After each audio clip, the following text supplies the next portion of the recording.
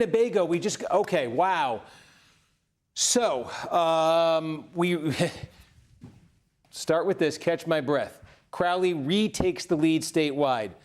Does it on the strength of this, partly on the strength of this, Winnebago County, where we've been saying in the bow counties here, Hong has been exceeding expectations, running so well, right? She won Brown County, Green Bay. She's winning Outagamie County, Appleton. Why wouldn't she then in Winnebago County, Oshkosh, why wouldn't the same thing happen?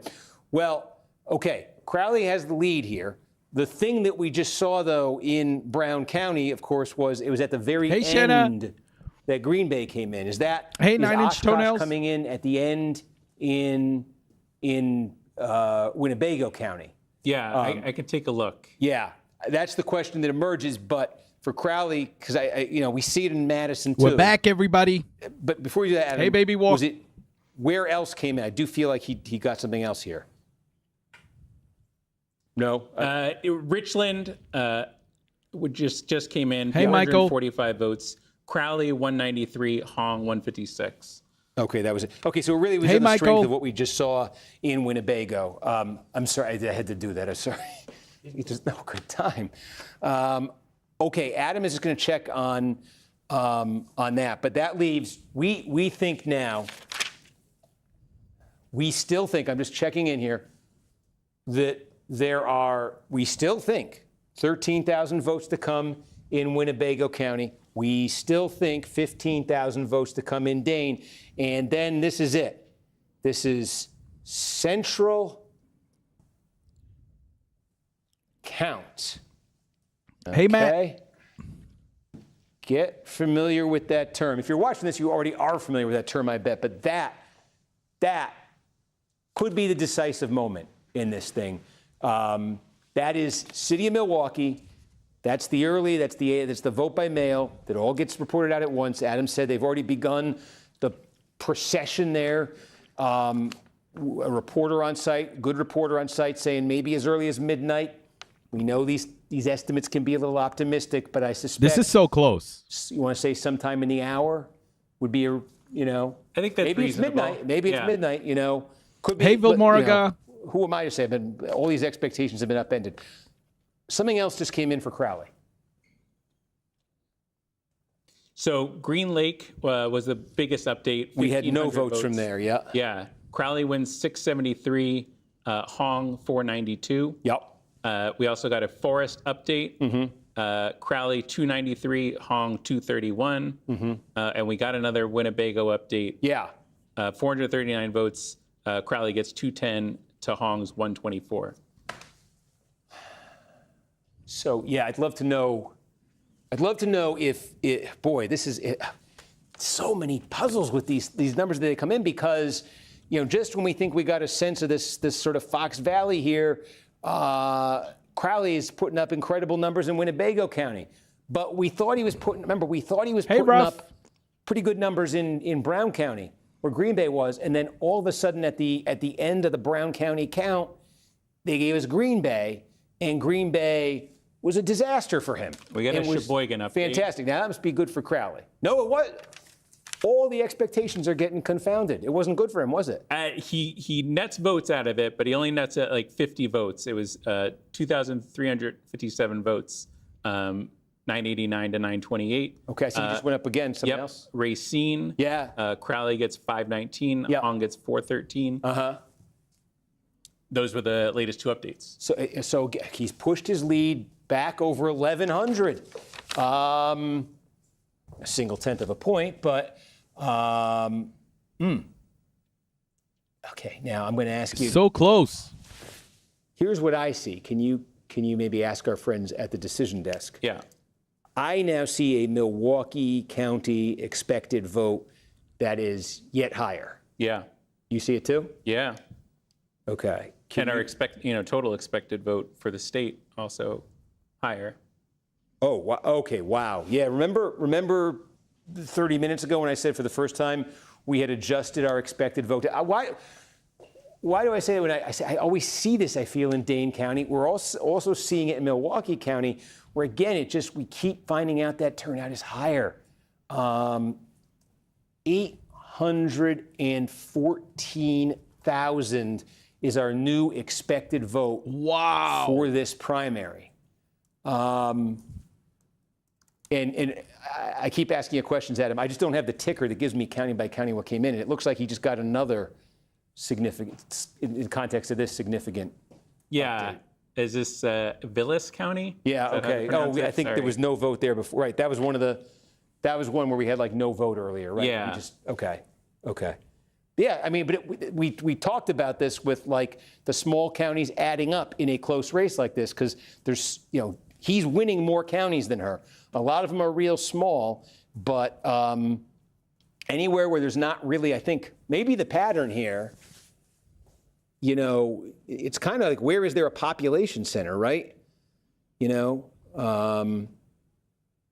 these counties that don't really have a big any kind of meaningful population center,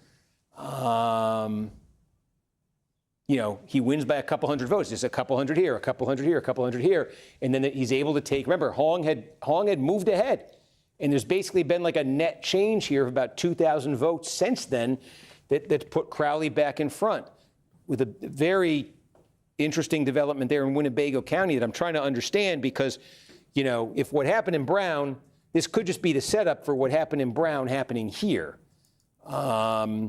Or is Crowley doing essentially unexpectedly well here?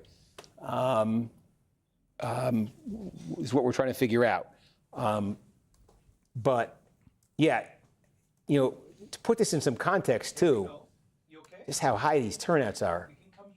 Do I have it in front of me here? I mean, I think we're getting fringe like presidential primary level with this turnout. I think they had like 900,000 for the Biden-Sanders primary. Does that sound right? I think that sounds right. Yeah, they're at, and the expected here is 814.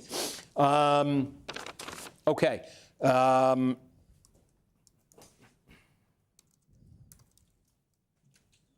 So we said we think 38,000 remaining in Milwaukee. Remember, I say these are moving targets. 38,000. And if you are watching closely, you know that is higher than we said a little while ago. Dane, 15, okay. Winnebago, 12,000. That's unclear. Let me reset this. Let me just do 12,000, 15,000, 38,000, okay? Those are the only three counties with more than 10,000 votes left. Only one more county has more than 5,000 votes left. It's right here, Columbia County, that has 6,000 votes left.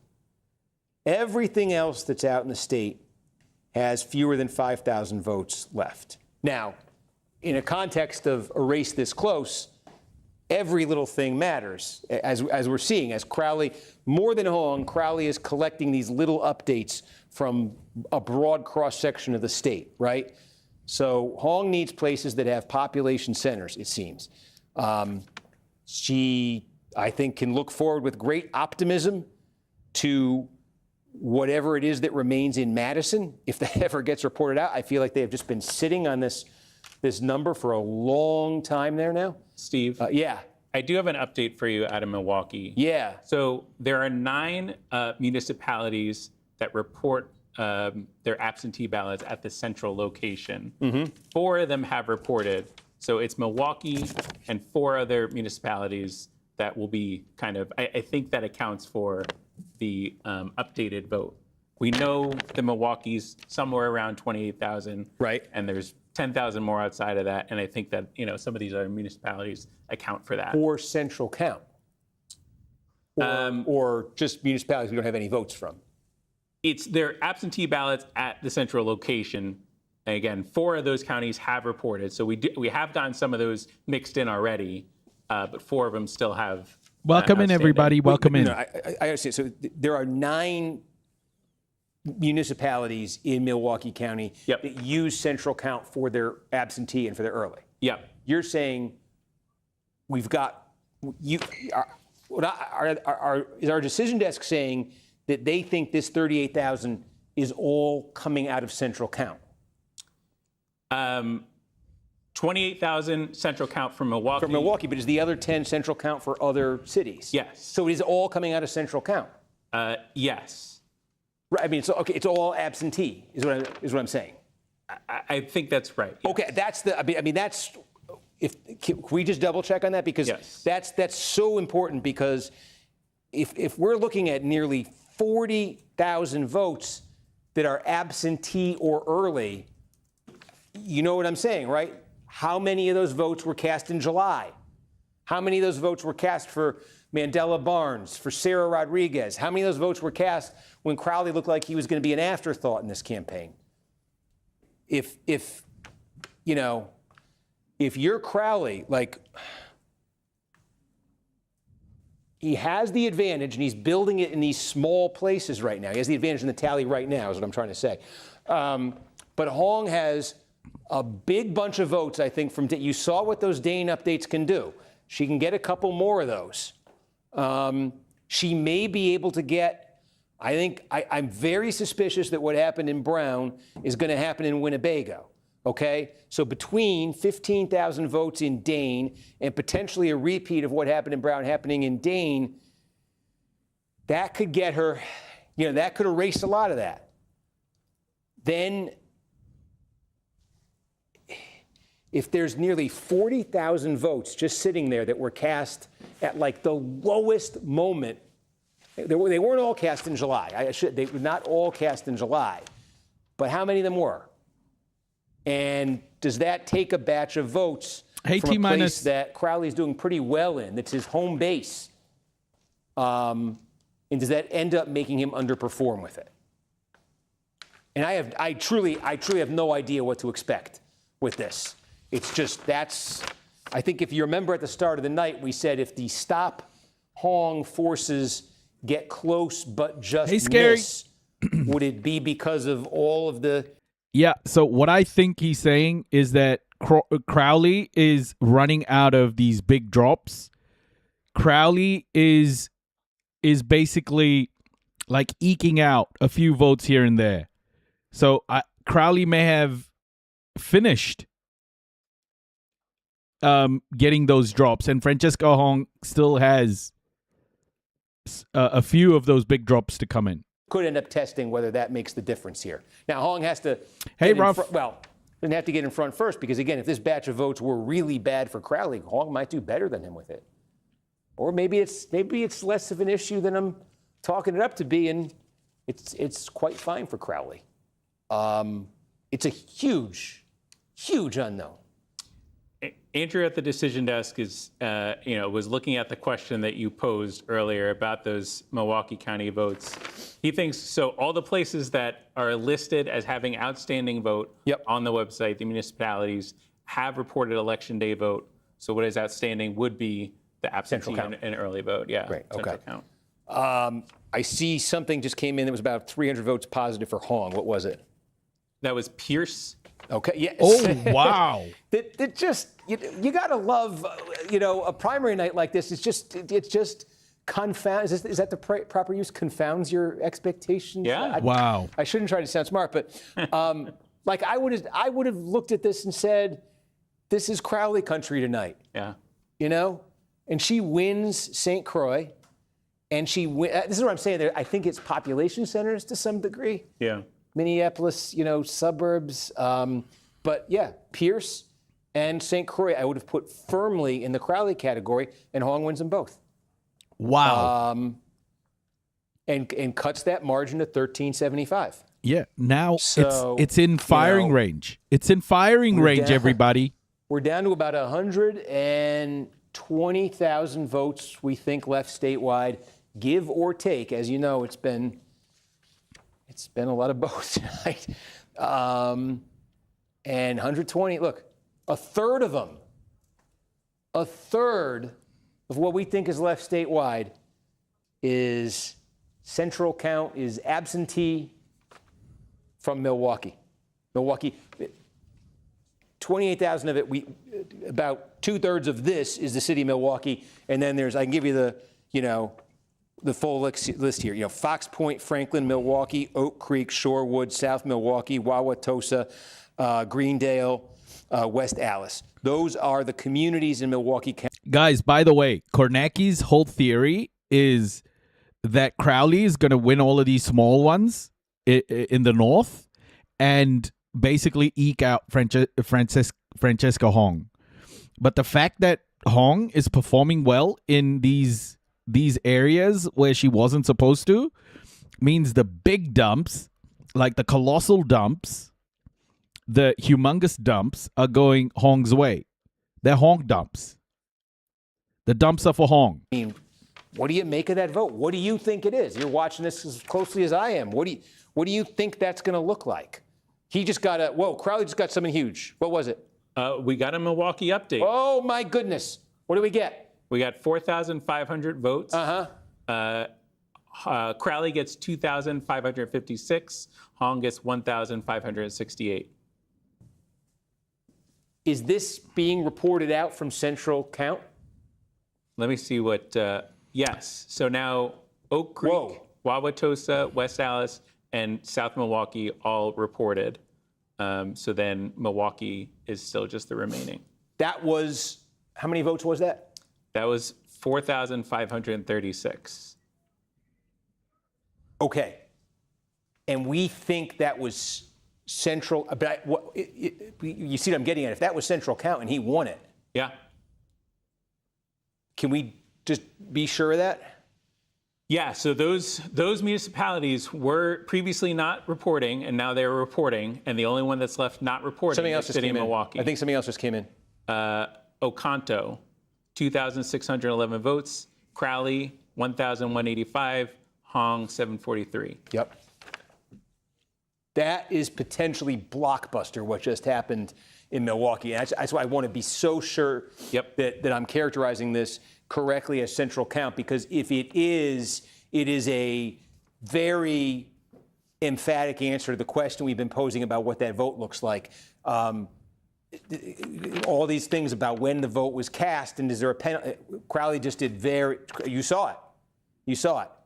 Now, that's, well, let's just let. Andrew at the decision desk also thinks that what's just remaining is the 28,000 from Central Count from the city of Milwaukee. Sure, but he thinks that was specifically Central Count that just came in. Yes. Well, if you're at Crowley headquarters now, that is the single biggest piece of news you've agree. Had. That's huge. All night, I think. That's huge. That's huge. What were the percentages on that vote that just came in? The Milwaukee update? Yeah. The Milwaukee County update that we just got. What percent did he get? What percent did she get? Not looking good for Hong. 50%. She got 35%. Wow. I mean, this is how much. It's astounding to me, given how much this vote I think comes from a different time in the campaign, that he did that well. He did better. He's running at 43.8% countywide, and we're saying from absentee vote he did 50%. That's crazy. I mean, that's wow. That I say that blows my mind. But that's just massive for him, because that obviously sets the stage for Milwaukee. If it shows that with the Central Count there was no. There's no apparent price that he paid for that coming from a potentially a lot of that coming from July or something. So wow. It is mail and early votes, so it's possible that those municipalities just skewed more towards the early vote. That could be one of the explanations. Yeah. But it is that combination, and we weren't sure what the mix was, and we weren't. So listen, if that is foreshadowing what is to come from the city of Milwaukee, now that's just outlying versus city, although I don't know that we were seeing a huge difference between the two. I see another update just came in for Crowley. What was it? Iowa, 1,165 total votes. Crowley wins 467, Hong 406. Yeah. Wow, I think we just had a very major moment. I think so. I mean Iowa, but the I think so too. I'm still hung up on that because listen, if the central count in Milwaukee goes anything like what we just saw, Hong can't pull this back. I think he opens this thing up. That was a 15-point margin.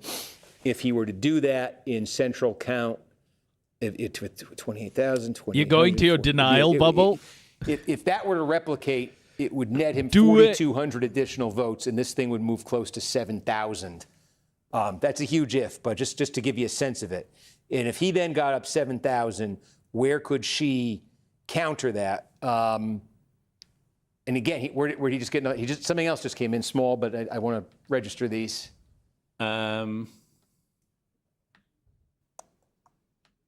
Manitowoc. Oh, Manitowoc. Sorry about that.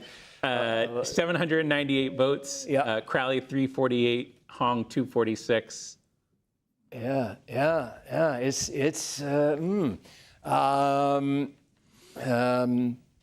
Because again, if why is this important? Well, it's important because Francesca Hong here is the anti-establishment. It just shows. Yeah, Wisconsin. That's what I'm talking about here. I'm talking about Wisconsin. This is the governor primary, right? So Wisconsin is important in this case because it just shows the erosion of the establishment. So if Hong doesn't win, it just means that the establishment is not out of the game. It's especially with Hong having such a huge amount of backing, backing as in a lot of media time, and even the polls showing that she was going to do really well, and she hasn't. If she doesn't win, it's going to be a positive sign. If she became governor, it would be historical. Yeah.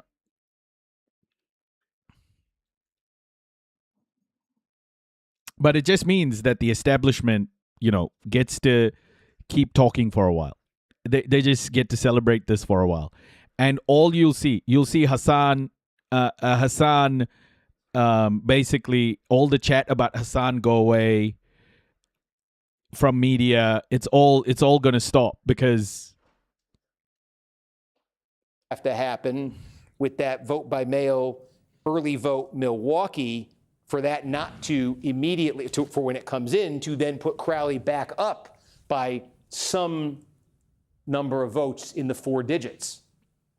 It just means the establishment gets its confidence back. That's all. It just means that the move to DSA isn't as big as people were thinking. That's all.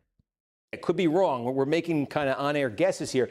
I do suspect the 12,000 there in Winnebago are going to mimic what we had in Brown. Suspect. I don't know. I do have an update from Milwaukee County. I am just spying in on one of the local news broadcasts that was, they were streaming live from inside the central counting location, and they're now outside. So it's possible these votes are making moves. Wait, the people broadcasting have been moved outside? There was a camera, and they were watching them process the ballots inside a location. Remember, they have to bring it from the one location to the other. Right. That camera's now outside, so. Okay. This is like waiting for the Pope, right? You're looking for when's the smoke? We're looking for any signals we can. Plumes of smoke, they'll tell us. That's the update I have, yeah. They'll tell us. But yeah, I just, that update, We just got another one from Grant County. Yeah. Another 750 votes. Crowley 349, Hong 210. Yeah, they're adding up for him. Now if you're Hong, you need what would you need essentially a surprise in this Milwaukee number. Can we make a case for why that would happen? I guess the case we would make is city of Milwaukee as opposed to one of the sort of inner suburbs of Milwaukee County. So can be much younger, right? Can be much more demographically friendly to Hong in that way. We find that these DSA candidacies take off in the cities and not necessarily the inner suburbs of these places. So that said, we've also found They're getting into the car. Okay, but where's the? This is to go to or from? This is to go from the place that they were kind of loading the ballots onto USB sticks or memory drives to the location that they can put them in the machine so they can be reported out to us here at 30 Why Rockefeller can't they do Plaza. that in one place? I don't know. So wait, I'm so bad with the technical. Just say it one more time, so people can appreciate what's happening. We say central count. Yes. They got all these ballots there. Yeah. Okay. They counted them? Yes, they're counted and processed and loaded onto memory 6. And Memory sticks. Literally something the size of a stick of gum? That's exactly right. Okay. And then they're transporting them over to, I don't know, I believe it's the courthouse where they can be reported out or they can be transmitted. So you're saying they're now in the motorcade on their way over? That's right. Is there like sirens and what does it look like? It looks like a car driving in the middle of the night in Milwaukee. I hope they don't just drive off or something. I find it entertaining. I don't know. I'm sure everybody at home would as well. But I mean, this is what we just got a Colombia update as well. Yep. 2,800 votes. Crowley 1,252. Hong 950. She's going to need something. She's going to need. I mean, this is really coming. I think if you're Crowley, you're feeling better than Hong right now, and I think she needs something out of this central count Milwaukee number that. I say Kalshi surprising, Bettas but in shambles. we're What's trying to make happening the on case Kalshi? for what that would be? How we just saw him win central count inner suburb Milwaukee County by 15. She would want to win this by something like that. Yeah. Oh, one clarification from our correspondent, Shaq Brewster. He's not there, but he has reported there in the past. Yeah. They're moving from the city to the county facility, and then they report them out from the county facility. So the city, Milwaukee Central Count has done its thing. The city, yes. Right. And now they're transporting but okay, they still just have to put these. Yeah, things. it's still the same process, just the Okay, technical. so we are. Bro, these guys are Is shit Shaq at writing to reporting. you? Can you ask him how long? Would he estimate if they're now en route? How long till they actually tell us the number? Does he have? Yeah. Can he remember? I can ask him. Okay. Bro, what? He knows. Isn't that He's like an lived through important? the Just ask the joy of. fire this guy. Who is this guy? But Fire his Hong ass. would need. I think she clearly. I think she needs to win it. And maybe it is. Maybe it's totally different than maybe the gap between. I'm sitting here saying I think in Winnebago County there's going to be like a small town city divide. So maybe there is here too with this vote. But as you can see, look, just this number can change, okay? But it hasn't moved that much in our estimate. Yeah. I had two updates, one from Shaq and one from the decision desk. There was about a 30-minute gap between when it left the city location to the county location before it got reported out to us. Okay, thank you, Shaq. That would take us to 12:30. It's Steve. You said it was a second update? You had two? Did you say two updates? Oh, and both the decision desk and Shaq wrote to me with that same timing update. So I'm trying to attribute to them both. Hey, Grandma Pinky. Thank you for helping Welcome. me out. Thank you, Decision Desk, too. Yes. Bro, this guy's dropping the ball so Right. badly. I think you can see that the 14K, Jeez. give or take, left in Dane is probably not going to be enough for Hong to erase this. I think you can also see, but 14K there plus potentially the 12K in Winnebago can certainly get her close. The problem she has then is that you're just seeing this trickle. You just watch this number. You've seen it, right? It's this trickle from the rest of the state is going to continue. So if she were to, get a big jump from Madison, a big one from Winnebago, and essentially wipe that out, I don't know if it would quite do that, but let's say it did. What just happened is going to keep happening, from around the state, which means she has to win this. Hong has to win this. Yep, Hong has to win it. And, I don't know. She lost the inner suburbs that do this central count thing, but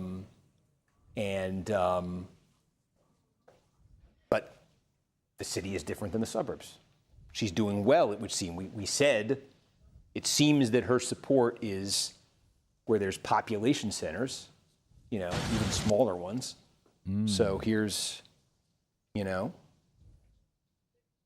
big one of the big ones. Well, biggest city in the state. So to update you, we think there are 109,000 votes left statewide. The Bucks, Milwaukee Bucks gave away Giannis to Miami. Of course they're going to vote for Crowley on this because Milwaukee doesn't like winning anything. 1,000 in Milwaukee.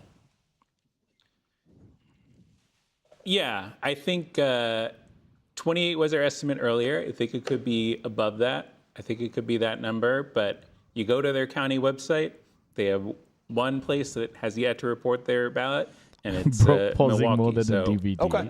So I just would have to go with what they say. It may be 34,000. It may be 34,000 in this update. I'm just trying to make I do want to make sure that would change the math if it was 28,000 central count and 6,000 non. Yep. That 6,000 non I think has a good chance of being hung. So that's why I just and this has ticked down to 108. And that Crowley lead sits at 3,400, 0.5%. Lock in, everybody. Lock in. These are the important votes. While we wait? Let's go home. How are we feeling, everybody? How are we feeling? 2 weeks in a row. Yeah, the suspense on both of these has been great. And I think to the polling question too, I think there was a lot of thinking about what happened with the polls last week that led to a closer race than possible, or than it seemed due to the polling results. This is another one where it seems margin-wise a big miss, but as you've been talking about, so much changed in the past 3 days, 5 days, 7 days of this race, where, the most recent poll I saw, wasn't yesterday. Skine. It was a couple weeks ago. So I think there's reason to think that, again, a lot of things Hey, Mama changed Sunshine. in the final week of this election. It reminds me, we'll see. I'm not trying to say this is... Look, guys, here's the know, thing. Here's what I want to say. As now, think about it. Libs are like, oh shit, Crowley's gonna win. Okay, think about it. Libs are like, Crowley's gonna win. If he wins, okay, yeah, he wins. But if he loses from here, just think about the tears. Think about the tears that they've been dragged so close, and then the votes come in and it's just like wipes out this lead. Just imagine the taste. So yeah, look, at this stage, it looks like Crowley's got it. But hope for a win from here, because I think it'll be far more cope from here than it would have been if the results were just shown in the beginning. That Hong seemed to be on the cusp of this with we got to stop her. And you saw that reaction to Sanders in that week in 2020. And the thing I was thinking is, I remember there was a controversy that week leading into South Carolina where he was asked something about Castro. And it was basically disavow Castro, and he was he wouldn't give he gave an answer that was I think it had the effect of making Democrats say, oh gosh, if we nominate him, is this going to be what happens all fall? And I thought of that when I started the Thanksgiving stuff with her. So I don't know, but that's one I say this is the pundit-free zone. No more punditry for me.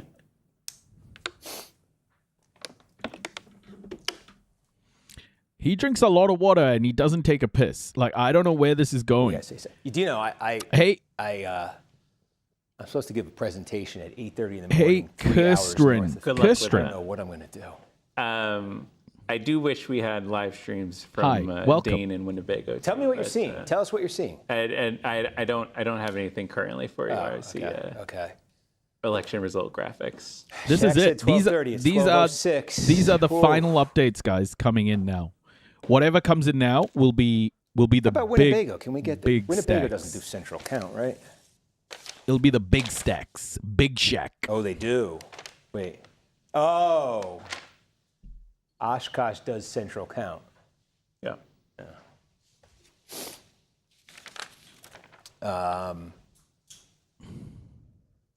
Yeah, we're just Sitting in still at Wisconsin. 108,000.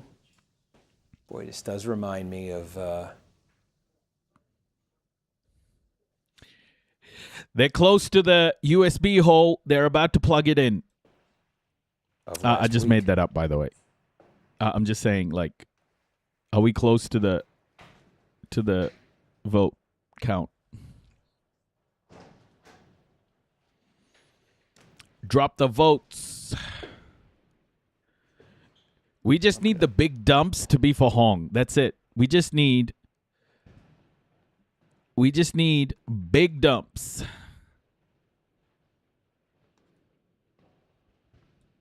Just like Ice Cube, War of the Worlds. Oh dear.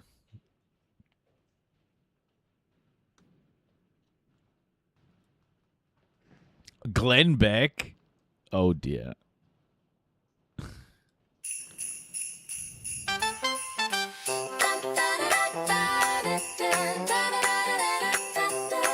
Oh dear. Excalibur. Fact check mistletoe. They say intent don't matter, well, sure it does. Ask Santa, he's judging hearts, not Twitter buzz. Jesus.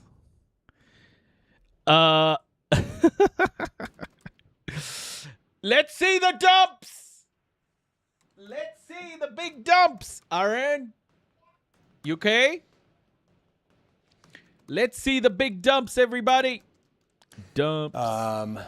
34, 32, 108,000 expected remaining vote, 1208, and our best estimate per the decision desk and correspondent Shaquille Brewster is 1230. I see. Okay, can you just tell us what the couple quick ones, the little ones, the word that just came in here? It's bouncing around a little bit. Yeah, we just got Bayfield, 315 new votes. Crowley, 116. Hong, 113. Yep. And Calumet, 3,466 new votes. Hong wins 1,371. Crowley, 1,290. So we're down to 104,000 votes. Dump them. Dump them all. A third of it, a little bit less than a third of it, is just that Milwaukee. Talking a little bit to the decision desk, they do think that the expected vote number currently in our system for Dane. Don't shout too loud. The neighbor from hell. Yeah, I got to be careful. Wait, we think it's under. Pardon me. We think it's under 1,000 votes. Yes, because the Dane County website currently says 280 of 281 precincts reporting. So we're probably just waiting for one precinct. Whoa. Oh, that's huge. I know I'm like asking the same thing three times. Yeah, that's but it's so actually big, I massive. just want to make sure I understand this. Yeah. We don't think there's 14,000 votes left in Dane. We think there's less than 1,000. That's right. That's wow. I mean, the Hong math. This is so important to the Hong math. Yeah. And the well may be dry for her in Dane County. Wow. So The only precinct that I don't see as reported on the Dane County website is one precinct in Madison. it's in Madison. Could be. Do you have the precinct results in front of you, or like? Yeah. Give us a sample of how many votes. Can you see like a really good precinct for her? How many raw votes? How many votes did she get versus him? Yes. So, trying to find one. Yeah. So like here's Madison 72, and the precinct we're missing is Madison 74. Madison 72, she got 359 votes. He got 156 votes. So 200. Madison 73, she gets 658 votes. He gets 321 votes. Those are like some of the neighboring precincts. So they do vary in size a little and turnout. Look, be super generous, 350 votes. Hacker demo. You know, she may be able to knock from what's left in Dane County. Okay, she may be able to knock 350 votes off this total. That's it. A minute ago, we're sitting here thinking there's 14,000 votes left, and she could take a big chunk of this.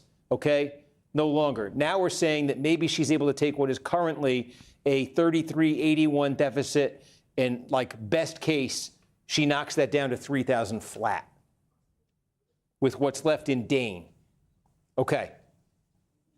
12,000 in Winnebago. It does look like the Milwaukee city votes have arrived at the county location. Are you back watching the video? I'm watching the video. So describe it, narrate it. What's going on? There's a woman at a desk doing some paperwork. Well, how do you see the votes coming in?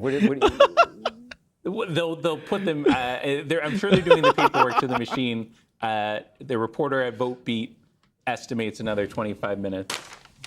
I like Shaq's estimate better. That takes us to 12. That's the best I got for you. I will let you know if I see a memory stick or something interesting that lets us know that we're close. Okay, so,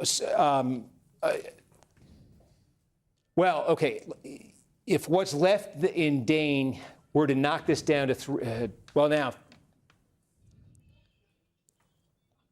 did we just get another update? Yeah, we got 2,200 votes out of Chippewa. Yeah. Hong gets 942. Crowley gets 724. Okay. Once again, completely defying my expectations. A solid Crowley County. She actually nets a little bit there. So, okay, but again, we were thinking there's like 14,000 votes left in Dane. Doesn't look like there are. Looks like there might be 1,000 at best. If Hong were to net 350 out of it right now, that she could knock this down to 2,800. You watch after Hong loses.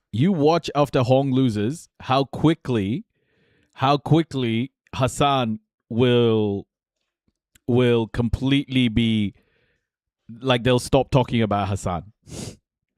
Because this was it, like if Hong won here, then there was a real sort of shift there's already a shift taking place. Hong isn't going to be the final one, but Hassan was in the media because of this. And now, like, they'll be like, oh, it must be just a trend. Vote. If she wins it big, a 10-point win in a batch of 34,000 votes is 3,400 votes. She's down 3,166. We say she's not going to get much more out of Dane. She could take another bite out of that with Winnebago. I do think as the other counties continue to fill in, as we've seen, it would then tick back up. But yeah, she could, win the Milwaukee Central count vote by 10 points. If Hong beats Crowley by 10 points, and if it is 34,000, I think we're not quite sure, but I think if it is 34,000, she could net 3,400. You think so, Axiom? Yeah. So, if she wins it by 15, 5,000, a little bit more than 5,000. But I think she needs to see something like that.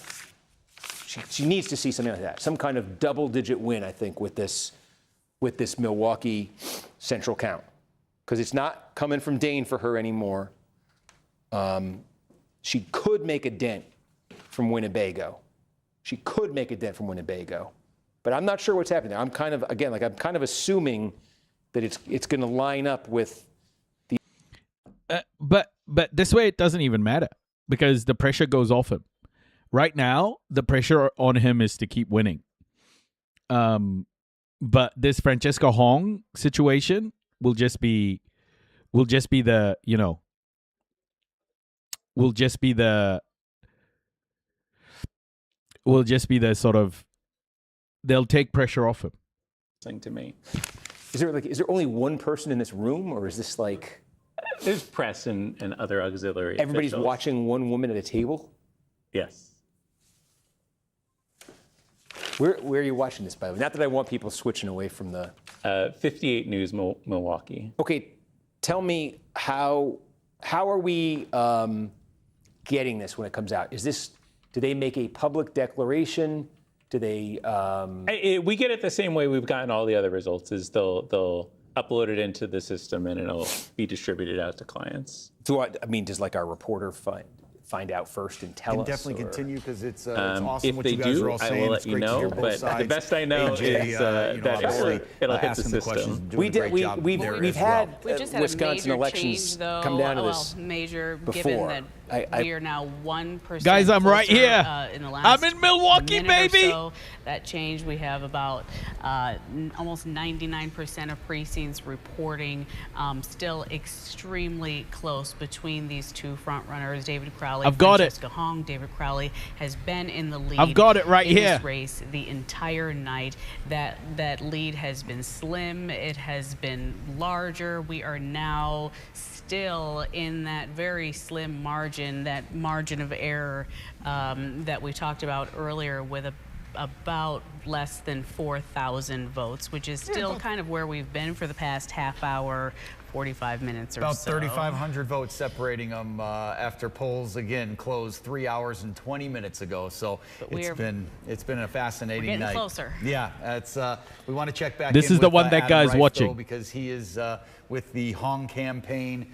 Adam, the night has been kind of a roller coaster out there. Cheers, boos. We've heard a lot of stuff that's going on because it's been some kind of night for Francesca Hong out in Madison. How's it going?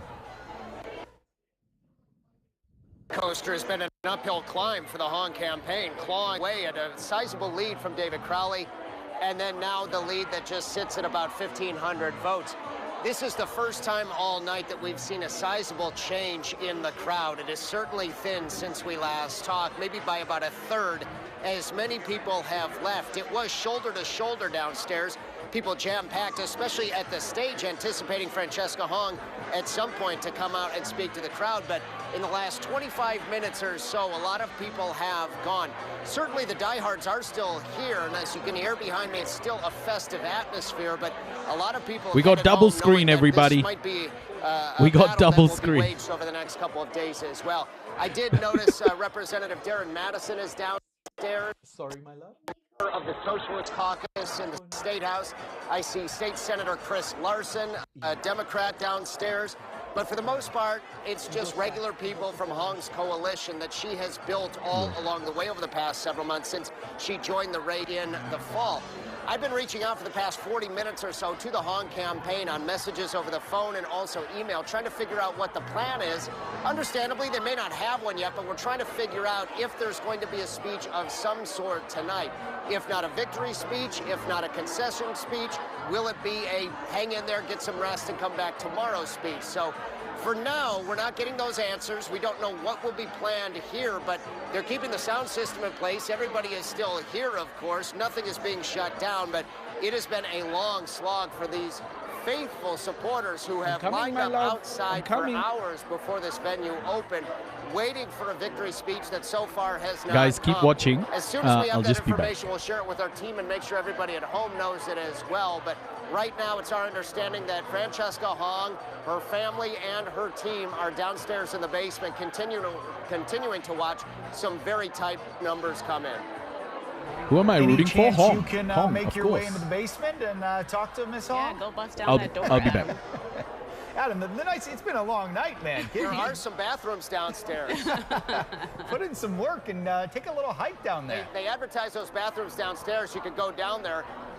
I'll say that I did go downstairs and talk with several people about how they're feeling right now. As you can understand, a lot of apprehension. They came in with the excitement and the eagerness to celebrate. It's not the case right now. What I haven't seen is any dejection. Nobody is defeated. It's just not what they anticipated. So as we've been talking about all night, we're going to have something here in the state that we haven't had in quite a while, and that's a cliffhanger. So for now, everybody here is waiting it out. It's not fun for them. It's not exciting. It's exciting for us, but not for the campaign. And it's not decisive, but it is the process right now. So we'll keep an eye on things for Madison. To be a fly on the wall in both Francesca Hong's campaign and David Crowley's I do wanna- watch party as well. Adam, thank you very much. Do we want to go back to Adams? There's something happening there? Well, let's take another look at these numbers. We're about the same. Still 98%, almost 99% reporting, with about a 4,000 vote. Yeah, it's unbelievable. It's yeah. been a heck of a story that's unfolded here ever since those polls closed at 8 o'clock. You know, our analysts have... Yeah, we want to bring in AJ Bayatpour again, Scott Russ, and Rusty Schultz. Gentlemen, let me ask, we've been talking about it, Amanda, myself. We asked Adam the question. Let's ask, if I could, Scott and Rusty, have you ever been a part of anything like this? Because in 10 years here at CBS 58, I have not seen anything like this. No. I've been a part of recounts, but like assembly races, where you're talking about like a total of, 21,000 votes cast over the whole thing. It is an interesting process, that is for sure. And I'm sure you all let us know exactly the ins and outs of what happens if that's the case. Excuse me. And we will get back to Scott, that perspective yeah. in just a minute. We want to get back to Adam Reif because Francesca Hong is speaking right now.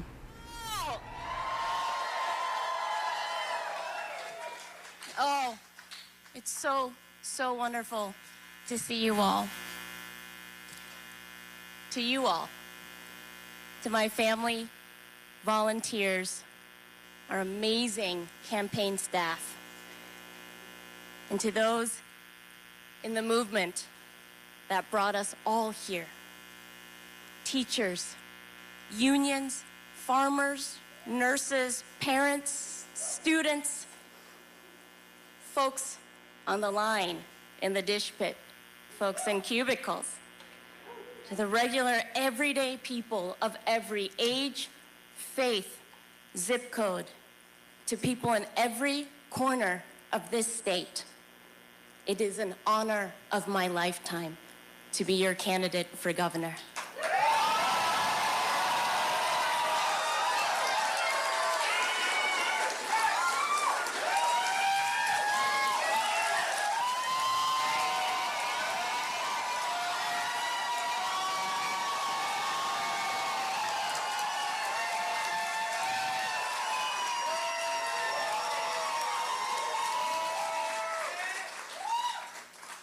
Wisconsin, we have built something that will change politics forever. The work we have done will be remembered forever. I know we don't have the final results right now, but what I do know is that we are ready to keep fighting. And I feel confident, but more importantly, I am so deeply, deeply grateful to my core for how hard you have all fought and for what this fight, our movement, means for all of Wisconsin. We are fighting to become once more what Wisconsin has always been, a place where our future is determined not by corporations and billionaires, but our future that's determined by the working class people who live here.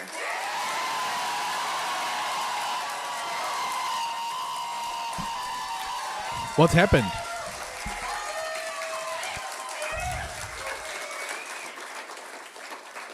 fought through this primary because Wisconsinites have rejected the politics of fear, of apathy, and division. We are here tonight because thousands and thousands of Wisconsinites across this great state came together in living rooms, in backyards, in bars, in Mike church Lindell lost, basements, yeah. in community centers. And we came together to demand something new and something better.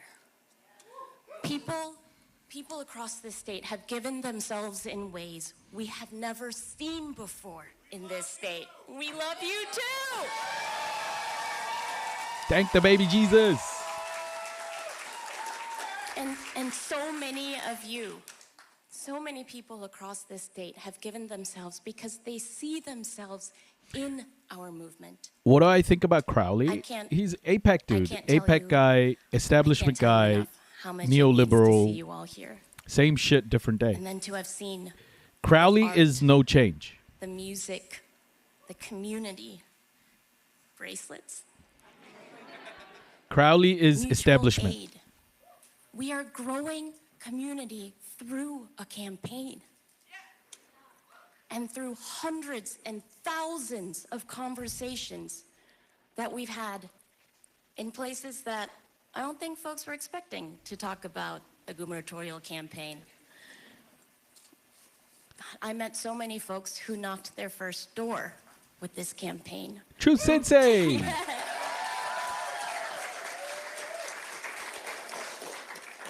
Folks who organized their first event, made their first phone call, text. Hey, they may have even broken no contact to tell their exes to make a plan to vote.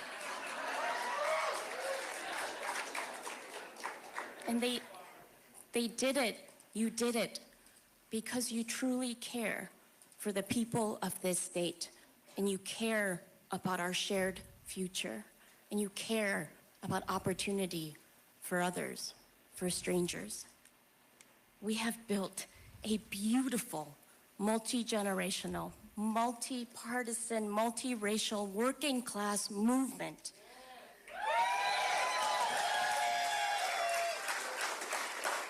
And it is a movement that meets the moment. This is unprecedented here. And this is how we're going to win together in November and for Novembers to come.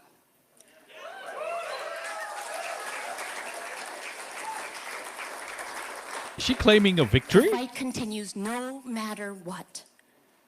Because no matter who wins this primary, we're going to continue to fight for each other. We are going to collectively reject despair, and we are going to unite. We're fighting for our communities whose land Tom Tiffany happens to be selling to big tech and big oil.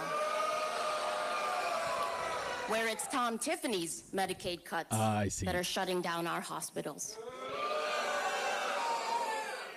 And when our neighborhoods defund Tom Tiffany. And when our neighborhoods and our neighbors are disappeared by uncontrolled ICE fascists, it's Tom Tiffany who shows up in support.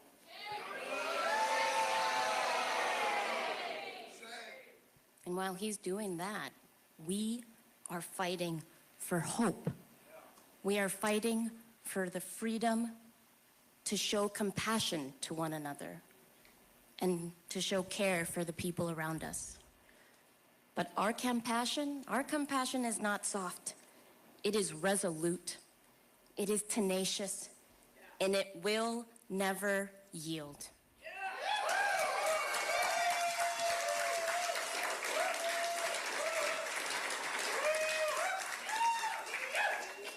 It is a demand that we are fighting for each other.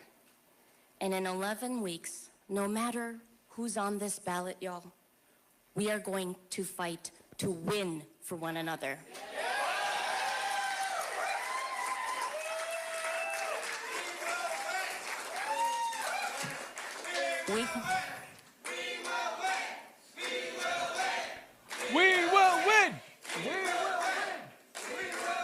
We will win together, united. Because everyone who's running in this race, they know that we can make better possible. And we must make better possible. And together, with each other, and for each other. She should wait. She should really wait. I think Thank she's you got all a chance so much here. From the bottom of my heart. Thank you. Thank you. Thank you. You've been listening to Fran. By the way, Still, she just and she just got something else small somewhere. What she's just came in? gaining, Yeah, bro. Oaxaca. Yeah. 627 for Hong, 595 for Crowley. And then quickly, Crowley just won by 2 somewhere. Sawyer. Okay, so it's, you know, but there is room for her. There is room for her to cut this further here, at least theoretically.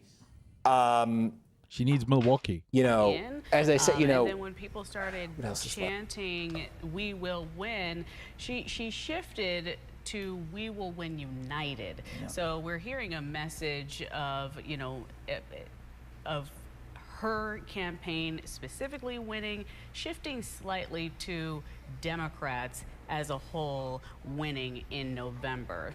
These most recent numbers on your screen tell the story. It has been close, close, close all night long. Now just over 99% reporting, and you see David Crowley with just over a 3,000 vote lead, but still essentially out of gaming. It's that and Winnebago County. Guys, it's the Milwaukee right? dump. So it's about 5,000. It's the Milwaukee dump. About 5,000. So 12,500, and then there's 28 here. Oh, you know, it went down even more. Statewide, we think there's about 70,000 votes statewide. We got another Outagamie and an Ashland update. Okay, what just happened in Outagamie? Outagamie was dead even, 348 apiece. Wow. Okay. Ashland, Hong gets 651, Crowley 336. 651 to 336. She should just. Okay, she should. So it's 26. It's not done yet. It's not done yet, folks. Give us a Milwaukee dump. So she has. Look, this thing was starting to get into the high 3,000s there. Right now, she's slashed a third off of it. Give us the Milwaukee the chat dump. is truly divided on whether this is going Crowley or Hong. Really? Yes. It's a suspense. I tell you, with the last couple updates that we've got here, you know, it's like I say, she got to win it. Got to win it by a good margin, but maybe not. You know, this is, you know, she's. Now there's going to be some places here, depending on when these come in. If it's before or after Milwaukee, as I said, you know, if Manitowoc gave us, She's cut it down to 2,600. Like at some point, we're getting more of this, and that's going to be good for Crowley. At some point, we're getting more of this, and I think it's going to be good for Crowley. So you certainly see the places on the map still where that number can go up. It looks like there's still vote to come in Eau Claire, where we saw she put up a huge number the last time we got an update. It looks like actually, I think there might still be some vote. Yeah, there's still vote. So look, okay, Eau Claire, Portage, Winnebago, Outagamie. Portage 17, Eau Claire 18, that's 35. Outagamie 25, that's 60. She needs So the Milwaukee those dump. 4 that I just circled, that's about 10,000 total votes that are left that to some degree I think could go Hong's way. Right, and then as what else here? Come on 1 second. Come on. Oh, shoot, I just pressed this. I just want to see something. My love. Bayfield has. Now she's up. Yeah, she's leading in. Slightly leading in Bayfield, but there's 1,000 votes left there. There are still maybe. Don't worry, the 1,100 next one. left in Racine, which is one of Crowley's best places tonight. It's all coming down to a big dump in Milwaukee, everybody. Yeah. 70,000, and again, it's 70,000. Sorry, it's 70,000, and it may be less than that. So I think one of these might be over by about 4,000 or so. So we really may be in the mid 60s here. That's half. We're at the point now where we can say I think half of what's left really is Milwaukee. Why are we always so poop focused? No, I'm just saying, it's a dump of votes. Why does a dump have to equal poop, Excalibur? I don't understand. We are indeed, yeah. It's coming. I'm refreshing the Milwaukee County website fairly often at this point, and obviously monitoring our election feed. Hey, nothing new in live pictures, but yeah. I feel like I've seen this before. Hang on. Refresh? View Central. Oh, you're on the View Central Count processing. I think I just found it. Great. Yes. Live stream or I don't know what I'm looking at. the check boxes? What is Central Count? Yeah, I know. Mike Lindell will not concede. Oh, I think I see what this is. Why the expected vote? They said they issued 33,276 absentee. Stop the count. Stop the count. So Milwaukee had 26,000. Oh no, that's in-person absentee too. I see. 15,000 of this is going to be vote by mail. 15,000 and change. 10,000 and change is going to be in-person absentee early. So that's an important thing here. A little bit more than half of the vote that we're looking at. Excalibur, I'm just saying, we're just waiting on a big dump from Milwaukee. What? It doesn't have to be more complicated than that. We're waiting on the biggest dump of all. Hey, T minus. Votes. Okay.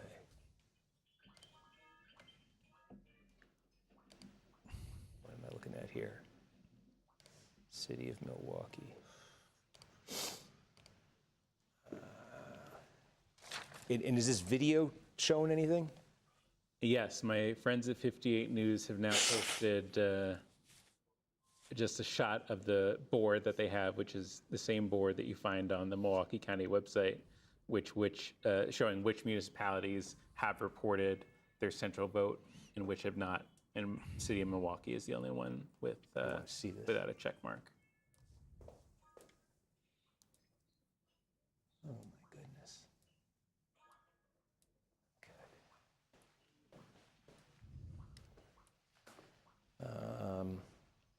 I got the spring election results up. I don't need that.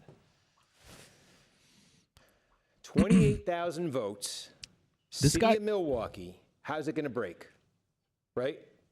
28,000, if it broke for Hong by 10 points, would basically make this a tie statewide. 28,000, if it, break for Hong by 15 points. Down 1,400 votes. Facing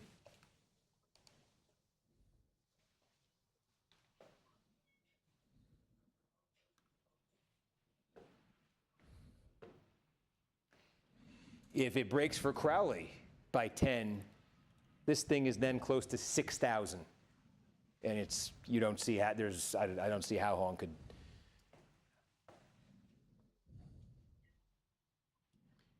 I think Crowley just gained a vote somewhere.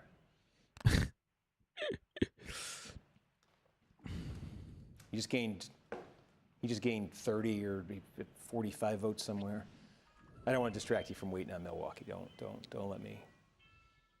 We're all just waiting on Milwaukee. Dump it, Milwaukee.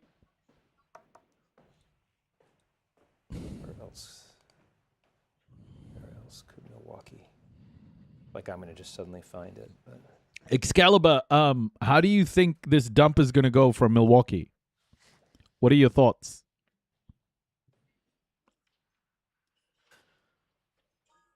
Oh, I just found the thing you showed me with the list of everything with the check marks. Yeah, and Hong just gave a speech, and I think she did. Yeah, What'd probably. she say?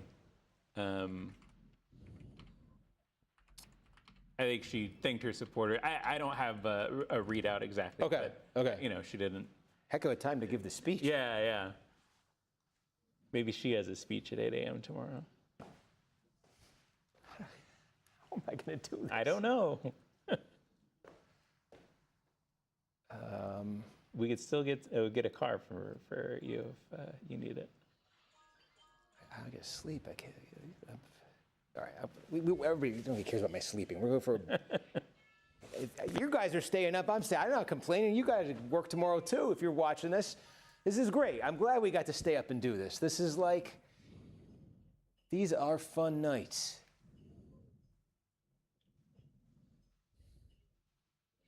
Don't know what to expect. I mean, this whole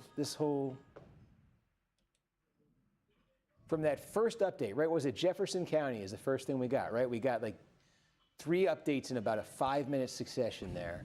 And right away I was like, I was so hesitant to say it at first because we just didn't, but it was like, yeah, he's definitely made this a game. And then, yeah, he's just all night, but for about 3 minutes there, Hong has trailed, but been right there. And how do you think he's doing, Evangelist? You tell me. An emphatic number in the city of Milwaukee could put her ahead.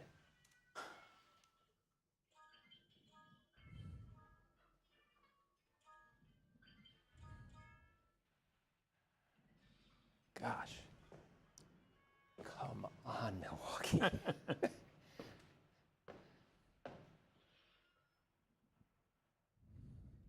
I thought they were going to beat that 2 a.m. mark or 4 a.m. mark that they normally have reported out in the past. Who was the guy? It was the guy you quoted who said half an hour, which would have been midnight. I don't remember. Do I hear a switch? Can you ask Everybody's Shaq, trying their best. Can you ask Shaq from this point how long he thinks it would be? Shaq's working on filing his story. He's got other things to worry about.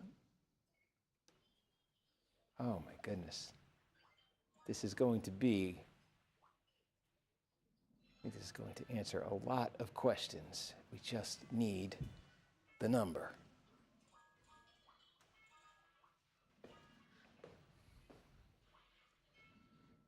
Do I hear? Oh, you mean a Nintendo Switch steady medley? Sometimes Is that when what I you do this, mean? It works. Yeah. My son's playing some somebody in the chat was asking again about some game on the his recount rules, and we little did mention Android it pad. earlier. Inside of 1%. Inside of 1%. By candidate request, right? Exactly. So. Yeah. So there's no nothing automatic triggered. He but has a this could like. this could live I on. bought a Nintendo Switch it's close years enough. ago. I have the and first if version, Crowley were to win this update substantially, he could get the this up to real a point. old one. It's 4/10 right now. I bought it when it came out. We saw him win the outer, like the inner suburb by 15 points, right? So if he, again, 15 points with his batch we're about to get would be 4,200, net 4,200. It would push this over 7,000. I don't know if we're expecting that, but just to give you a range of possibilities here. Is he still playing My Singing Milwaukee Monsters? County Yeah, he executive. is. He is. He loves it. The My Singing long-style Monsters is the left-wing game that he candidates plays tend the to do better in the most. cities. They also tend to do better, right, with the election day vote. I think a little something just came That's a in somewhere. cute game.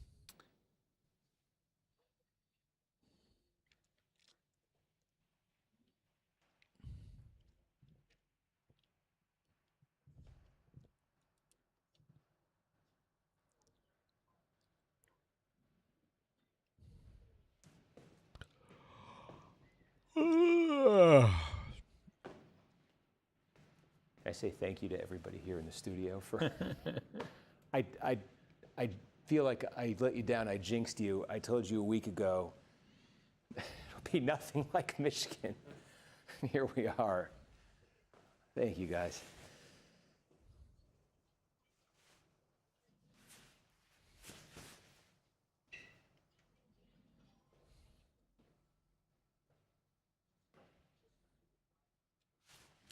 How much money did this guy take from people like APEC?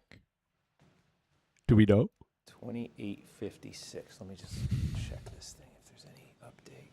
Yeah, I mean the only update is the ever evolving, but now I think it's. I said it might really be in the mid 60s. It is 64,000 is what we think the remaining vote is. 63,000. And half of that will come from Milwaukee. Yeah, Winnebago, Green. So.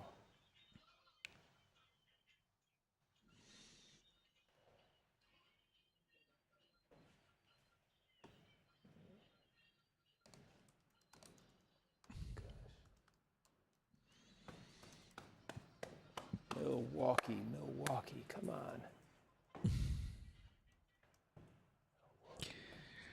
I think it's over anyway, guys. Like, What can we do to get this, Adam? What I can don't we know. It just feels. It All we feels can like. do is hope. It just feels like. Is your TV? It's like a miracle now. I don't think Hong's I gonna see a pull this back. podium with Honestly, nobody behind it. So maybe somebody will step up to the podium and announce results goodness, or Milwaukee, take some come questions. I don't think it's changed that much in Milwaukee. Like Milwaukee's been going to this guy. Q mean, Jenny, press conference about to don't happen? stop. No, I think Believe it. there have been officials kind of giving remarks or maybe my updates. gosh. I can't actually hear them, as the night has gone on. And so, yes, there is a podium set up, and there are microphones. We got a Greene County update, but there's nobody behind it in Milwaukee. Yeah, Greene County just gave Crowley another 13 net or something. It Yep. looked like, yeah, okay. Which tick, we go down a little bit. Oh my gosh.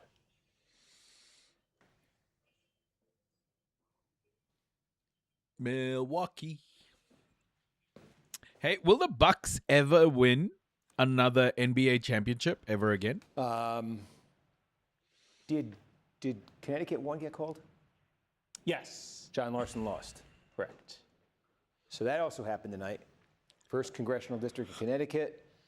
We have another incumbent, long-serving incumbent, going down to defeat Democrat John Larson. We saw the Minnesota Democratic. Who do we have for the NBA championship, folks? Who are we thinking this time? Who are we thinking? Because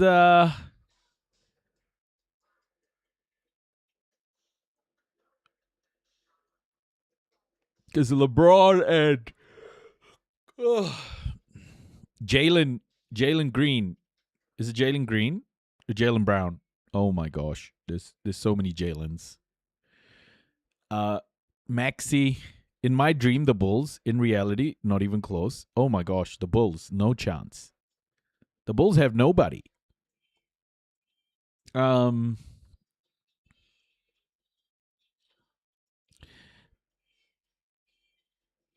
If it involves sports, I'm out. LOL. Know nothing about them. I see.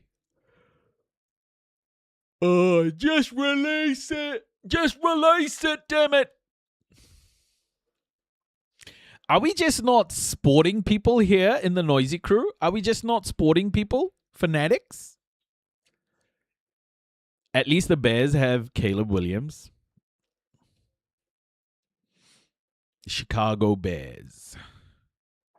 Do you watch the NFL, Steady Medley? Are you an NFL person? Being from Aotearoa, New Zealand, we're rugby league people. We're rugby and rugby league people. And the NFL is like the worst sport in my mind. My favorite sport is avoiding sport.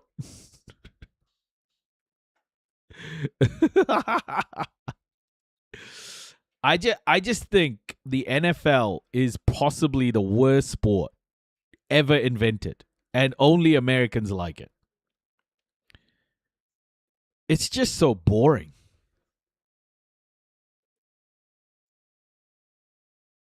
It's just so exhausting. why do Americans like NFL? Have you watched rugby before, Steady Medley? Have you watched rugby before? Now there's the excitement, you know? Set play, broken play, flowing game, not stopping, no stops and starts unnecessarily. You know, it's just constantly moving.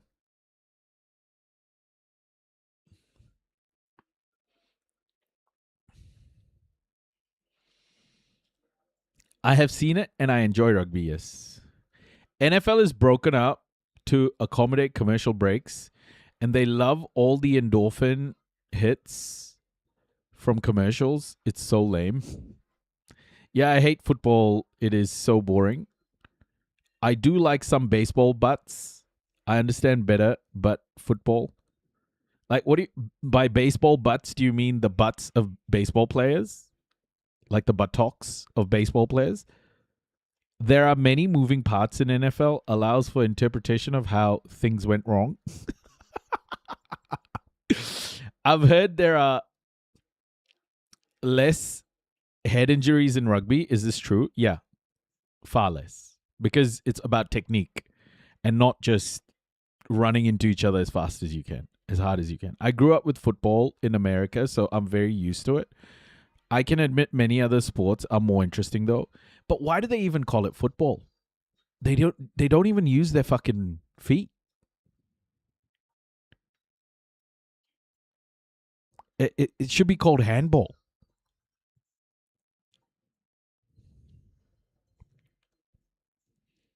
You know? It's just so weird. What a weird sport. Oh, the votes are up. Hong 265. Yeah, I mean, that's that thing. That's that thing we've been saying all night. It just like, there's a breadth to it in these sort of smaller Here we go.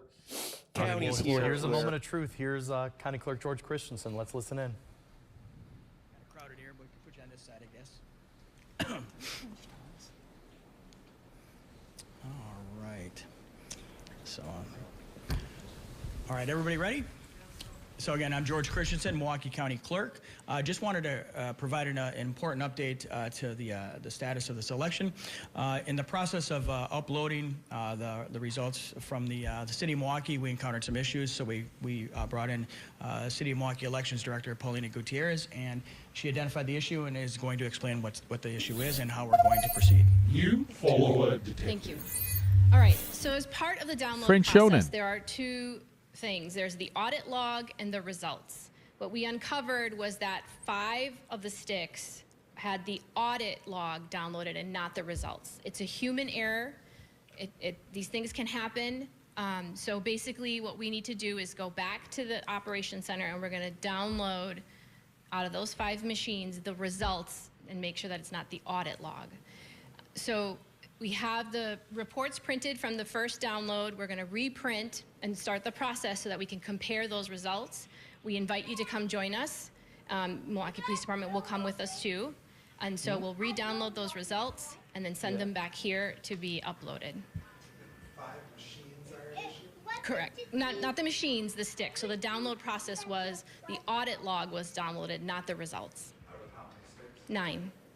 And so you will only be redoing those 5 sticks? Correct. But we can't know all of the results, and we can't see these 4 sticks worth of results that were done. I think, can you? Are the 4 up? Aware of it. Yeah, I don't know if we can upload them. I mean, they've been uploaded. I think the number was 11,000, roughly 11,000 ballots came off those sticks, correct? Of the 4? Yes, yeah, and it's about 15,000, yeah. ballots remaining based on our report. Yep. So we need 15,000 more ballots come in from the absentees from the city of Milwaukee. Correct. Give us a sense of what ward those are? I have them in here, but it's a long list. Do you mind stepping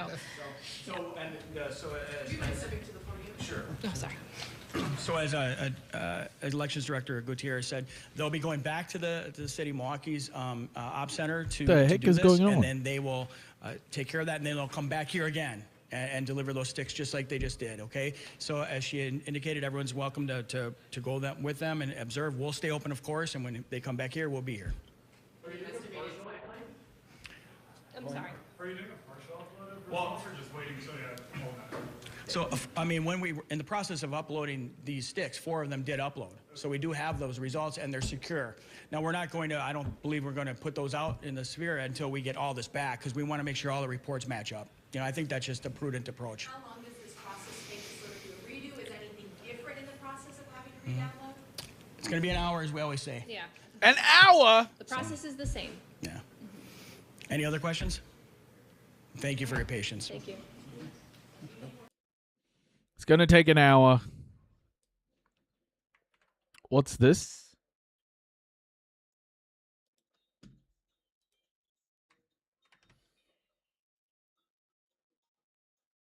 Update, there will be a very long delay to the 5 of the USB sticks were missing results. Election officials have to go back to the absentee facility. Yeah, it is real. Axiom, we're listening. That some of the votes on some of the sticks were downloaded onto those sticks. Yeah. However, some of them only had the audit log on those sticks and not the actual. Okay, so we've got an hour to burn. How about we watch? I've got so much lined up, honestly. Like, shall we just watch some stuff for an hour? Are you guys all good with?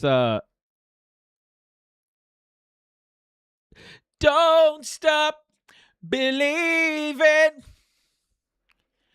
Hold on to that feeling. Street lights.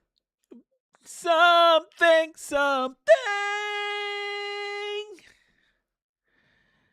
Don't.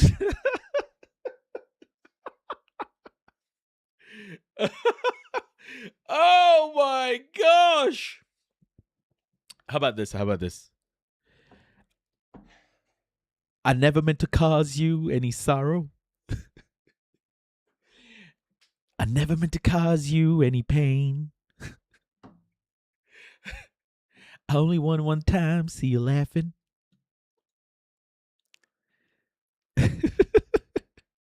I only want to see you in the purple rain.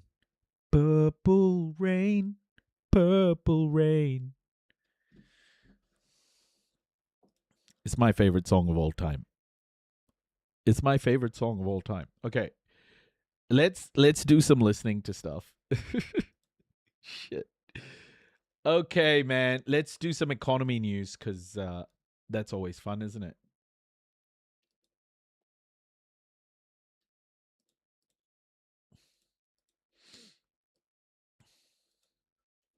I've seen Purple Rain in theaters. It was crazy. Nice. Japan closed for a public holiday. It is Mountain Day, but the yen weakening. It's now 159.23. It's erased about half the gains now that it's achieved via that joint US-Japan intervention. But the growth minister saying Japan's spending plans are going to give long-term support to the yen, even if the Bank of Japan isn't for the time being. Well, speaking to us exclusively, the Growth Minister, Minoru Koichi, also pushed back against market concerns over the nation's finances. Let's hear more. I think I would like to stress the fact that... Oh, he's sweating. Guys, he's sweating. He's sweating. What's happening?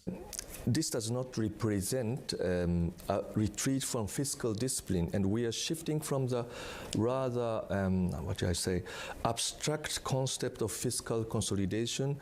Is that sweating or does he have oily skin? Like, what's going on here? What do we think? Is that sweat or oily skin? Towards a framework that places greater emphasis on the more economically grounded and international standard concepts of fiscal sustainability and debt sustainability. All of the spending right now that's expected, including the consumption tax cut, for example, that's raising concerns. Which tools does the government have available and funding alternatives if you're not going to borrow more? We review both revenue and expenditures. And I don't know about you guys. I feel like he's nervous. This doesn't look confident at all. This looks like a nerve-wracking interview this guy's giving. And we also review, as I told you, It's some hot in fundings and Japan. special taxation measures. Through this, I think it's not so difficult to secure 5 trillion yen. Is fiscal policy right now in Japan, which is seen as very expansionary, going to be able to achieve that goal? Japanese fiscal policy is not so expansionary as you think, because we This is put great Bloomberg. importance on fiscal sustainability. So it's some people say that Japanese fiscal policy is very expansionary, but it is not true. We will stick to the fiscal sustainability. Oh, he looks. And as Prime Minister, He looks Takahashi flushed. stressed, He's sweating. the fact that regarding the consumption tax reduction on food and non-alcoholic beverage, she won't issue a new JGBs. So I think there is some misunderstanding. If the BOJ hikes rates and the yen still weakens, how problematic will this be for the government? And could you reconsider perhaps some of the fiscal plans, which right now are thought to perhaps be destabilizing investors and market sentiment towards Japan? I would like to stress the fact that Japan's fiscal position is improving. What? Speaking exclusively to Bloomberg. I therefore do not see responsible and proactive public finances as a policy that leads to a weaker yen. And on the contrary, I believe it can... He's reading from a script. He's reading from a script, everybody. What is this?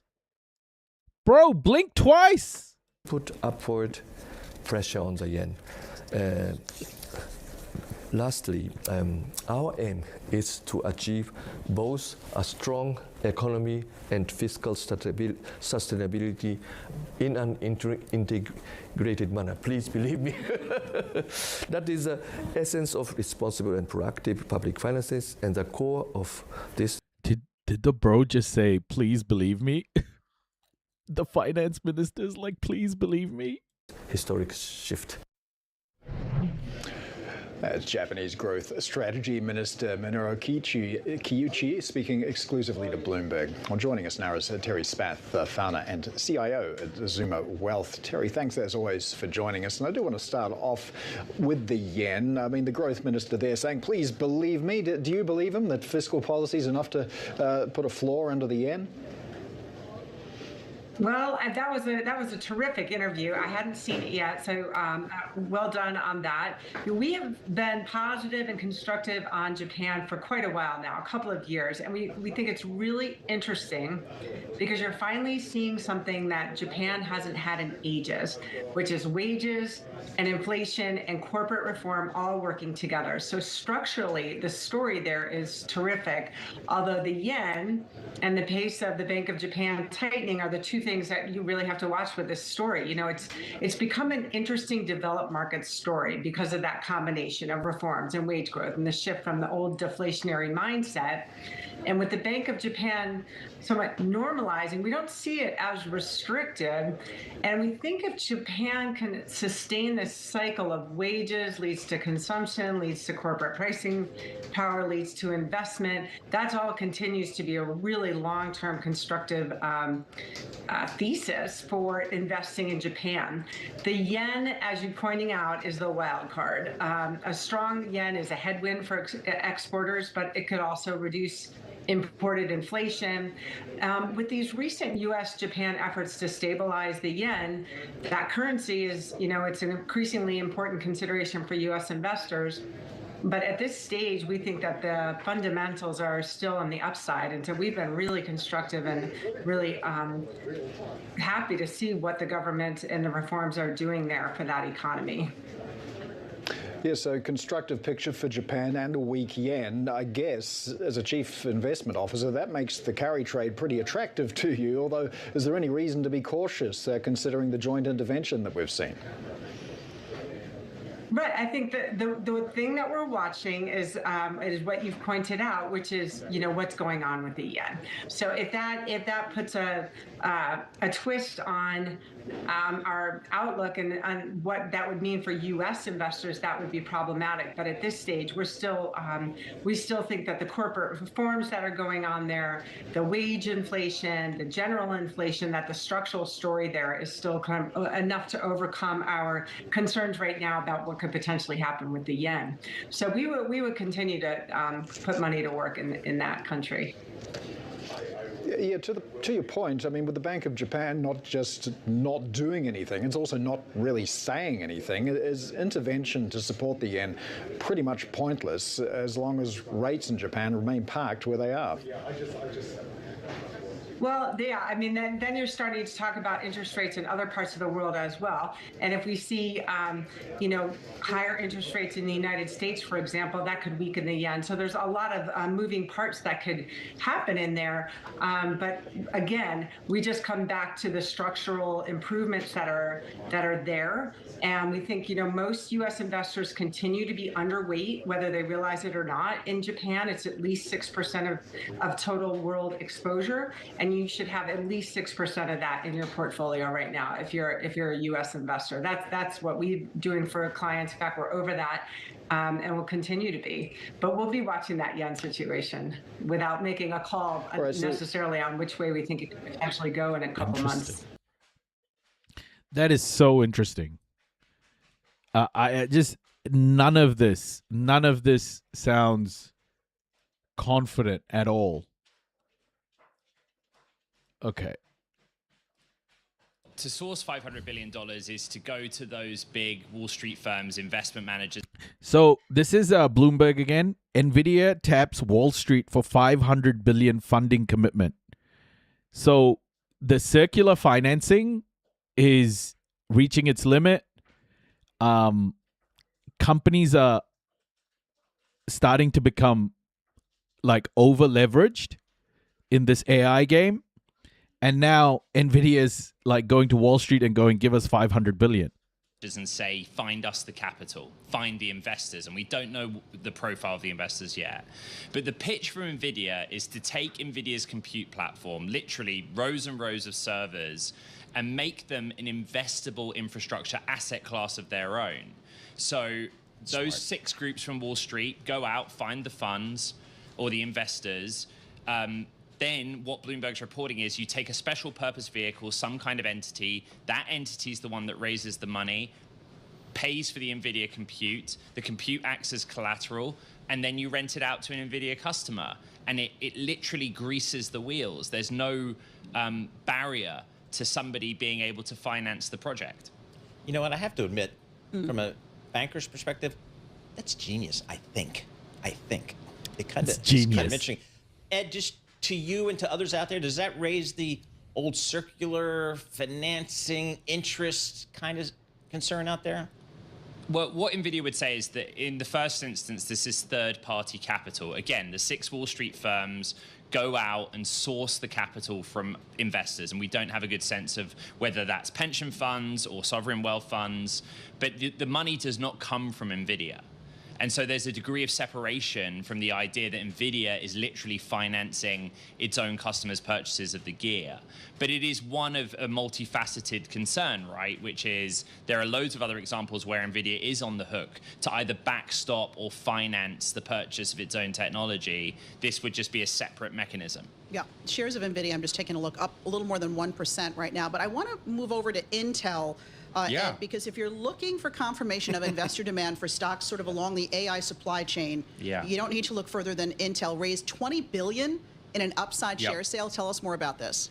Yeah, initially it offered to go to market for $15 billion. So $20 billion is also kind of a response to the outsized demand. You know, Bloomberg's reporting that there was $100 billion of demand on this deal. $95 a share is where it seems to have priced, which is a bit of a discount. 6% or so from Friday's close. They offered this Monday morning. So, you know, this is a stock that's more than tripled year to date, and is finding its feet in the world of AI. They sell CPUs for data center. And like on the Intel side, By the way, Donald Trump's government bought 10% of Intel. the corporate side, the company side, it's not that much new of a story. It is the first time they've done a public share sale since they listed in 1971. Can you believe that? Wow. Yeah. But the whole point for them has been to sort the balance sheet out, get their house in order. Just to underscore, you said that Intel stock has tripled, more than tripled so far this year. Yeah. Yeah, and so like, you know, why would they go to market? Opportunistic, right? You know, if the stock goes up 160%, then you say, well, what can we do with our stock here? And, you know, already people are asking, you know, who's next? So I would just go on the NASDAQ 100 or the S&P 500 and look at the biggest percentage gainers so far year to date. They also happen to be those in the AI game. It's kind of interesting. Ed, I know you're out there at ground zero in Silicon Valley for a number of years. My question is, do the folks in the Valley recognize that this is truly a unique time and space? I've been schlepping out the Sand Hill Road in Silicon Valley for 40 years, including the dot-com bubble. This is nowhere near anything I've ever seen before. It's going well, Shiny. We're just watching. We were just watching the election. There's some delay, people out there know that so we're they just are in a watching very other stuff unique time until and place? that comes back on. They do.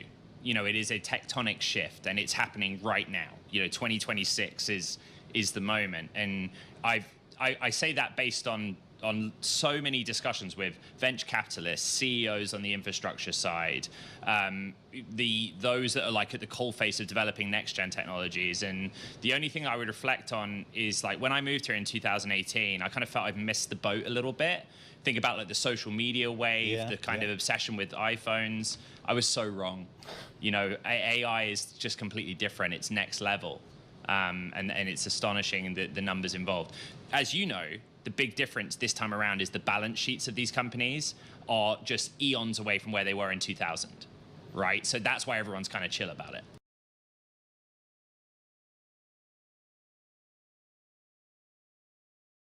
Anthony, of course, I mentioned the NVIDIA deal, but we also have Intel's first public share offering since their public listing, in the 1970s or so. How does this really come through into the Asia session? Yeah, let's go through the numbers on Intel really quickly. So it can be upsized to around $20 billion. That's about 2 times.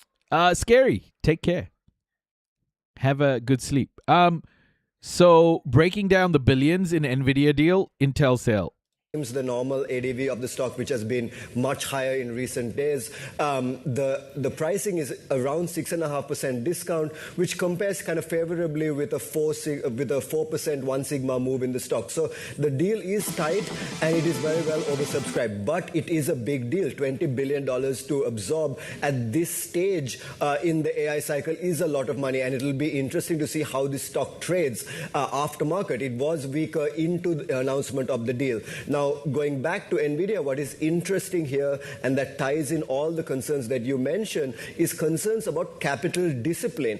NVIDIA becoming the banker of choice to the AI ecosystem is not what shareholders signed up for with that stock. And it's very similar to the Korean situation, where shareholder return A delay must be close. I need you to find me 11,780 votes. Establishment Dems right now. Oh my gosh. It's pretty close, but the other guy is in the lead at the moment. And it's not looking positive for Hong. Of go-forward expectations from retail. And as a result, you're seeing this weakness early in next trade, in Samsung and Hynix, as it appears that the AI ecosystem remains extremely committed to high levels of capex versus shareholder return. So that debate is really strong on the hardware side, and it's coming at a time where the software side of the AI trade is doing really well. So for example, again, last night, you saw the software space in the US trade really well. You're seeing HS Tech in China trade really well, Tencent, Alibaba, and other kind of China hyperscalers. So the focus has moved from software, from hardware to software because of the capex concerns and the spending concerns around the hardware side. And that concern will not be alleviated by the capital raising you're seeing today. At a time when broader investors are questioning just a sheer amount of spending that's gone into AI, we really see these big players doubling down. The thing about these big players is if they don't double down, then people are going to suspect, or people are going to be like, oh, there must be something wrong. So they're in the double down cycle. Any move now, everything is going to be seen as a signal by the market.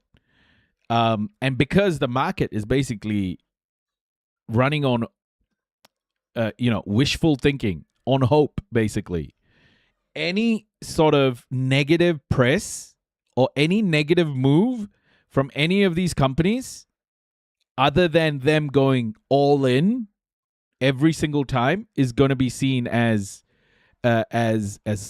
something to watch out for. So everything's on very thin ice at the moment. Really do. And, honestly, I was hoping for a little more detail than we got after the initial report on this $500 billion investment plan. Even after the NVIDIA announcement this afternoon, we still don't know what the timing of these investments might be, what the structure will be for the financings. Crazy, and how much of the plan goes beyond the string of AI deals at NVIDIA. Look at this shit. They're just raising money on what? On fucking what, guys?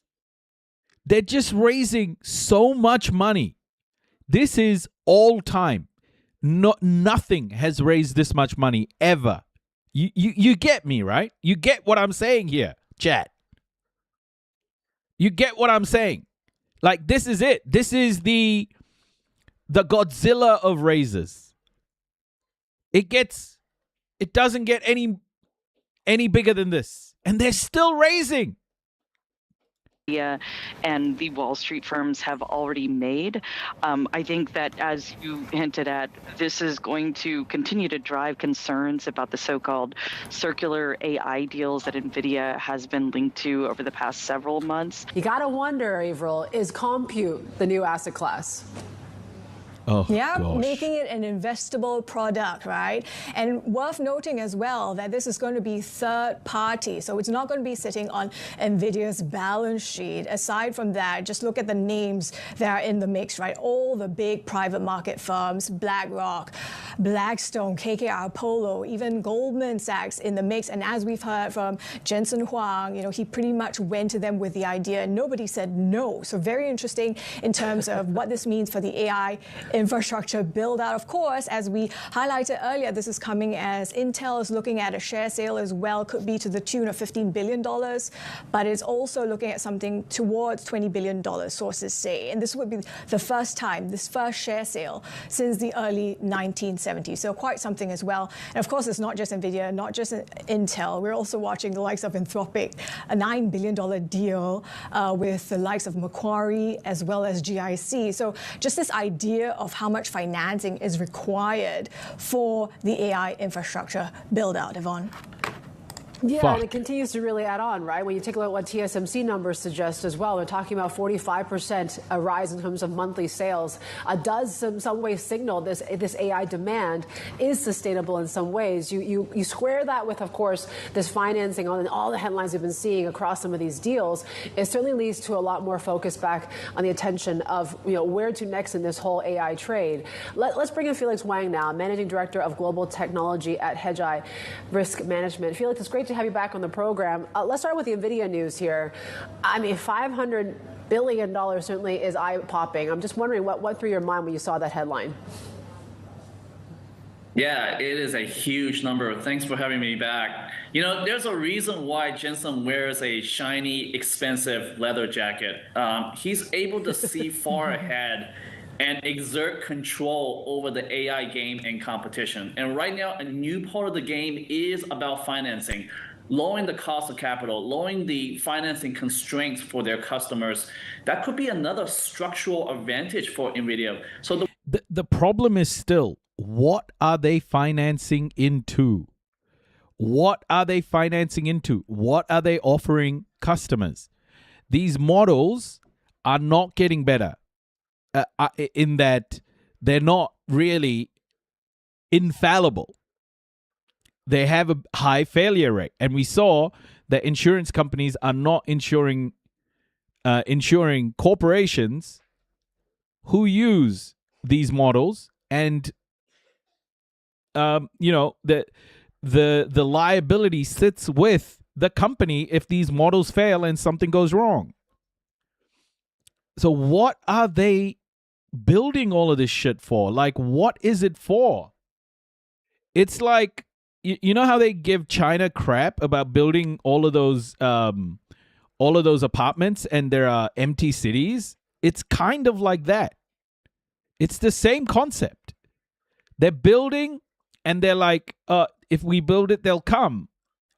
Come to what, though? What is it that you're delivering?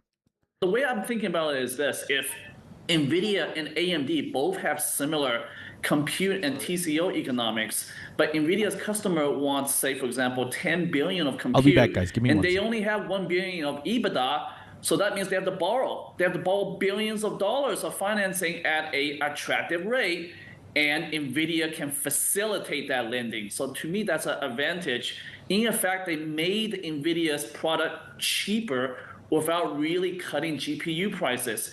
Again, it's about controlling of the game, extending their moat.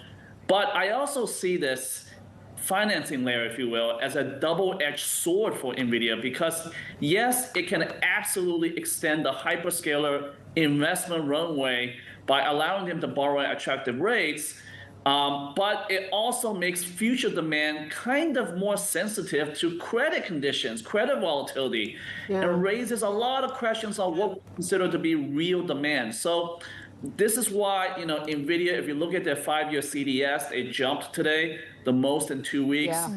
Financing can pull forward demand and raise the risk of overbuilding. So it is a double-edged sword here. I just want to pick up on some of those AI themes and that story we mentioned. Yeah, I'm still like flabbergasted at how much money they're raising, and I still don't understand how they're going to make that money back. Like, the fundamental issue is, who the fuck are they going to sell all of that to? All right, so the rebound in Government oil bailout. continues, even as positive headlines are appearing today. I mean, it looks like maybe there could be resolution. Of course, I think by now investors are sort of at that show-me stage after so many failed attempts to get into the off-ramp have failed. I want to bring in Slate Stone Wealth, their founder, CEO, chief market strategist, Kenny Paul Kari. Kenny, by the way, I don't know if you saw the A block. Did Hong lose yet? No. We'll know in an hour what's happening. A failing AI bubble will be framed as a national security threat. Yeah. I'm sorry to get you in there. We it's fucked. prominently featured some Parmesan cheese. Yeah, I want to go back and talk about that because I saw that A block. I was licking my chops. Well, I'm licking my chops for when this thing is going to be over, and I think the market is as well. Main Street is as well. But we get these headlines, and oil's still up today. Right, because I think people are tired of the headline that suggests we're going to deal, we're close, and then a day later, there's no deal, and then you get all this chaos again. And so, yes, I agree. Probably a little less than a little less than an hour, maybe 45 minutes, 45 minutes. I hope this headline is true, but I'm not surprised that the market is not necessarily reacting to it the way that it was reacting to it. Higher oil has been one of the essential theses, if you will, for the hawks, monetary hawks. And, of course, if it doesn't come down soon, they're saying that's one reason they should hike rates. Well, okay, so here's the problem. It is going to be a problem if oil stays up here, and even if it goes higher, right? It's definitely going to be a problem. But raising rates by a quarter, by 25 basis points or 50 basis points is going to do nothing to bring more oil to the market. It's not going to open up the Strait of Hormuz. It's not going to bring more ships carrying oil. So the problem is the Fed's in a very difficult situation because if they raise rates and oil stays up here, it's going to continue to be a problem on both the consumer from the oil perspective, but consumer from the economy perspective. You like Chevron, though, here, which is intriguing to me because, it made that big move. Obviously, it's bounced back. But if there is a deal and crude comes down quickly, I mean, we could come down quickly. You still think Chevron's a hold? I do, because Chevron's trading at a discount right now. It's trading at about, I think, a 20% discount to the S&P, right? It's a good dividend payer, but look, it acts well. It's just about to break out. If you look at here in the chart, it looks like we're just about to break out. And if we do, then I think it's got the ability to run. Yes, now if oil collapses, then maybe you have to take a step back. But I don't think that's going to be the oil story right now. I think this is going to stay, and I think that's a great tailwind. Besides the fact it pays 3.5%. So you and Aaron Gibb make a great team. Yeah, I think she's really rubbing off on you because when I saw the list of stocks that you like today, Pepsi was at the top of the list. Pepsi's another great one, trading at a discount to the market. But Now look at the stock. That's right. This one, it's only down 4% in a year. It's down from its high in February, down about 19%. Okay. But look, this story is just about it's a first. Hey, Old Al Hooten, welcome. For sure, it's had its problems, but I see it starting to form a base right down here at like 130. Okay, guys, like there's a lot of volatility is what I wanted to show you guys with this. Back to back to 03. What's up? What's back to 0.3?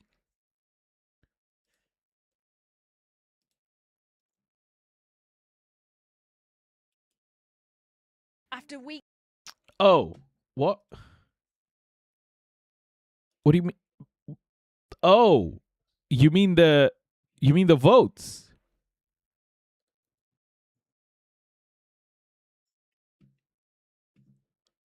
We just have to wait for the big dump, my clothes brush. Like, it's not gonna matter.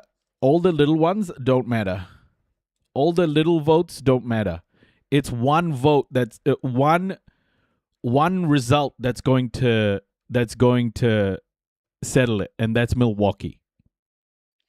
All right, let's go through climate. I've got a whole bunch of climate news saved up, so let's go through that until everything starts up again. After weeks of hot weather and very little rain, the effects of the dry spell are becoming increasingly visible here in Sussex. I am carrying around fire extinguishers in every tractor, in every truck. It can go up just in a click of your fingers. The UK, which already imports over half of its food, is losing its ability to feed its own population. We should take some of these empty retail shelves as a warning signal. We do have vulnerability in our just-in-time food supply chain. We need to act now. This has immense implications, not just for the UK economy and population health, but also its security. The issue is we import about 40% of the food that we consume.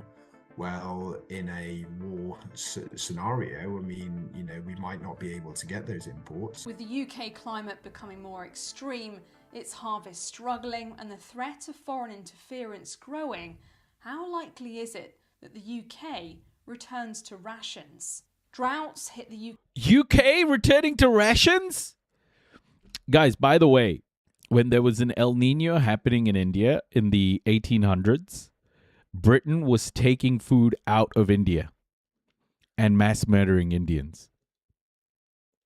Imagine if that was happening right now to the UK, how terrible that would be. They were doing it in silence. Indian farmers were producing all of this food, but they were being shipped off. That food was being shipped off to Britain. Very similar to what was happening to Ireland, but on a much larger scale. UK's farmland following the driest July on record, turning half of England and Wales's green fields to brown. It's the third drought in 5 years, reflecting the reality of climate change's impact on the UK. And it's UK farmers who've been bearing the brunt, forced into an early harvest to save already struggling crops. I went to one of the worst hit areas in the UK. Yes, Old Al Hooten, So the yield has for been sure. poor because it got too dry too early, and you know we were combining at the start of July, and you know that's unheard of, and we're sort of finishing combining when we would have been starting, and so the ears of grain they should be big and fat, whereas they're not. They're a bit shriveled, and they haven't ripened at all the same time, so it's been difficult. When it's so hot and tinder, as you can hear this crunching of this, it's a huge fire risk and it's dangerous. I am carrying around fire extinguishers in every tractor, in every truck. We've got fire sticks, we've got fire extinguishers. It's tinder dry. This is a great area for the general public walking, but bring your sandwiches in a flask and not a disposable barbecue, because it can go up just in a click of your fingers, especially when you've had all of those extra costs of the fuel and fertiliser. And now it's not really worth anything because unfortunately this country is importing their grains and at a lower price because those at a lower price, and the farmers from Europe can afford to send it over at a lower price because they've already been subsidised for food production.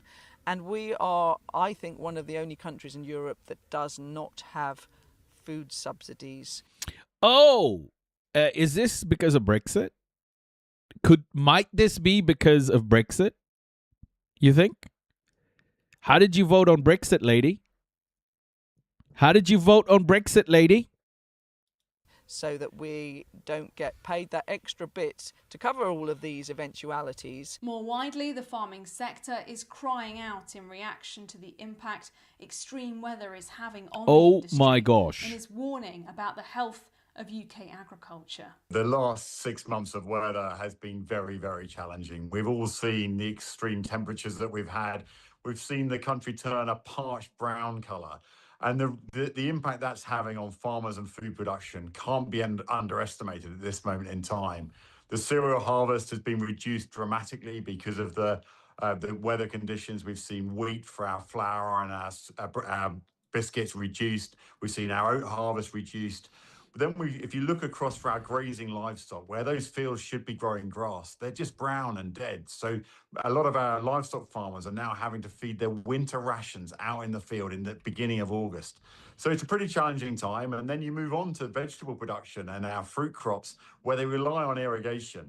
And for those that have got reservoirs on their farm, many of them are now very nearly empty or already empty. So it's creating some real challenges for farming and food production at the moment. This comes at a time when the price of food... This is what happens when your whole economy has been built on colonization and theft.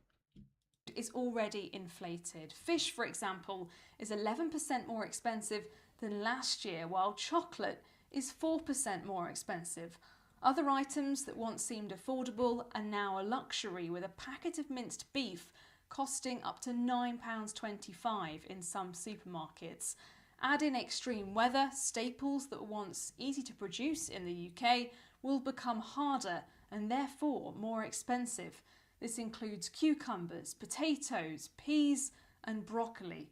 For some, the UK's risk levels are simply the price of relying on imports for its food, at the cost of domestic resilience. For the last 30 or 40 years, we've become more reliant on imports and we've been producing less of the food that we require for society here in this country.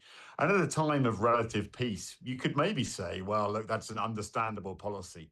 But when you look at the geopolitics around the world, war in Eastern Europe, what's happening down in the Middle East, and then you also see the impacts of climate change. And we import food from Spain and from North Africa, and climate change is having a dramatic impact in those climates as well. It may seem strange to suggest that the UK's ability to feed itself is as important as its ability to defend itself, but disrupting food systems has become crucial to modern warfare. When Russia launched its war on Ukraine in 2022, it set fires and mines on agricultural land that has been nicknamed the breadbasket of the world because of its fertility.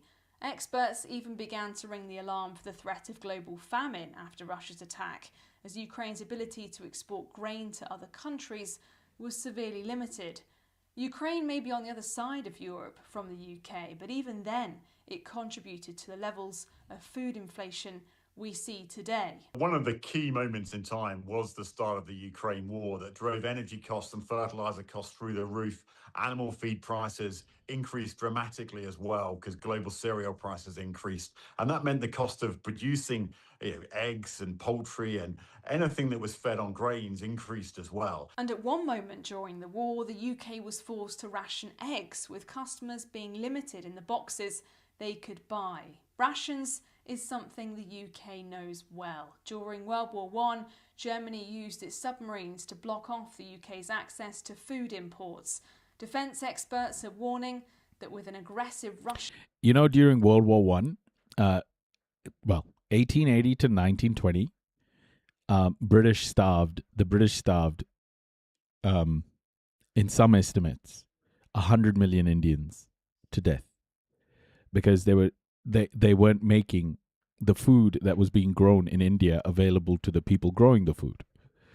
And so you know that blockade they're talking about? It's nothing compared to what they did to others. On Europe's doorstep, a similar tactic could be used to undermine the UK. The Russians, as we've seen in Ukraine, I mean, they will target schools, they will target hospitals, they'll target energy infrastructure. Nothing is off limits for either a Russian strike or also sabotage operations within the UK. And for experts like Ed Arnold, the Yeah, Old Al Hooten. I posted this thing on my LinkedIn. It was basically a picture of Winston Churchill and his quote, the dog in the manger quote. And my post was, the only difference between Hitler and Churchill is that Hitler was committing genocide against white people. And I think people need to understand they shouldn't be glorifying either Hitler or Churchill. Both of them are just as bad.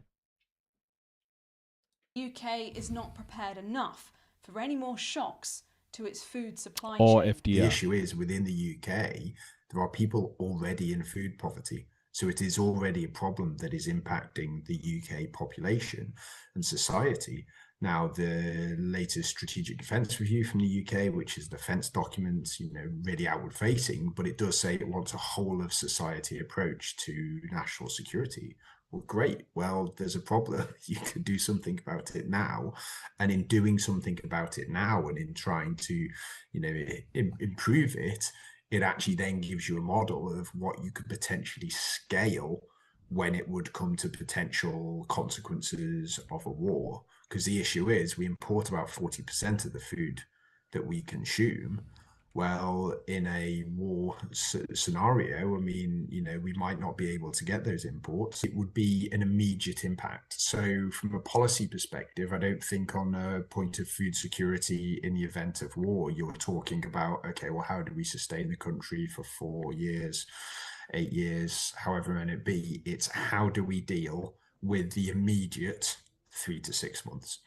So I think in terms of that planning, and the issue for UK planners on this is, I mean, COVID is a comparable issue where, again, imports and exports were highly impacted and demand for foodstuffs go up. So it's not just about sort of the availability of food, it's also about behavioural change.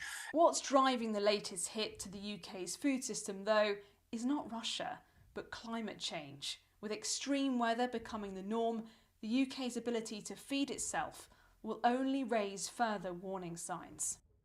Yeah. I think the climate change discussion is about to get a lot heavier because it's starting to impact, Europe and Western nations. I think it's definitely going to start picking up pace. We're heading south. There's a lot of traffic back up right now. This information officer kept his camera rolling as he fled a fire with his family. And I understand that people want information. Oh my goodness. Director and said, I think I might go back on the live stream while I'm driving because I abruptly left the live stream and said I have to go evacuate my home. I'm leaving the Emergency Operations Center right now because there is a chance that where I live may be impacted by the wildfire as far as an order. The order could be expanding. And I did some posting from home and did some coordinating and quickly drove south to Penticton. And then just one of the first things I did was said, let's get on YouTube and start a live stream because we realized that this was a really big situation. Pretty much everyone in Summerland is impacted by this wildfire, and I'll just turn you around there and show you what's going on. But right now there are people all trying to get out of this area. Getting information out on something like this was going to be key, and normally what we would end up doing is some sort of an information release and put that out and maybe a social media post. Poor guy. And that just didn't feel right. It didn't feel like we were going to be able to get the information out fast enough. We have the technology, so I said let's use it. At this point right now, people are basically just doing everything they can. What a what good they dude. Need and heading out. What I went through was absolutely nothing like what other people went through. There was no flames, there was no harrowing experience, there was nothing like that. But for me, it was just a matter of changing from providing information to now being part of that and having to switch gears and make sure my family was safe. You need to leave your property. What I want it to be about is what we're doing is probably, it's not cutting edge, but we're using the technology to make sure people get the information they need in real time. The area is under an order, and that means out of an abundance of caution, people shouldn't be here.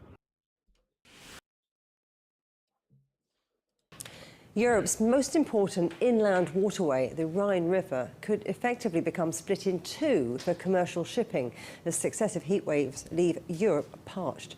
Here's our correspondent, Siobhan McCall, who has all of the details. Siobhan. Thanks, Juliet. Yes, water levels at the carb gauge, a crucial point for freight traffic, are forecast to fall into single digits for the first time, making shipping across the entire route impossible. This effectively divides this key European shipping lane into separate northern and southern halves. She's reporting this like, they ran out of buns at the local fucking McDonald's.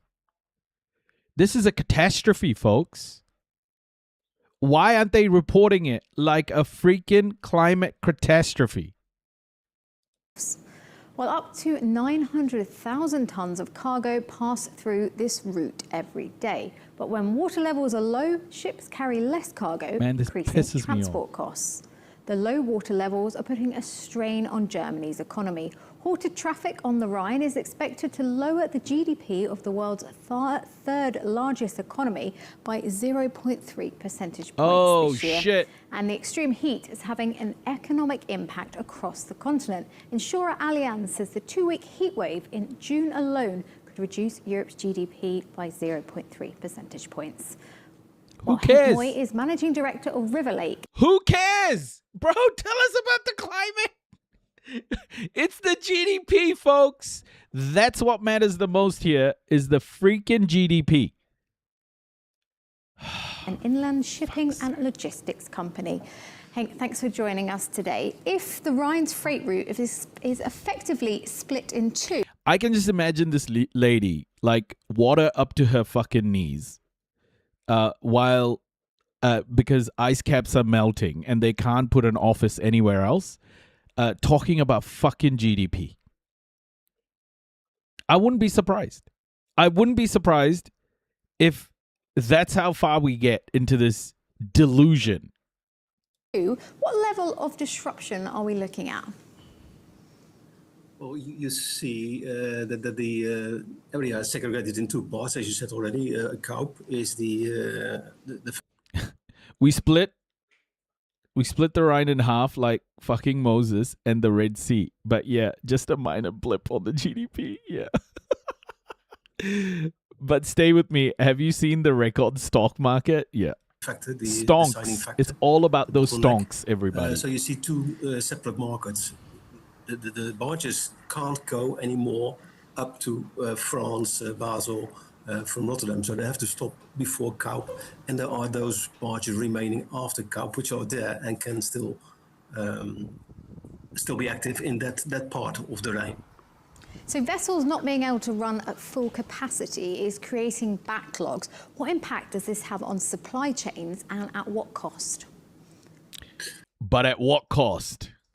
You need more tonnage more barging capacity to transport the same tonnage of cargo to those destinations in the hinterland.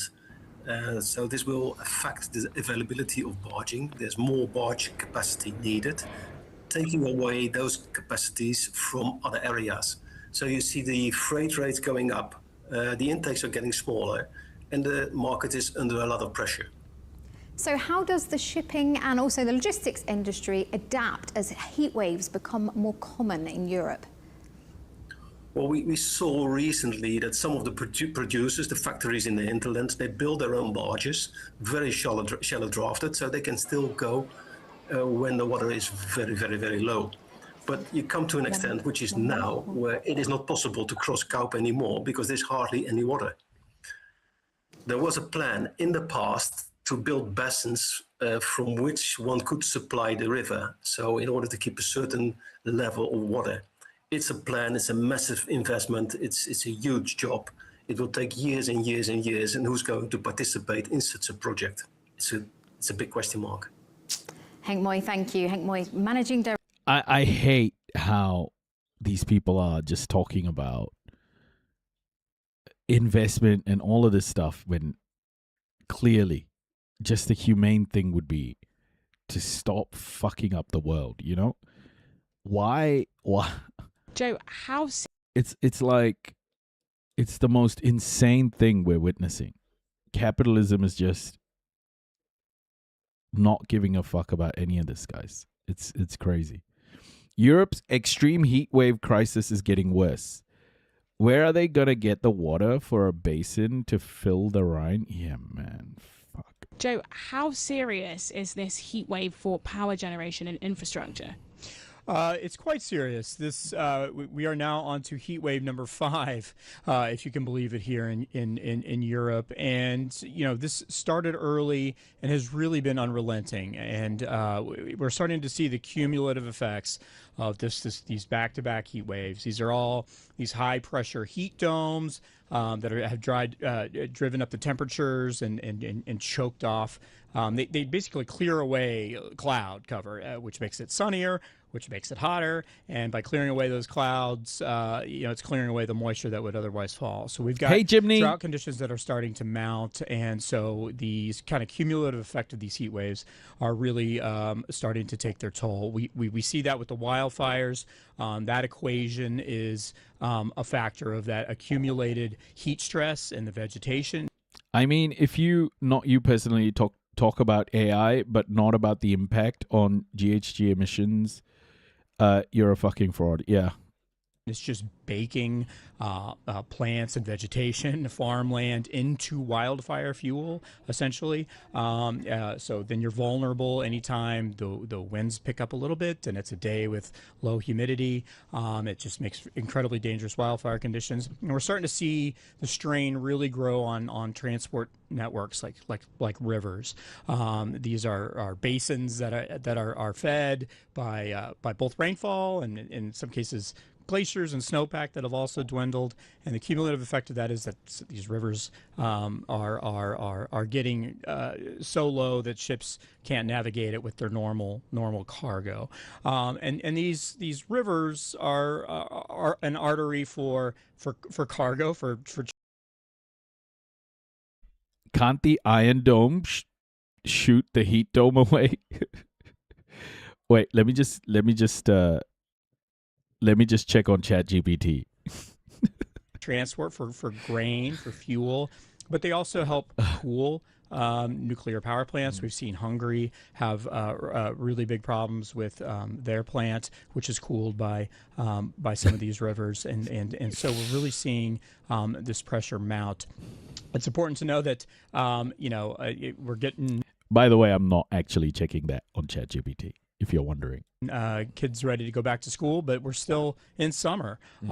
People are starting to think fall, but we've got a lot of warm days on the horizon, and a lot of indications that these deficits are really hard to recover from. We'll probably get some more sporadic rain in the next few days, but that it doesn't fix things immediately. We're thinking about the longer effects of this as well. I mean, part of this has also meant a huge challenge for farmers, for crop growth. You mentioned the transport issues as well, but I mean, how serious? The Iron Dome, Golden Dome, and Heat Dome should fight it out in the Thunder Dome. That sounds pretty epic, actually.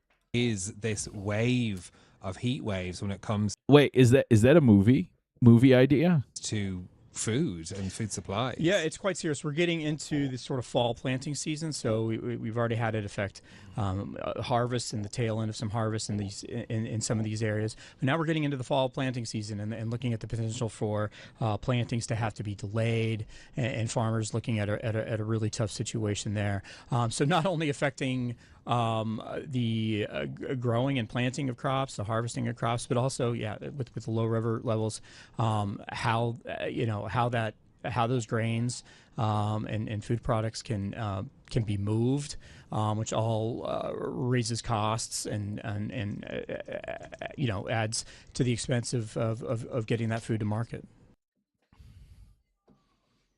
I just feel completely let down. I don't know if you guys are feeling the same way, but I feel completely let down by everybody. I mean, like everyone in power. Everyone in power is just gaslighting us into this. Every single person.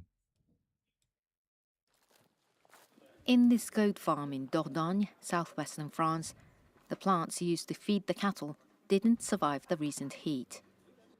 They're drying up a bit here. The leaves are yellowing.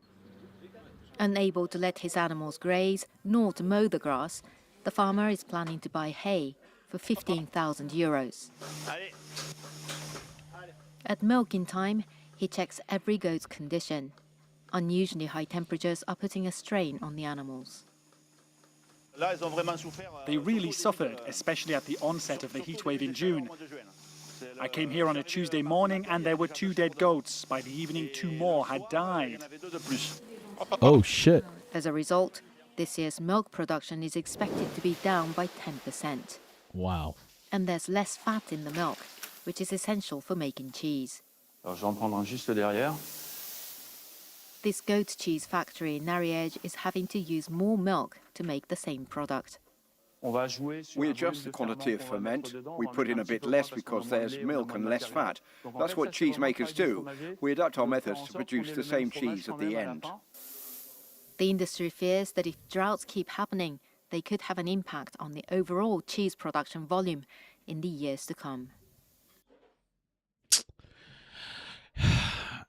And yet, nothing will happen. How much more bullshit needs to happen before this is we East take Asia action? Tonight. Good evening, I'm Ateli Edwards. Tonight's top stories from East Asia and beyond. A double typhoon threatening the region. Dolphin bears down on central China while Chanhong closes in. Double typhoon, everybody. Okay, let's look at this tropical. A tropical storm Dolphin is pushing deep into central China, bringing torrential rain and a growing risk of floods and landslides. The deluge brought on by the storm left vast swathes of Hubei underwater. Authorities have issued a moderate to high-risk yellow warning for cities in the central province. Tourist sites like the Three Gorges Dam are closed, and all construction projects have been suspended. Now, forecasters are warning of more extreme downpours across the nation, including capital Beijing. The northern city is expected to receive more than a third of its annual rainfall over the next 24 hours. And we've got Crystal Chia joining us now live from Shanghai. Crystal, first up, tell us what's the latest on the ground in some of these worst-hit areas. And Croatia destroys 2 World War II era aerial bombs found near Danube River. Bombs appeared cause low water. They blew them up. I saw that. I saw them blowing that up, Ivan. How are you, Ivan? recovery efforts, how are they progressing?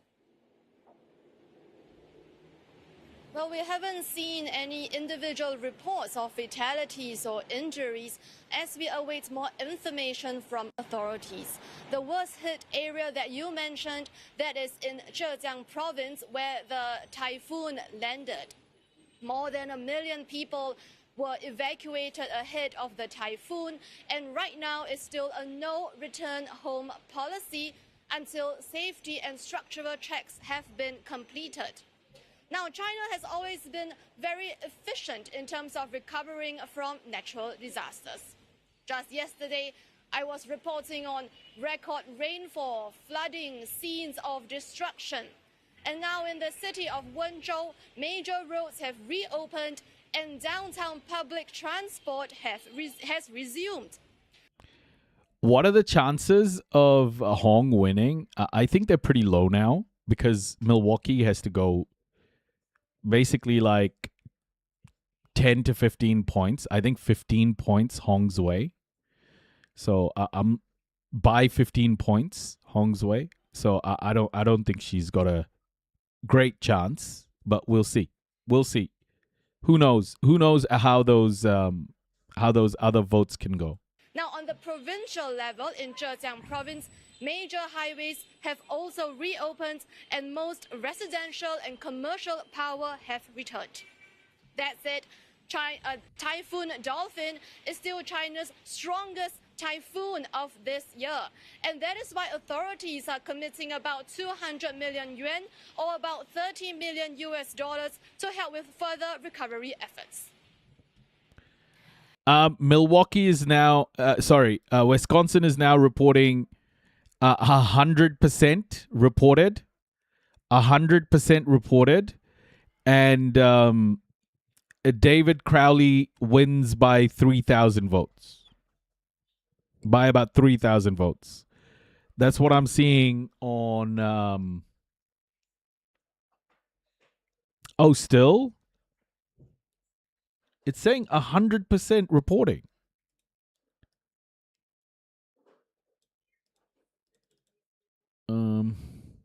Hello?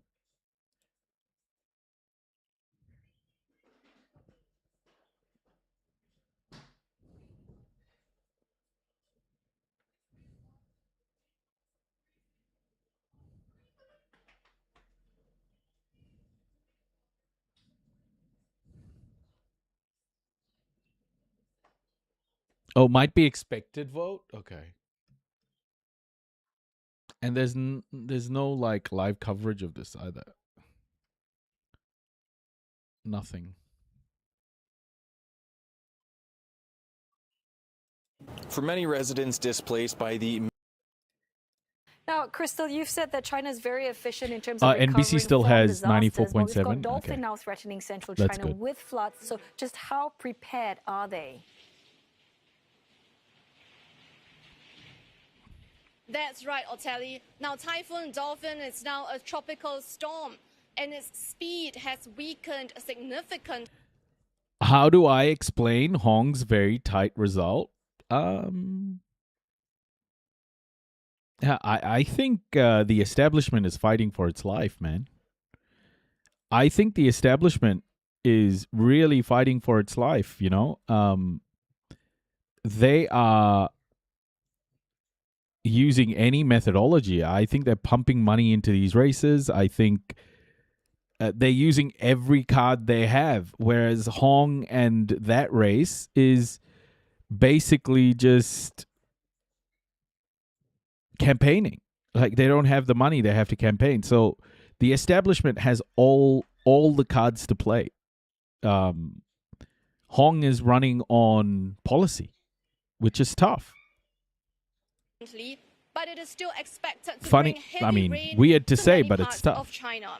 In Hubei province, for example, where there's mountainous terrain, about 30,000 emergency personnel have been deployed. About 10,000 people have also been evacuated. And in Beijing, employers are encouraged to allow flexible working arrangements tomorrow, and schools may be suspended. Now, China, like many countries around the world, are battling more unforeseen extreme weather patterns. And the National Climate Center here has warned that as global temperatures rise, China will see more intense and more frequent rainfall, especially in the north. That means that the country must have more comprehensive flood defenses. And this could include AI weather monitoring, which is becoming very popular nowadays, early evacuation schemes, and landslide prevention works. Oteli? Crystal Chia speaking to us from Shanghai. Thanks very much for that update on Typhoon Dolphin. Now, meantime, Tokyo and the wider Kanto region are bracing for Typhoon Chanhom that's forecast to make landfall in Japan this evening. Well, the storm is expected to bring about heavy rain, strong winds, and authorities have issued warnings of flooding and landslides. And people living in vulnerable areas have been urged to stay alert and to prepare for worsening conditions. Dozens of flights in and out of Tokyo's Haneda and Narita airports have also been cancelled. The storm is expected to weaken tomorrow after passing through Japan's main island, Honshu. Am I just focusing on this right now? Am I just focusing on on climate shit and that's why there's so many climate events, or does it feel like we've reached a stage where it's just going to get worse and worse and worse from here? Well, the death toll in the Philippines climbed to at least 19 after dolphin-enhanced monsoon dumped more than a month's worth of rain over 9 days. More than 1 million residents have been affected by the persistent downpour, which caused severe flooding, landslides, and multiple accidents. Now, rescue efforts are ongoing across parts of the main island of Luzon, including densely populated Metro Manila. Communities are inundated, as you can see, forcing residents to wade through waist-high waters. Some schools and government offices have been shut. Now, officials say that floodwaters have begun receding, but fixing decades of faulty flood control measures remain a long-term challenge. Sobra pong laki ng epekto, lalo na itong tindahan ko nga maliit sari-sari store, kahit pa paano may kita ako. Medyo ngayon, ilang araw na po, 3 days, magti 3 days na wala.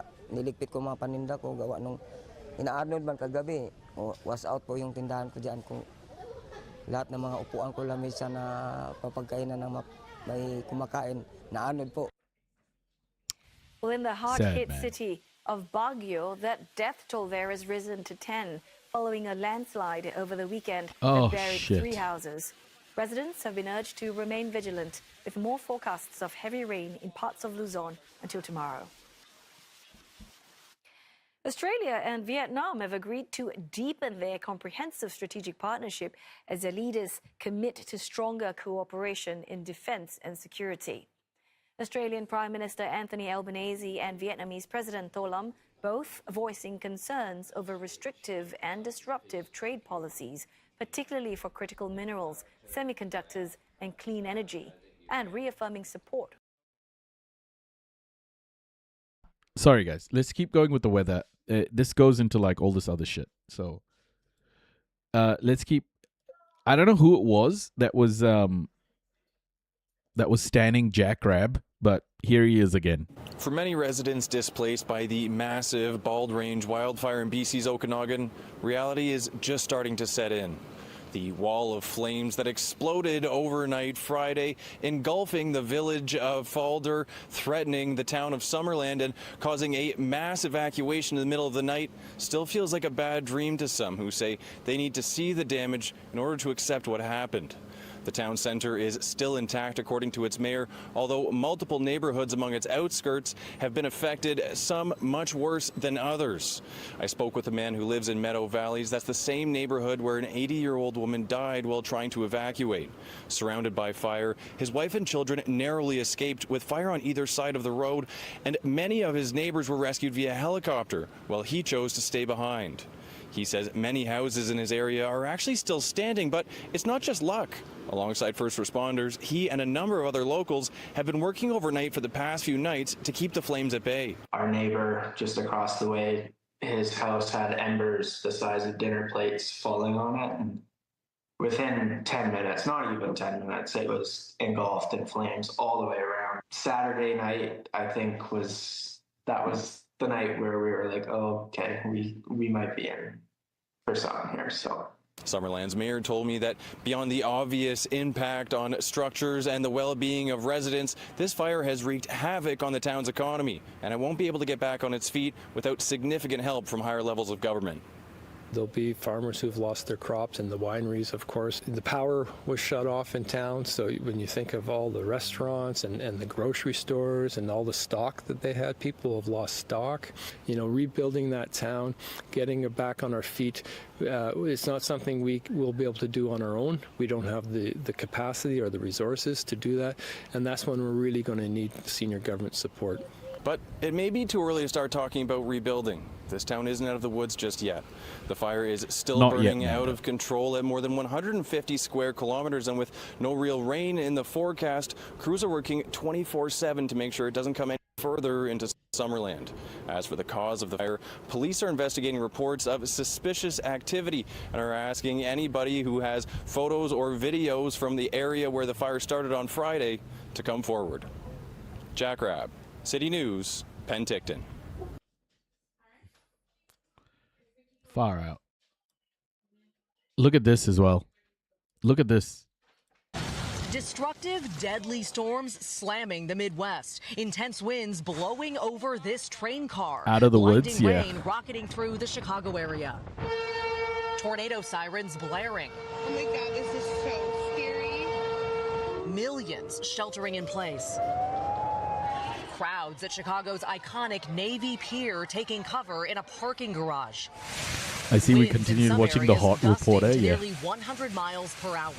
In suburban Homewood, Eric Anthony taking cover with his family of 4. And I took my family right downstairs, and we just heard the tree limbs falling, the wind getting very high, hail.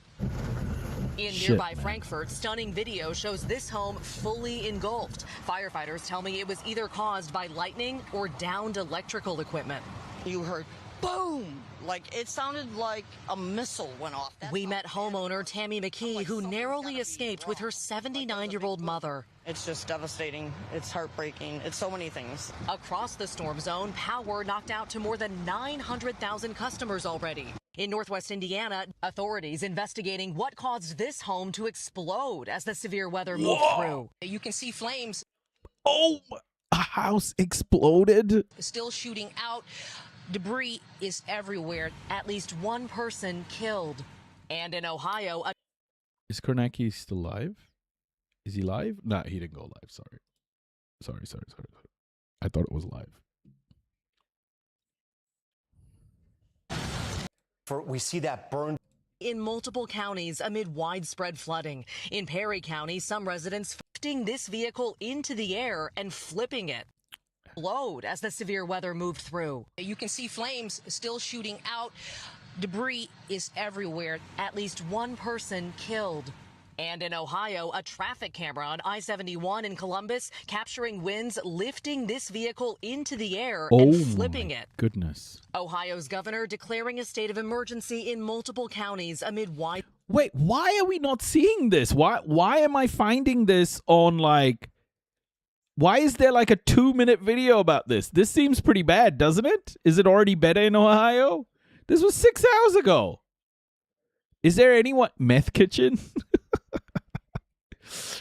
Is there anyone living in Ohio in the chat right now? Hello? Widespread flooding. In Perry County, some residents forced from their homes. The weather now being blamed for at least one death in that state. Maggie joins us now just south of Chicago in Frankfurt. We see that burned out home there, maybe because of lightning. Maggie, these storms there have just been relentless in Illinois, and residents there have all the reason to be fed up. Fed up? What do you mean fed up? Who's gonna do what, folks? What do you mean fed up? Yeah, Tom, exactly. Tammy, who lives in this house that might have been struck by lightning, even talked about how chaotic this whole summer has been. For instance, you look at tornado You're in Ohio, reports. Mr. Illinois Storm? so far this year has had a record 232, 2 to 3 times what we've seen in years past. The race hasn't been called yet, guys. The race hasn't been called yet, but I think it will be very soon. I think the race will be called very soon. We thank you for watching, and remember, stay updated on breaking news and top stories on the NBC News app. And this is a timber fire again. Breaking news right now, wildfire flames in Monterey County take a dangerous turn, shutting down all state parks in the Big Sur area and threatening hundreds. Listen, it was okay for a while, but it's time I put my foot down about climate change. Yeah. Was watching the coverage during the storms, though. I see. Is it still pretty bad, or is it all good? Is it better now? I saw one guy from Ohio in a gaming chat. He said he have no electricity and he has some surgery on Friday. Oh my gosh. Hundreds of homes. Evacuation orders expanded today around Big Sur in Monterey County. And here is a current look at the evacuation area. Flames are now threatening 259 homes. Good afternoon, I'm Karina Nova. And I'm Larry Beal. Thanks for joining us. Just to give you some perspective on this, that fire was reported around 45 acres. That was on Sunday. It has now reached nearly 2,500 acres. And it is only 5% contained. ABC 7 Eyewitness News reporter Dustin Dorsey has the latest on efforts to fight back the flames and to look at the damage it's already done. Dustin? Yeah, Larry and Karina, this has been an incredible challenge for fire crews here in Big Sur, and it's incredible to see how much things have changed so quickly. When we first arrived just a few hours ago, this whole area was socked in with fog. I would have just been like, Karina, we're shitting bricks. We're shitting bricks. There's fire everywhere. And unfortunately, it's terrifying, so we're shitting bricks. But now let's give you a closer look at what we're seeing on this ridge line here as the fire is coming over the ridge and towards communities here along Highway 1. Due to access in this area, the command center for CAL FIRE is actually on the complete other side of the mountain in King City. Gives you an idea how tough this is right now. But it's been all hands on deck here with just 5% containment at this time. I mean, it's everyone's worst nightmare. The timber fire continues to rage throughout the National Forest of Big Sur. More than 2,000 acres burned and counting. An intense airstrike on the steep ridges was active all day as flames and smoke crept closer to homes, including Shelby Hawthorne's, who is in the evacuation zone. I mean, our house is literally right behind here, so it's scary. You know, you don't know, it's out of your control. So you're collecting the things you care about and your animals, and then seeing how long you can stay at your house, and if it gets too bad, you leave. CAL FIRE says more than 200 homes and businesses have been evacuated with warnings and orders in place. Many found some sort of refuge at nearby shops and restaurants as they waited to see what happened next. You know, you can see the fire on the ridge line, and then You only had a there's couple just of fire branches trucks come down? everywhere. The sky it turns orange, and then the sun, you can barely see it. Visibility is of the utmost importance when fighting a fire primarily through the sky. But smoky and foggy conditions are just a few of the challenges the more than 300 firefighters on hand are facing. Always in this area, our biggest concerns are dry fuels, terrain, one-way access, small roads. Everyone who lives here is familiar with how this looks. Hawthorne is grateful for the response, knowing locals have no control over the situation and no fire insurance. It's a hopeless feeling to only be able to watch, really, Manda? but she's hoping for the best for everyone in this community. There's a lot of people that live up on ridges, so as you drive along here, you don't see a lot of houses, but there's a lot of ridges that have maybe 30 plus homes on each ridge, and so it's just the idea that it gets up on these ridges and it destroys our community. We're hoping not. Now, if you know Big Sur, just for reference, this fire is burning really close to some of the iconic hotels and restaurants along Highway 1, including Ventana, Nepente, Post Ranch Inn, which is right across the street from where we're live, actually. Thankfully, CAL FIRE says no structures have been impacted at this time, and they're active. Whoa, he came into camera from like nowhere. Trying to keep it that way. We're live in Big Sur. Dustin Dorsey, ABC 7 Eyewitness News. All right. Yeah, be ready to go. Be ready to go. Don't be a hero. Just go. All right. Let's look at what's in our spotlight. So there's incoming raid detected. Thank you, Raiders. Welcome. Hope you stick around and hit that follow button. Oh my goodness. Welcome, Igloo. Welcome. Thank you so much for the raid. Welcome, Raiders. Hey, Squishmallow Dragon. Welcome. Come on in, everybody. It's so good to have you here. We are about to go through the spotlight section of our live stream. There's a bunch of stuff we're going to be watching. Data centers, Count Binface, BBC admitting bias, the deal between Turkey, Pakistan, and Saudi, and the Prime Minister in Aotearoa, New Zealand, who is absolute dog shit. And yeah, Binface update for sure. First we're gonna talk about. Thank you so much, Igloo. I hope you had a great stream. First, we're going to talk about how much water a data center actually uses. So this should be pretty awesome. So sit back, everybody. I might be a little bit more aggressive on this. Sit the fuck back and relax. Okay, just being more aggressive about wanting you to relax. Fight over who gets priority when it comes to water in the American West. The arrival of data centers just made it a lot more complicated. About 2/3 of new data centers under construction are being built in drought-prone areas. I would ask the farmers, why do they keep planting more pecan orchards? That is a bigger water user than the data center. I hope that those people who support the data centers can eat computer chips, because where are they going to get their food from? Oh, can they eat computer chips? I don't know. I think AI can consume computer chips, can't it? Isn't that what we feed robots? Driven by local tax breaks and an industry-wide space race to build, these companies promise they won't add to the water burden. Daily water usage over the course of an entire year is roughly equivalent to what a single restaurant would use. But is that really true? The water that's used inside the data center itself is only the tip of the iceberg. We've all noticed our wells have pretty much dried up. Oh, did Satya Nadella lie to us? I can, as long as I get some nice market dip. Yeah, but trees are important. Even if you can eat them, they aren't going to poison you. True. Yep. Everything has been so secretive, they just don't know. No one knows. There will be no future without water. What don't you understand? We came to El Paso, Texas, in southern New Mexico, where Meta, Oracle, and OpenAI. Why does El Paso, Texas just look like it's the driest fucking place on earth? Why would you build a data center here? It just looks hot and dry. Hot, dry. AI are building massive data centers to ask the question, how much water does the AI boom actually need?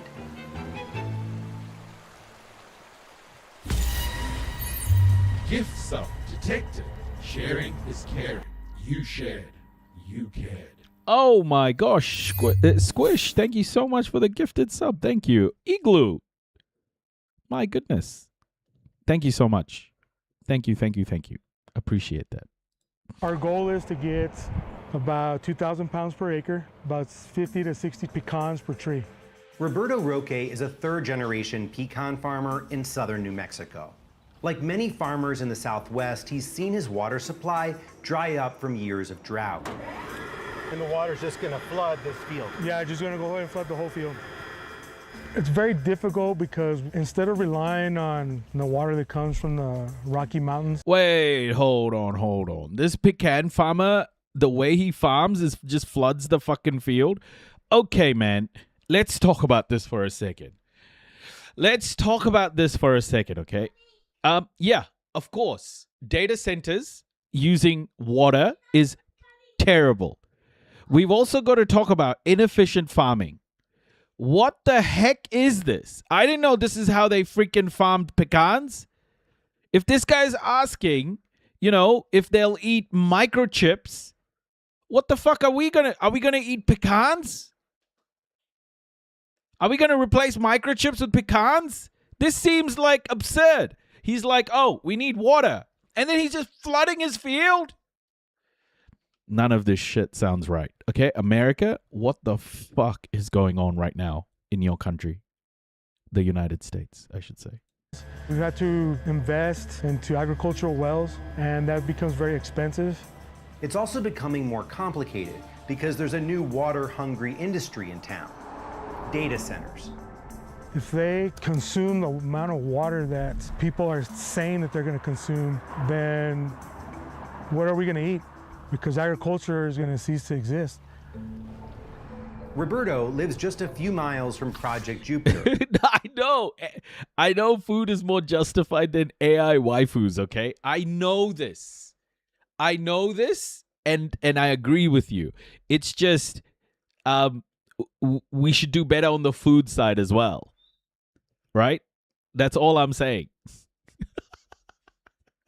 Food is more justified than AI waifus. Oh my God. I don't know about that actually. A 1,400-acre data center campus being built by OpenAI and Oracle. Clip it, share it, defame me for saying AI waifus might be more valuable than food. Clip it. I said it right here. Clip it. share it, defame me. The companies say it will only require a one-time fill of some 11 million gallons to start up and cool 4 buildings. They like to tell us that it's going to be a minimal percentage as compared to what a farmer uses, but who meters their water? How are we going to know? They're not telling the community the truth. In certain U.S. states, they purposefully use as much water as they can to secure their water rights. Jeez. Really? Flooding the ground and water goes back into the ground. Really? What? You know, that water is going through like fertilizer and it's probably polluting the groundwater and the rivers. So the thing about farming that's really fucked, and it happens out there a lot, they use a lot of like nitrogen-rich fertilizer. And the problem is plants don't use all of it. So when you put water on, when you water all of your plants and you use excess water like this, it seeps into the ground, and in New Zealand, it flows into the rivers. And what that does is it feeds the algae in the rivers. It feeds the algae in the rivers, causing algae blooms that basically like block rivers, pollute rivers. It's massive issues. So flooding the water doesn't mean the water just goes back in, in the ground and it's all good. It takes all of the crap with it as well. Yeah, I got the death zones in the river deltas, like Mississippi Delta. Yeah. Oh, shit. I think Crowley's got this, guys. I think Crowley's going to win. His lead is extending. I think Crowley's going to win. Yeah, my clothes brush. I just saw the NBC News update. They're not being transparent. Around the country, residents and researchers have been pushing for more transparency around data centers' actual water use by filing public records requests. But what they're getting back is vague or redacted, like this water deal in Stafford County, Virginia, for an Amazon data center. In my home state of Oregon, Google's data center water use numbers were considered a trade secret. After a 13-month legal battle, documents revealed Google was using 1.5 million gallons of water per day, as much as 40% of the city's entire consumption. Wow! No way, bro. Shit. But even that figure is misleading. The biggest part of the water footprint of a data center cooling. is not inside the data center itself. It's indirect water consumption due to the electricity that is generated for the data center. That's the part that these tech companies don't disclose. But if you're only talking about what's going on site, you're really missing the lion's share of the impact. This is exactly what farmers and residents are so worried about on the New Mexico-Texas border. When we found out that the data center was moving in, we understood that we were going to lose water. Veronica Carbajal is a community organizer and attorney who was born and raised in El Paso. So that's the Meta data center construction site over there. They broke ground October of 2025. Big tech companies are flocking to the Southwest for cheap land, tax breaks, and power, and see water scarcity as a solvable problem. This facility will be a very low water user. In fact, we have a closed loop system that basically just recycles the same water over and over again as a cooling technology. In 2025, 20% of El Paso's water use was just used to cool power plants on the local grid, and demand is only set to increase. We go crazy high. Thank you for the follow. As more data centers come online. But at full build out, Meta's new data center could account for up to 43% of El Paso Electric's peak load. Folks, are you ready for a bit of a longer live tonight? Oh my gosh, I'm so excited. I'm so excited. Holy shit, we've got so much to go through. The Francesca Wong election meant that I couldn't share all of the collated stuff I wanted to show you today, but we may be able to get through it all, which would be incredible.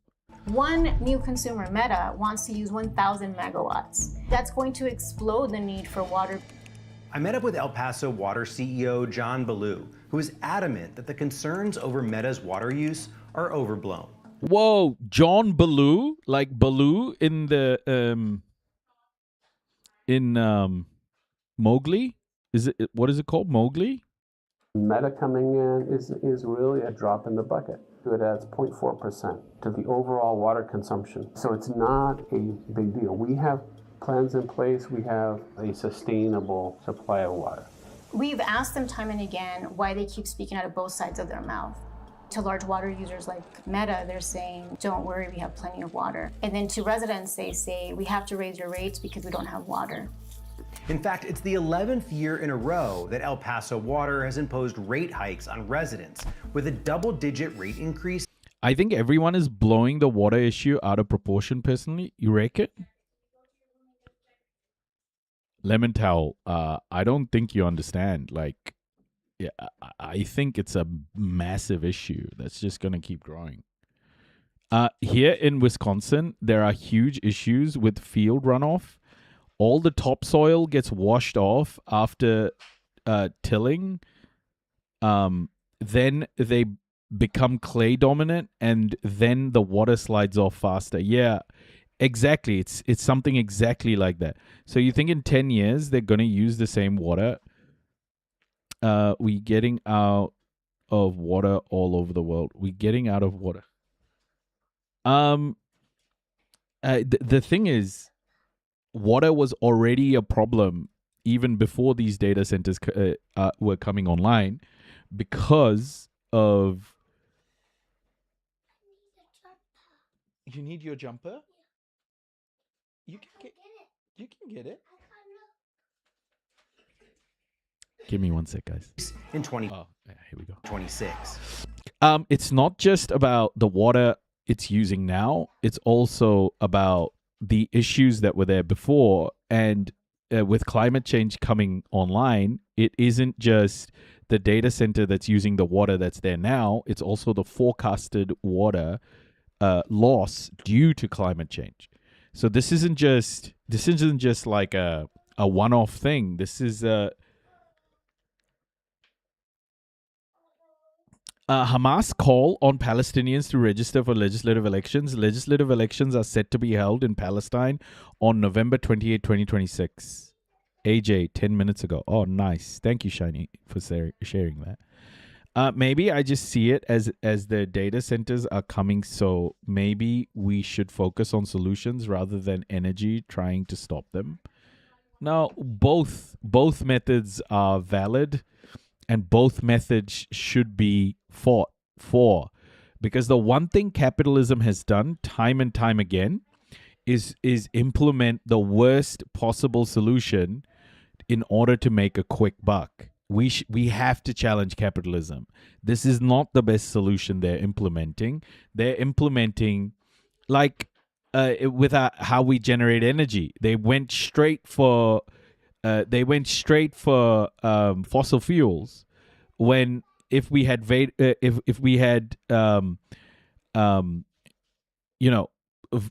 little bit more patience, would waiting to do more research have been better for the human race. You can't just say, yeah, let them fuck up the world and then we'll figure it out. There's a backlog of fuck ups that we need to fix, Lemontel. That's the problem. Climate change isn't happening because, we're farting too much. It's happening because of burning fossil fuels and bad industrial processes. So one thing we can be very confident on is that the way it's being implemented now is terrible, and it's gonna create a backlog of issues. Everyone cares until it comes to shoving animal meat in their mouth. Do you think becoming a vegan is gonna solve our problems? Like, what are we talking about here? Even if you look at agriculture, capitalism has done this too. It's, again, going back to like how we do things. You can't just be like, okay, we shouldn't fight this because you people aren't fighting the issue I care about, you know? All issues matter. All issues matter. This one at the moment is, I think, quite a big one.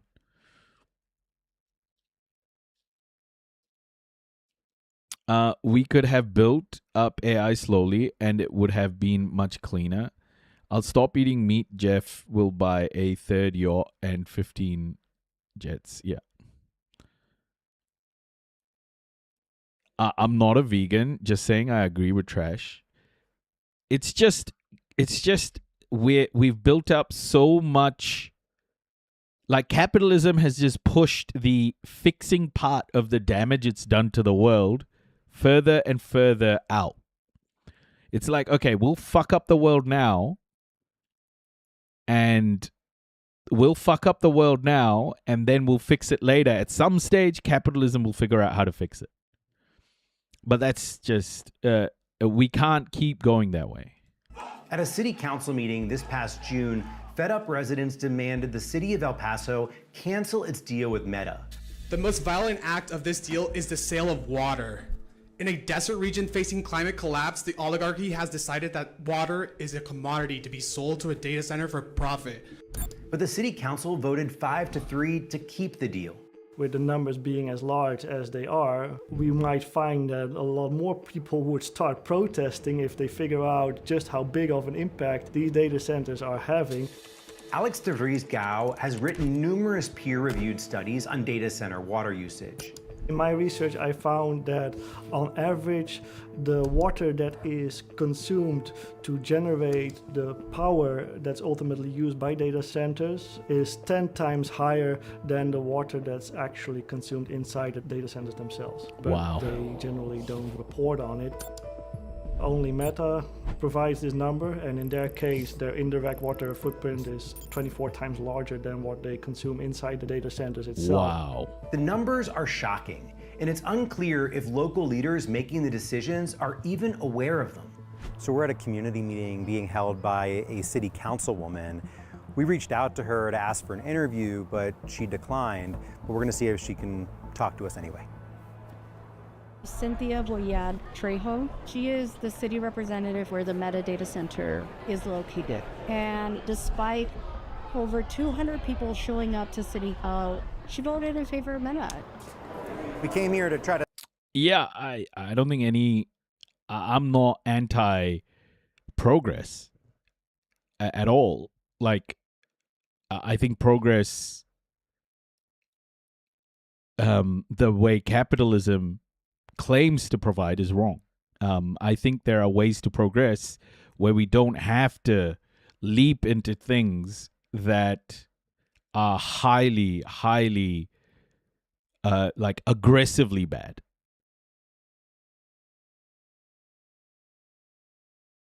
I just don't think we know what these companies are doing. The way they're building out this infrastructure is not good.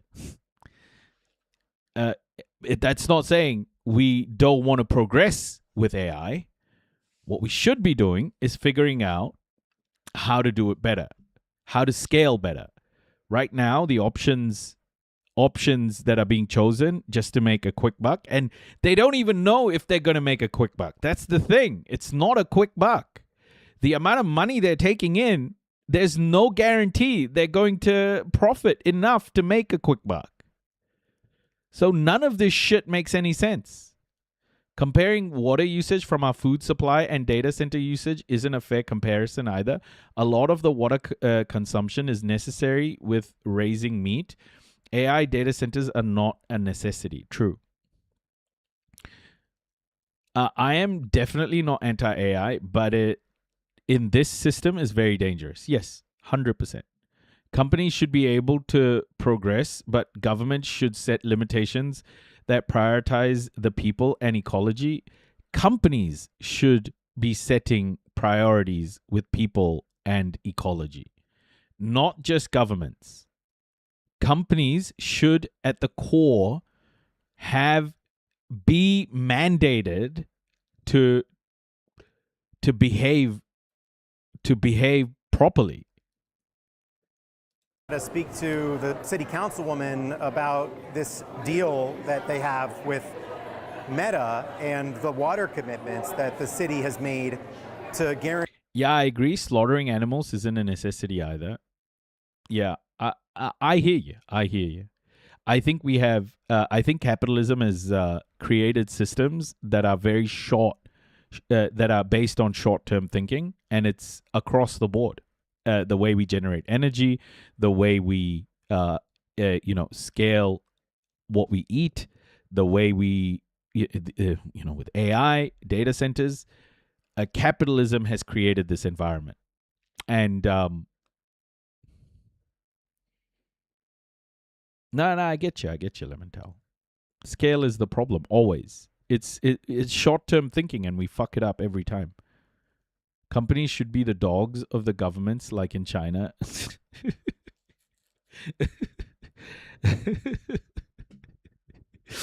Oh, I love that energy. Is there a chance that AI bubble is bursting soon? We were going through economic news before. There's a lot of indications that that this AI spending is very delusional.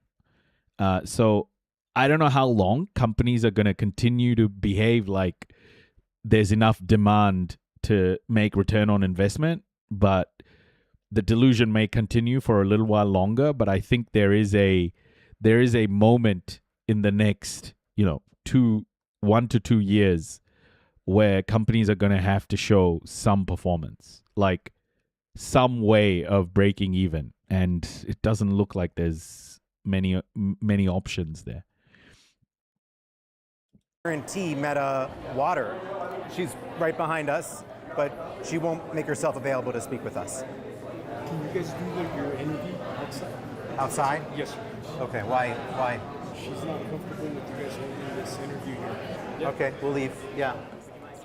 I mean, we just want to ask the councilwoman about how much water Meta and Project Jupiter are going to be taking from the community.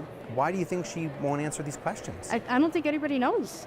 The council doesn't know. Meta hasn't been able to answer those questions. What's happening in El Paso is that economic power is concentrated in a handful of people.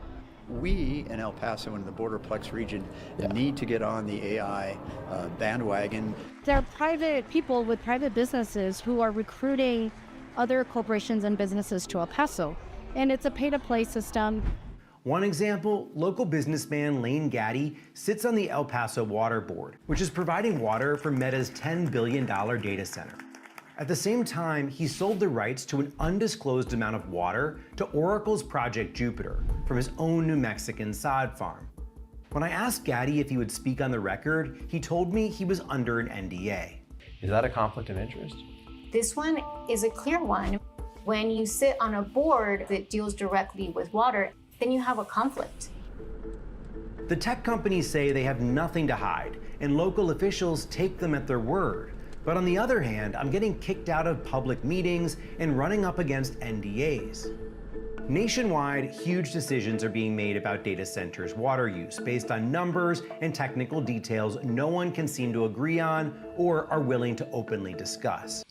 The only good thing about this, the only good thing about all of this is that America is fucking up America.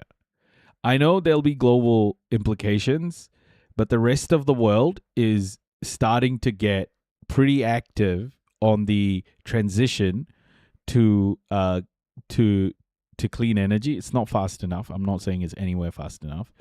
And China's models are like 10x cheaper than what America's making. I think the rest of the world is trying to do this as ethically, in some sort of ethical way, but America's fucking itself up. Like, it is truly, truly destroying itself. at least the only plus point there is it's not fucking up the world like it does. But it is also fucking up the world by bombing everyone. So I don't even know what I'm saying, man. America's fucking up the world. But one person agreed The to United talk to States. me. Jerry Pacheco leads the Border Industrial Association, a trade and advocacy group. This is an industry that's moving by the minute. Companies have high stakes, billions and billions of dollars of getting there first with their data centers. Oracle's going to compete against Meta, compete against Google. All of these firms are competing to be the next wave. But there's a lot of water at stake here too. Doesn't the community have a right to say, hold on, But again, before we say yes, tell us how much water you use? That's what I have heartburn with. They're telling us what the water usage is, okay? But DeVries Gao made it clear they're not. He calculated that the total water consumption of AI systems might already be around 200 billion gallons annually, close to 2 times the world's supply of bottled water. And it's not just his figures that are staggering. According to a recent UN report, data centers' electricity consumption in 2025 alone had a water footprint of about 1.2 trillion gallons. That's enough to fill 2 million Olympic-sized pools. We see that the tech companies are not just not disclosing numbers, they are actively lobbying against disclosure. In Texas, lawmakers sent a survey to 341 data centers asking about their water use. Only 17% replied. I'm just trying to find a solution to the obvious problem that we're not getting compliance. It's woefully inadequate, and we need that information. In New Mexico, 4 Democratic lawmakers are pushing for a statewide moratorium to block large projects like Project Jupiter until the state sets guardrails for evaluating water usage and other impacts. And at least 8 other states have introduced bills that require water use reporting.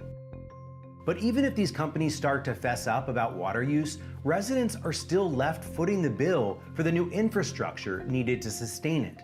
We're going to get an impact fee from Meta that represents a small percentage of the actual cost that we're incurring to provide that service. So this huge project that's requiring a lot of infrastructure, water, a lot of new demand on the system, residents of El Paso have to pay for that. Yeah. Residents of El Paso would be subsidizing communism. Welcome. You can't pick and choose. You have to apply the same yardstick for everybody. So while residents get stuck with the bill and their water future is in peril, leaders across the region seem to have bargained that the economic development will be worth it. Project Jupiter are occupying our industrial space and creating jobs and creating that multiplier effect. And again, I compare that, how many people work on a 100-acre pecan farm? Where's the economic value of how you account for the water? Yeah, I mean, I guess the question though is economic value when it comes to water the only thing that matters? If you're not considering economics, then you're not allocating your resources to the most efficient use possible. But residents aren't giving up. If we continue to delay and raise awareness and tell our stories, I believe firmly that we can stop these projects. What we've seen over and over. Yeah, but Trashnomancer, what you're saying is that the working class, that already has a small footprint, should compromise to people with private jets who are polluting the world. Like, why the fuck do normal people have to constantly compromise? Like, what you're saying doesn't make any sense. Normal people already are, like, everyday people are already living on a small amount of means. Like, what you're saying is those people who are already who already have a small footprint from a greenhouse gas perspective, you want them to make the compromise. That's the problem I have with your narrative, is you want the people who are already compromising to compromise more, so that the people who are polluting can pollute more. What are you suggesting then? Like, why do people have to stop eating meat? Because because like our governments and our billionaire class can't fucking make it better with all that money? Like, what are we talking about then? It can't always be up to the working class to sacrifice. It can't. Over is candidates as well as elected officials losing because of the data centers. The data centers are on the ballot in November at the city, at the county, at the state, at the federal level. We don't think that any opponent is larger than the power of the people. Thanks for watching. Don't forget to like this video and subscribe to our channel. If you want to support our journalism so we can create more videos like this one, join our membership program. It's just like constantly asking the working class to compromise is just, it's like, that's not a fight that we want to keep fighting, because you keep compromising and then they'll give you fucking, that's when they'll start creating conflicts, like conflicts for dinner time. You know, they'll do it. They'll give you fucking conflicts for dinner. The more you compromise, the less you have, because they'll keep taking that compromise. They don't give a fuck about you or me. They don't. Don't compromise your own freedom away, you know? Okay, let's have a look at Count Binface, everybody. From that dramatic bit of reporting to Count Binface. Are we ready for some Count Binface? Can I get a hell yeah? Thank you.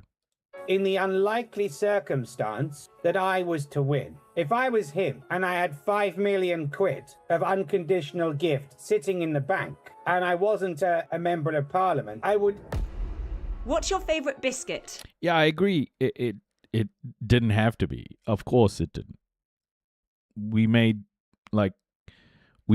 terrible choices. Veganism has been associated with adverse health outcomes, namely nervous, skeletal, and immune system impairments, hematological disorders. Yeah, I don't think anyone's saying become a vegan here. I might have mistook lemon towel before. I did mistake lemon towel before, but yeah, I think what we're saying is, I think what we're basically saying is we should be better with our farming practices.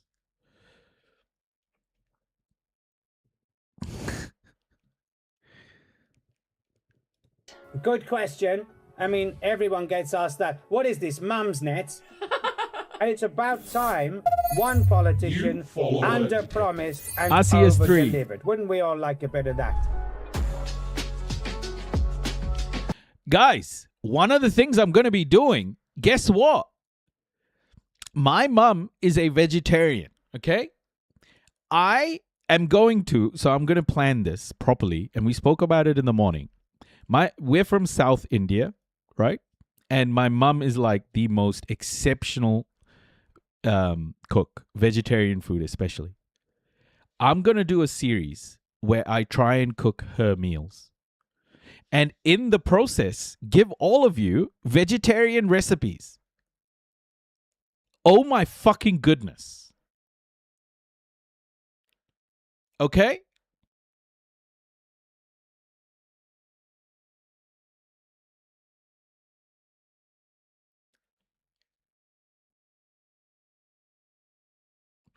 Wait, you eat roadkill?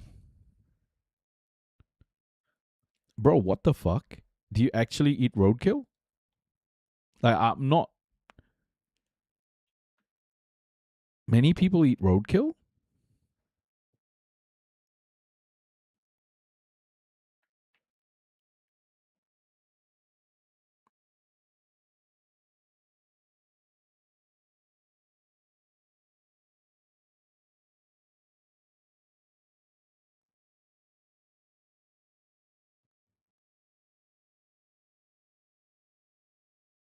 I see. No, it's just, I've never heard of that. It's pre-tenderized? I don't know. I don't know if there's anything wrong with it. Like a car hitting an animal, like I don't know. Is that like polluted? If I see a deer laying around during winter, it is coming home with me. Oh, I see. Like I thought you were talking about like possums and shit. Because roadkill in Aotearoa, New Zealand is like possums.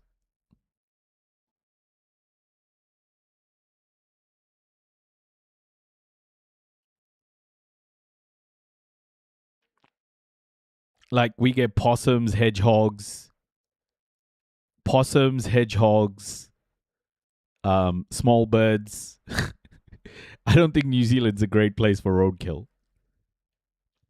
But deer makes sense. Oh yeah, deer makes sense. I think the topic of how much meat society consumes comes up when talking about data centers is because they keep using the water usage as the main criticism, but growing corn, which 85% of goes towards animal feed and ethanol. Yeah, exactly.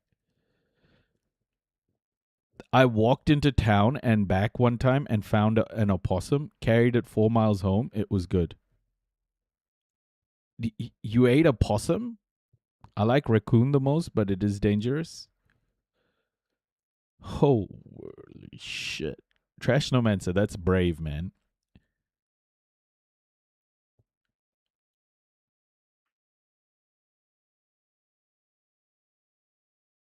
Look, I'm not gonna judge. You know, you have it's your circumstances, you know. It's what you do. You can tell if it's spoiled when you cut it open. How many people in chat eat roadkill?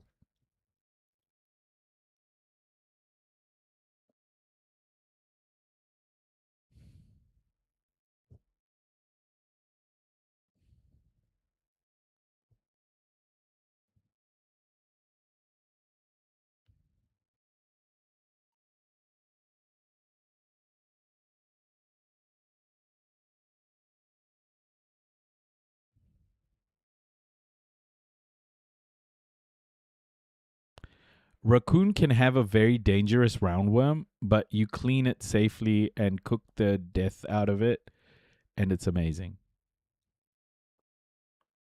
Cool. Sorry, guys. I'm like trying to be. I don't want to be too judgmental here. Obviously, like I don't know what America's like when it comes to this. I haven't met anybody who eats roadkill. Like this is my first. Sorry, Trash Domancer, but you're like a unique. Maybe that's just my privilege showing, right? By-election is this week, and Helen and I are joined by a very special guest. For audio listeners, we both have bins on our head, which is known in the trade as a visual clue. Shortly, Cam Binface will join us on In the Room. Before that, how about a quick... Raid? Hey, Calapi, welcome. Raid? From where?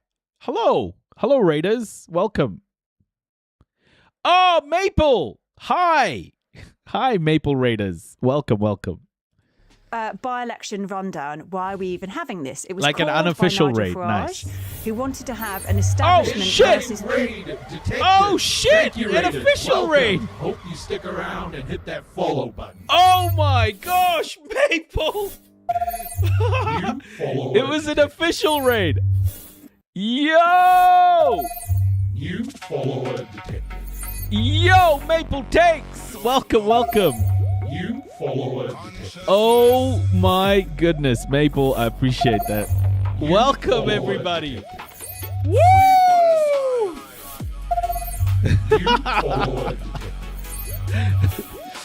Oh my gosh, Maple takes. Thank you so much. Welcome. I'm not usually ending when you're still live. Maple, I'm so grateful. Thank you so much. New follower detected. Take care, Maple. Thank you so much for the raid, sir. Thank you. Welcome in, Raiders. Welcome in. Thank you. Holy moly. And you, Maple. And you. Hope you all had a great stream with Maple. Thank you so much. Welcome in, everybody. Welcome in. Oh my gosh! This is so cool! Welcome in, everybody. You follow a detective. Give an intro? Okay, I'll give an intro. I am the noisy immigrant. Welcome. The reason why I call myself the noisy immigrant is because once I was talking politics at work and the person didn't like my politics and they called me a noisy immigrant in a derogatory way, and that name just stuck. I just started using that name. So I am the noisy immigrant. Our community is about contributing towards making the world a more equitable place for all. Gift sub. Thank you, T minus. You shared. You cared. Thank you. Our community is about making the world, contributing towards making the world a more equitable place for all. And we amplify marginalized voices. We've, over the last couple of years, worked very closely with people on the ground in Gaza, raised money for the Palestinian cause, raised money for Sudan, from Aotearoa, New Zealand. You follow a detective. Aotearoa, New Zealand. So, and we talk about issues across many different areas: climate, economy. We spotlight stories. We talk about a whole bunch of stuff, all curated every day. But yeah, we also work on various projects. From our Discord community, we have built our own platform to investigate the Epstein files. I'd been doing that file by file for a very long time, but we decided we needed a platform. And yeah, we're constantly trying to help. You know, that's who we are as a community, contributing towards an equitable world for all. And right now, we are spotlighting Count Binface. Do you know who Count Binface is? He is a guy, a guy who wears a bin on his head and is running for UK elections against Nigel Farage. Count Binface. He's wild. Yeah, he's incredible. We are watching the Independent's interview with Count Binface. We've just started it. Just before this, we watched some spotlight on. We put the spotlight on data centers and how much water they really use, which is quite fucking crazy. Do you know of the NBA player Steven Adams is? And if you do, is he a real New Zealander or is he faker? No, he's Maori. I know Steven Adams. Yeah, he's an awesome bloke. He's been running at least since I was graduate student in the UK. Oh, really? Yeah, he's Kiwi, man. He's proper. His family is. You follow a detective. Thank you so much for all the follows, everybody. Thank you so much. His family is very well known. A couple of Olympians. Him. They're just such a well known, incredible family in Aotearoa. So yeah, Steven Adams is great. He's awesome. He will build one affordable home. People by just one after criticism over a £5 million donation he has received. Meanwhile, the Parliamentary Standards Commissioner, which launched an inquiry into whether he broke Commons rules by accepting the gift or not, has had to pause that while the by-election is ongoing and there's this summer recess. Let's hear a little bit of his speech from when he called for the by-election to begin with. I will resign as a member of Parliament for Clacton-on-Sea, thereby forcing a by-election, which would happen, I hope, in short order. No, I've decided that the people of Clacton should be the judges of my actions. I was wondering about her hat. Do we think she's wearing that hat because she's about to interview Binface, or like, why is she wearing that hat? This will be a people versus the establishment by-election. So just a reminder, the main party candidates are not standing. Oh, they are! They're wearing bins on their head. I love it. The interviewers are playing into the bins. So there's no Conservative, Labour, This Lib is Dem, great. Green or Restore candidates. And it's still the longest ballot paper in British political history. Yes, it's a veritable who's who of people you weren't quite expecting. Let's call them fringe characters. Best there are three cop, yeah. rivals, mainly, that we're in. Oh, also, I was just talking about it before you guys rated. Since we're talking about vegetarian food, my mother is from South India. We're from South India. Because my mother's from South India, I'm from South India as well. So I've decided I'm going to start planning like a part of this show, maybe once a week or once a fortnight. I'll cook a vegetarian South Indian dish. Okay? That my mom's recipe. It'll be my mom's recipe.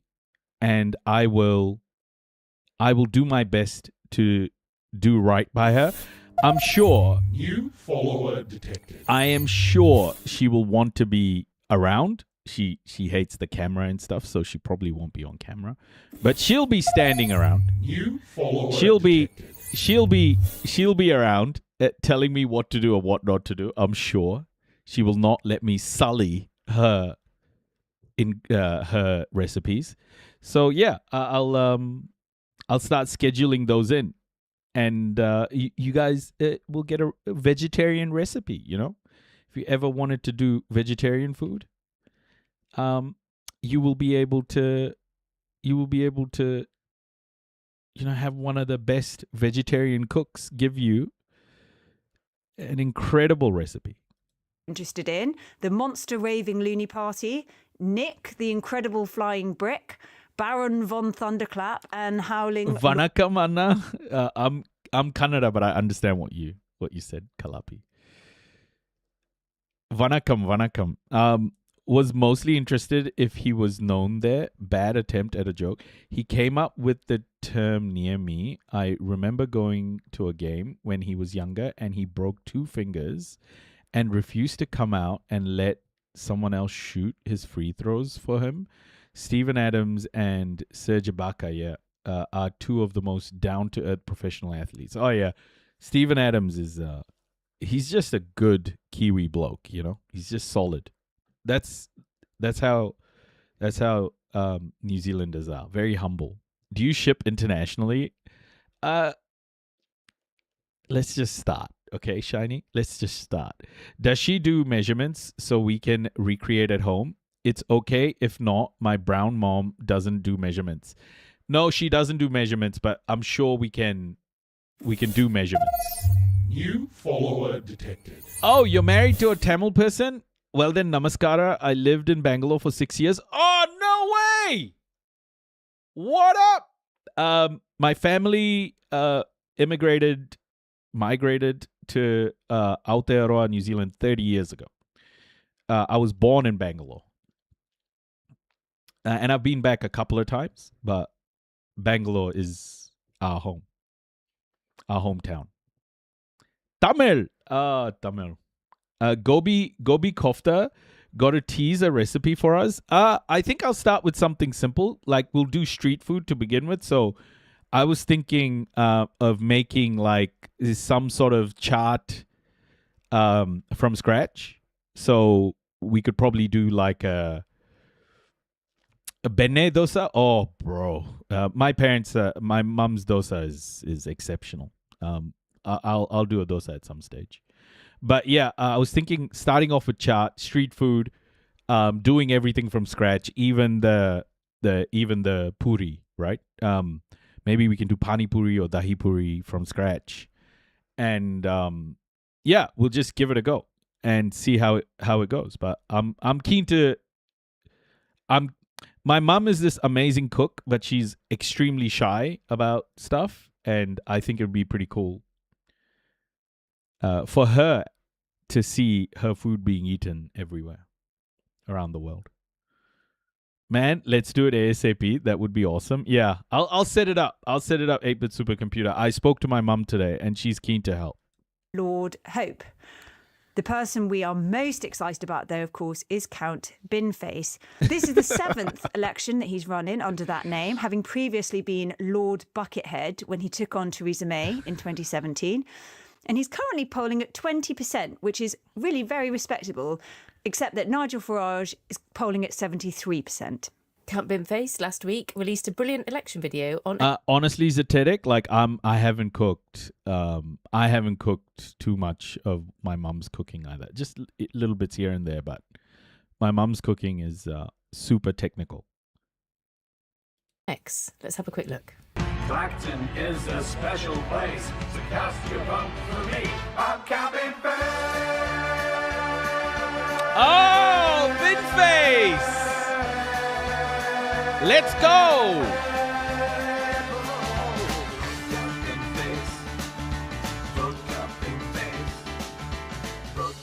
Oh, he's got a lovely voice, hasn't he? Maybe he could make a little Christmas album. Something for the shelter winter appeal, perhaps. There is a pledge in his manifesto to bring the Eurovision to Clacton. He wants to be the UK's contender for the next Eurovision Song Contest.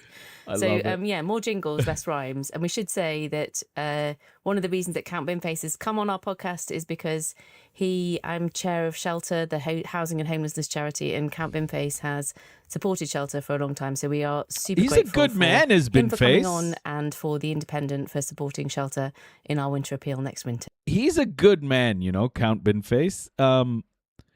I will also, after this, I'll actually show you guys an interview that Owen Jones did with the people of Clacton. I don't fancy his chances of winning, especially seeing the kind of people in Clacton. If you live in Clacton and you're a Count Binface fan, welcome. But Owen Jones's interview with the people in Clacton, man, that was nuts. I'm Helen McNamara. I'm now taking my bin off because I actually can't cope with that. I'm Helen McNamara, the former Deputy Cabinet Secretary. And I'm Clea Watson, a former Special Advisor to Theresa May and Boris Johnson. And this is In the Room with Theresa May and Boris Johnson? a very special guest, Count Binface. So we are delighted today to be joined by Count Binface. So welcome, Your Grace. I know that you've been close to the... Oh, wait. Can we just do that just one more time? Just as... Is in the room with a very special guest, Count Binface. So we are delighted today to be joined by Count Binface. So welcome, Your Grace. He's just sitting there looking at the camera. Says nothing, bro. Oh my gosh, this is so good.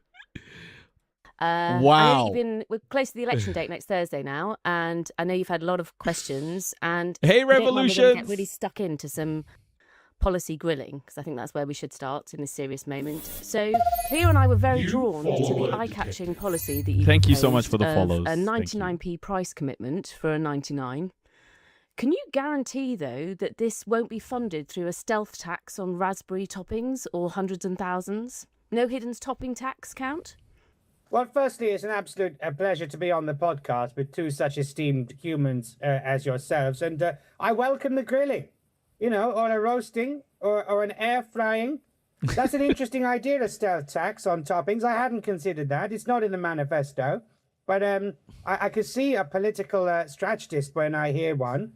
And I am not currently planning any toppings stealth tax. I can make that absolutely clear. That's very reassuring. Thank you. I mean, close observers of your policy making would note that this isn't the first time you've made a price commitment. Would you consider expanding your 99p pledge into a wider bin-face price recovery scheme, perhaps bringing the price of Freddos, Chomps, Space Raiders, Flumps and Wambars back into line? Well, hold your horses there, Helen. You see, if I started price capping every commodity, people would think I'm out of my mind and that this is some kind of gimmick. No. These are targeted measures to help local citizens of the United Kingdom. I began with the obvious one. He's got to... Okay, look. These interviewers aren't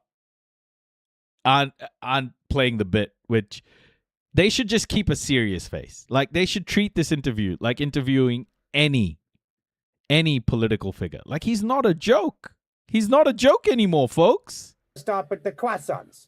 They've been priced to ridiculous, astronomical extents. I've seen a large croissant in North London for £25. Now, dear, oh dear. You might argue that the liberal intelligentsia, perhaps that includes your good selves, should damn well be paying 25 quid for their croissants.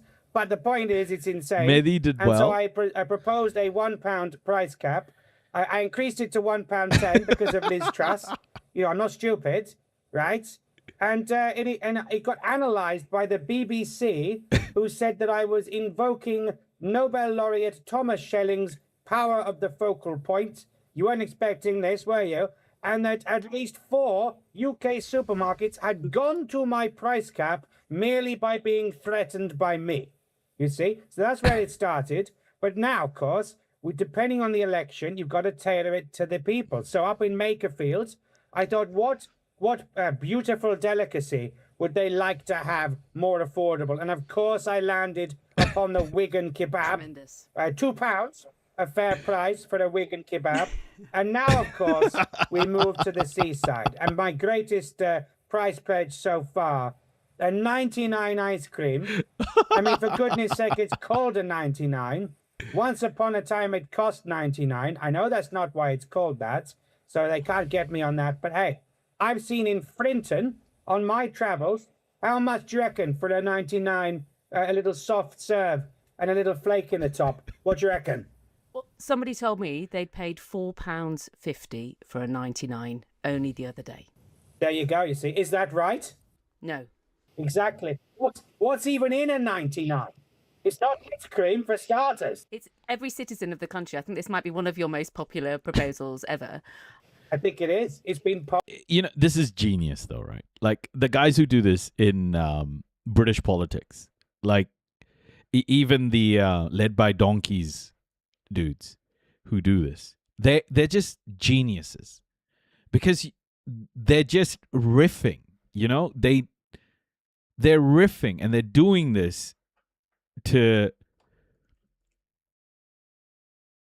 Comedy is a powerful tool. It's an incredible thing these people do. Like, how they can stay in character like this and still interview. To me, these people are incredible. Old that way. It was 380 in Frinton. So actually, compared to London, they're living a charmed life. But my deal is, I've seen the odd ice cream vendor matching my price cap already. So it can be done. And maybe we can subsidize it with my windfall tax on cozy crime novels by celebrities. How about that? Oh, he's going deep. Very technical, Binface. Very technical. I think it's a compelling economic policy, although I do worry a bit that you're giving the new Prime Minister an idea that there should be a geographically specific tax on London pastries, which I think I would have to quibble with. Well, but if you think if it takes me to figure out that the new Prime Minister might have measures which are slightly skewed against London, me thinks he might be doing that already. Fair. DM Inverse. Sorry if I'm saying your name wrong. The only joke candidate is Farage. Well, Farage, you know what Farage can do? He should kiss my ass. I despise Farage. Entirely fair. Can we move on to one of your other policies, which again has appeared in a number of your manifestos, which is the pledge to have one affordable home built? Can we start with how big is this home? No. At least one. At least one. Good. There's some wiggle room there, Helen. I see that. I think you're practiced at politicianing. At least one. So the charity Shelter, which we both support, thinks we need 90,000 social housings built every year for the next 10 years to put a roof over people's heads. It looks good, eh? So why do you always have housing commitments in your manifestos, Count, if I can ask you? Well, actually, I'm really gratified you should ask me. And that's true. Shelter and the cause of homelessness is very dear to my central fluid pumping organ. I truly believe in this. I mean, obviously, there is a ribald element in that every single government has a housing target, and they steadfastly fail to meet them. The current Labour government, Angela Rayner, who's back, the return of the Rayner, she says that the current government, she was basically saying on the radio they won't hit their 1.5 million house target in this parliament. She even invoked my policy when the interviewer accidentally said 1.5 houses. And she said that's another Gallagher's policy. So they all know about it. And it's about time one politician under-promised and over-delivered. Wouldn't we all like a bit of that? Yeah. But going forward, of course, 90,000 a year. I abide by Shelter's suggestions, and it's a huge problem in the UK, and there's all kinds of reasons for it. I think the current Prime Minister understands that what happened in the 1980s has had serious knock-on effects for social housing, council housing, and the like. And yes, we came a bit serious here, aren't we? But it's okay, because in the meantime, while those new houses are built, I say that the British people requisition royal palaces, except one of them. They can have one. It's one family. They can have one palace. The rest of them can be turned into shelters and refuges for people who need a roof over their head. How dare that one family have something like 6 or 7 giant palaces on the British taxpayer? What a symbol it would be to the world if they gave up Buckingham Palace. They don't even like it. They hate it, Helen. So why not do the honourable thing and give it to the people? How about that? You have read my mind, because my question was going to be, if you could turn a public building into social or affordable housing, what would it be? And there you are. Excellent policy. We've done that. There we are. So, the one thing I want to say is you have to know policy to create satire around it. So there we are. So I actually think he is super educated about British policy, UK policy, and honestly, if this guy wanted to, I think he could really run. Like, not as a even as a bin, I think he'll get a lot of votes.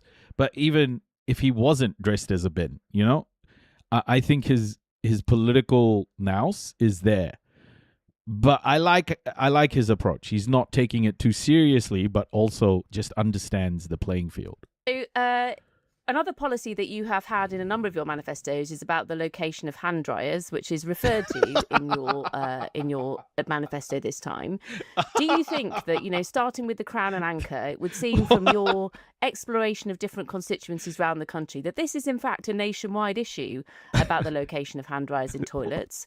And I wondered whether it was time to start a kind of cross-party process to get some consensus around whether there should be statutory regulations of these things. Would you be prepared to join such a process?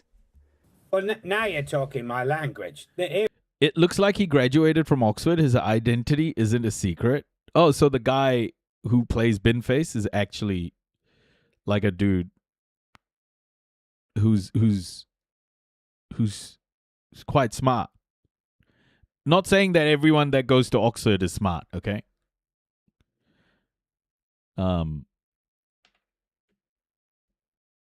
But he seems like he knows what he's talking about, man. Here we go. This is exactly why I come on an esteemed podcast like this. Do I think there should be an all-party parliamentary group, Cleo's licking her lips on that, an APPG, on hand dryer location in public houses? Yes, I bloody do. I must say, must correct you, I have heard of no such travesty at a pub called the Crown and Anchor, although I'm sure that's possible. I think you're referring to either the Crown and Greyhound in Dulwich, that's a nasty one, but most important, of course, the Crown and Treaty in Uxbridge, where it is started, and where I have signed a treaty in the Crown and Treaty, with the Crown and Treaty, that they will move the dryer when I'm elected. That's democracy. But you may also note, in the new manifesto, I've actually highlighted a new disgraceful placement in the Great Himalayas restaurant in Southport. My goodness me. It's like the opposite of one of the 7 wonders of the world. There are going to be human males air frying their genitals every night. It's disgraceful. It needs to change. We can't have that. Absolutely. We stand with you on those policies, and I can only apologise for my misplaced crowns. I'm quite fond of the crown and anchor. It just came automatically to me.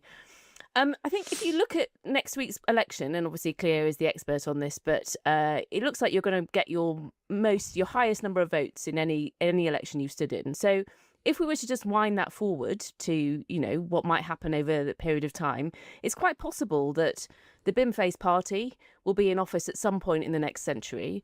And I wonder if we can just ask you to put your mind there. So, thinking about a cabinet of counts, what's the cabinet job you've got your eye on? A cabinet of counts? That sounds rather similar to what we had under Boris Johnson. I said it very carefully. Yes, it's important. It's very important. Well, that's very kind of you. I must correct you that there is no way in a million Earth years that the Clacton by-election will be my best result. It's impossible. Because, if I'm right, there are something in the region of 53,800 homes. I'm not sure how many people are going to vote. And in the London mayor election in 2021, if you include first and second choices, I got 92,896. Not too shabby. I literally cannot beat that score. So, I think you're thinking parliamentarily. And in that field, my record so far is 308 in a factual election, 309 in a fictional election, because I did a cameo on that show Industry, and they said, how many votes do you want? And I said, well, my record's 308, so could I pretty please have 309? So they did that. Lovely. So if I get 310, we're in business, guys. Come on. Amazing. And well done, my boy. देखा मैंने कितना अच्छा dance करता है? I have to say, he is a quality bloke. That was I thought a good way to kind of get away from all of the doom and gloom, but I am going to put us back into some doom and gloom because I think it's important to get through a few bits and pieces that I've got lined up. The next one I want to talk about, guys, if you don't mind, is this Owen Jones piece on the BBC admitting bias in favor of Israel. Okay, so this is a really important recent development, but the way BBC responded to this wasn't particularly good in terms of the accountability side of things. What the BBC has done is so egregious. It has manufactured consent for genocide, and now, as all the truth comes out, you can see that they are going to dodge accountability as much as possible. It's sad. It's fucking terrible. But something that we need to keep an eye on. These companies need to be held to account. Astonishing confession from the BBC about its pro-Israel bias. Yeah, this was 19 hours ago. Machine Girl Kelly. This was released 19 hours ago. So yesterday-ish. Let's just go through this. News Corp is a media watchdog. It's done really, really important work on challenging mainstream media bias, not least on Israel's genocide of the Palestinian people. So, for example, earlier this year, they did this crucial report which analysed how Western media outlets have sanitized Israel's genocide of the Palestinian people. And they did it, with the statistics, the raw stats, not anecdote, not kind of vibes, but actual empirical data, which showed exactly how the genocide was sanitized. Now, last month, they took up an example of BBC reporting, and they encouraged people to complain about it. And it was a classic of the genre. On the 21st of July, the BBC reported the killing of Firas al-Masri, his wife, Salzabil, and their 4 children, Faryal, Salma, Amira, and Naim, all of them burned alive by an Israeli attack at their home in Gaza City. But the fact they were burned to death was reported as a claim rather than as a fact, with the perpetrator erased. Now, the BBC said the following. The brother of Firas al-Masri told the BBC that he'd been burned to death along with his wife, Salzabin, and their three daughters Grandpa and Simpson, son, thank you Faryal, for the follow. Salma, Amira, and Ned. Now, as News Corp put it, 6 people are burnt alive and the sentence contains no one who did it. Compare the sentence the BBC writes about Israeli deaths in the same passage. 4 Israeli soldiers have been killed in Palestinian attacks in Gaza. So there the killer is named in the same breath as the killing, they say. Now, we'll get to their response to, which is so revealing, by the way, about overall how they're approaching this heinous crime, by which I mean the genocide.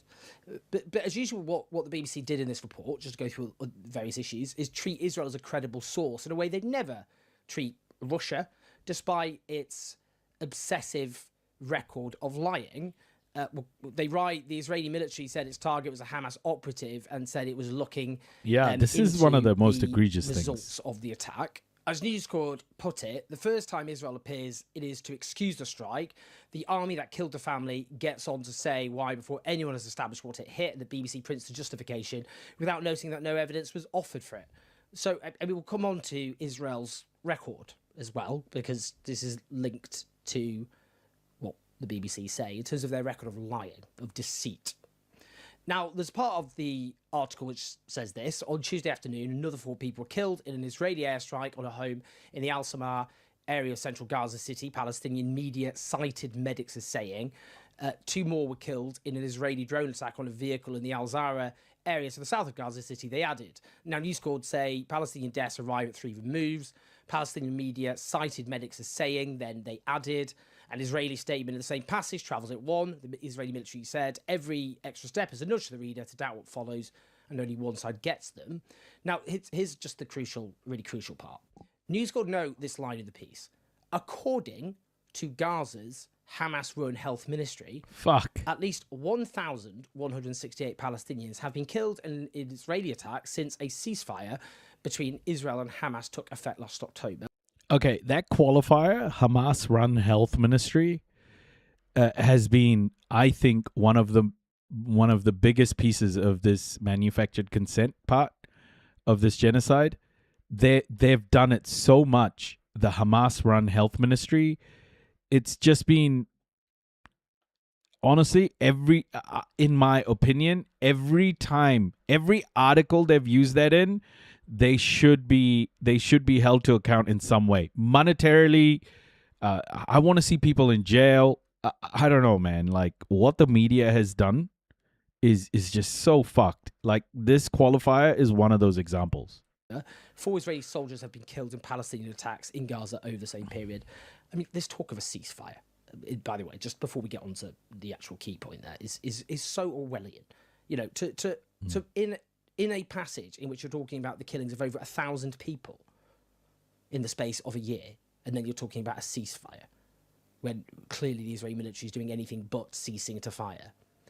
Now, so News Corp say, 2 paragraphs later, the BBC attributes 1,168 Palestinian deaths to Gaza's Hamas-run health ministry, then writes that 4 Israeli soldiers have been killed in its own voice with no source at all. Both figures come from a party to the conflict. Only the Palestinian one is treated as a claim. They expand on this. The Palestinian dead are attributed to a ministry the BBC labels by the party that runs it, Hamas. The Israeli dead are simply stated in the BBC's own voice with no source at all, even though that figure comes from the Israeli military. The BBC speaks in its own voice about a death toll exactly once in this article, and it does it for the Israeli one.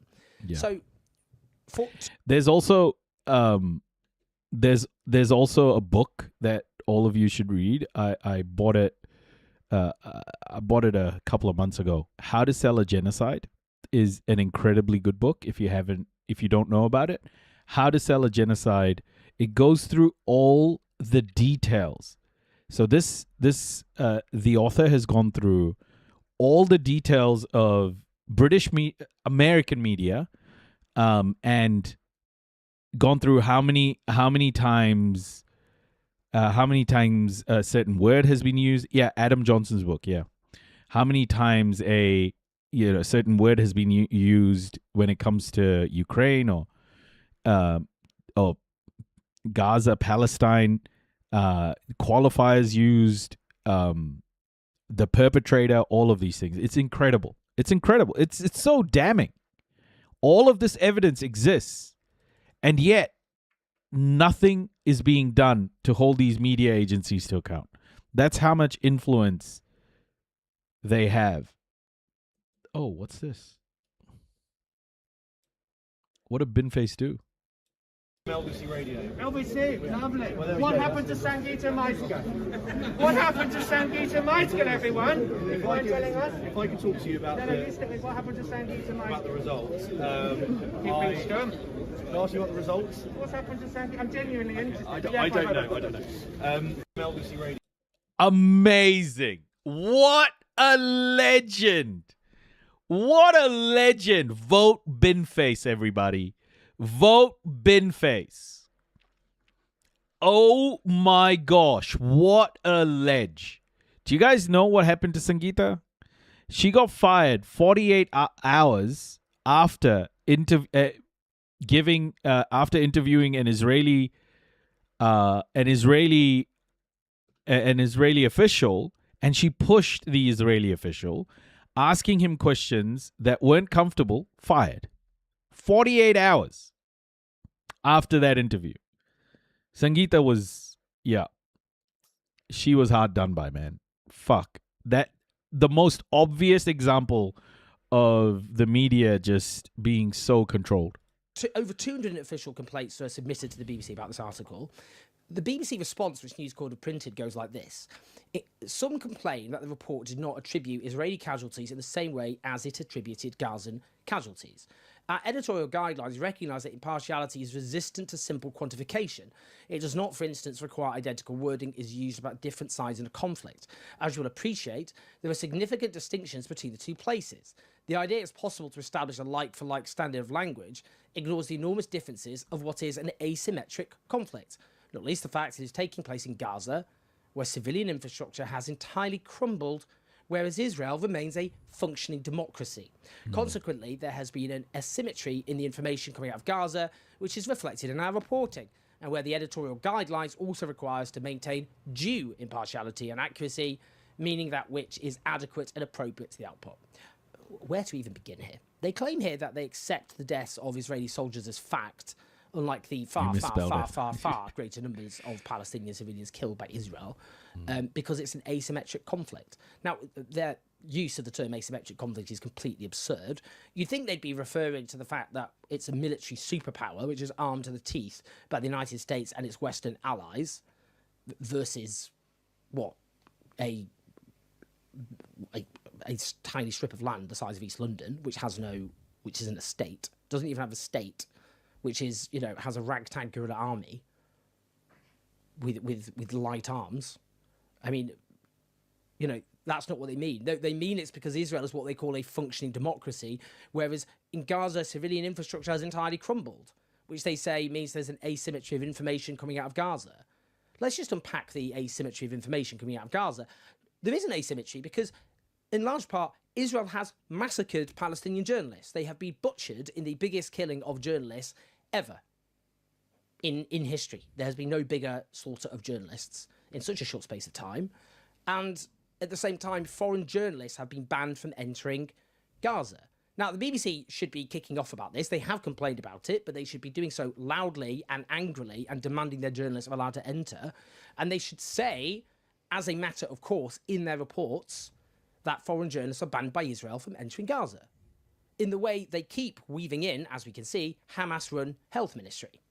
But they don't weave in the fact that the International Criminal Court has issued an arrest warrant for Benjamin Netanyahu for war crimes and crimes against humanity. You think that's a pretty salient point, which should be woven into their articles, but they don't do that either. They say Gaza's civilian infrastructure has entirely crumbled. How did that happen, BBC? Crumbled? Yeah. I mean, it's a passive word. It literally strips away any sense of a perpetrator. Like there was an earthquake. You don't listen to entirely crumbled and think you're talking about something that's been attacked. I mean, it sounds like wear and tear. It sounds like something falling apart because of age. Or because it's not been built properly or something, rather than being systematically obliterated. The infrastructure of Gaza did not mysteriously crumble of its own accord, did it? It was bombed to pieces by Israel. But you don't get that at all from that expression, crumbled. And they're saying because Israel succeeded in destroying Gaza's civilian infrastructure, that means we don't treat the killings perpetrated by Israel as a fact, unlike the killings of the soldiers during the genocide. So they're rewarding Israel for destroying Gaza by then diluting the hideous truth about what Israel is doing to Gaza. So what they're saying here is, the more that a powerful belligerent destroys or controls the institutions that are capable of documenting Hey, Spencer. conduct, Welcome. I'm good, thank you. How are you doing? Authority is subsequently granted to that belligerent's own account. So you give it more authority because it's destroyed the institutions capable of documenting it. That's what it's tired. In part, what it's saying, and you know, it says Israel's a functioning democracy. Absurd, by the way. I hope you can Israel chill out watching this. Is the occupying force good to between hear. the river and the sea, with millions of Palestinians Welcome. who are under its domination and occupation, who have no say over their own future or say over what Israel does to them. That's not a democracy, that's an ethnocracy.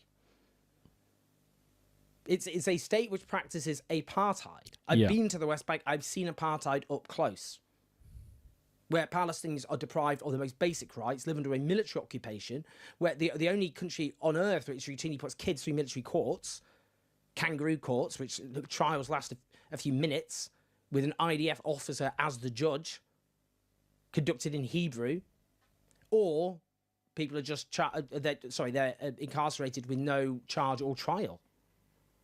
They're routinely massacred. Their basic rights are just taken away. They're driven from their homes violently. I'm talking about the West Bank here. Functioning democracy. I mean, that's a tyranny in the West Bank. And that's 3 million Palestinians in the West Bank, let alone the survivors of Gaza, around 2 million or so, who again live under Israeli occupation and have been driven into a tiny area of Gaza, which is already a tiny strip. Now, this idea, even on its own terms, says it's a functioning democracy, that Israel constantly lies. Now, about deaths, about killings. So, just one example. When Israeli forces massacred 15 Palestinian emergency workers back in March 2025, the IDF initially said the vehicles had approached without lights or marking. Then video came out which showed clearly marked ambulances and fire engines with their lights on. That's just one example. This was such an absurd thing. I think when we go back through, and we have been doing a little bit of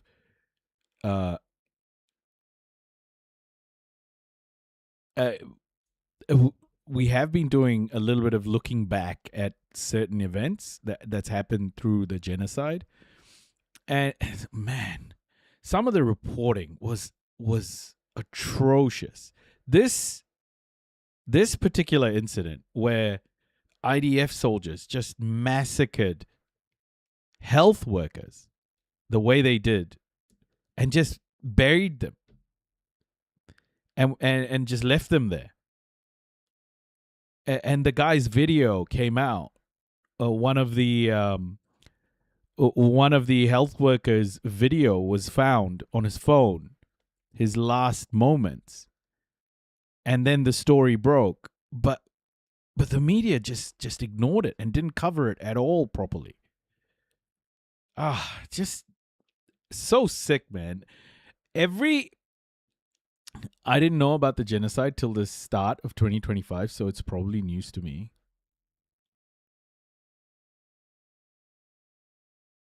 Yeah. I don't want to start an argument, but I don't understand the administrative status of the West Bank. Yeah, it's occupied by Israel, and it's administered by Israel, but it also has a government, the Palestinian Authority, who are the administrative power.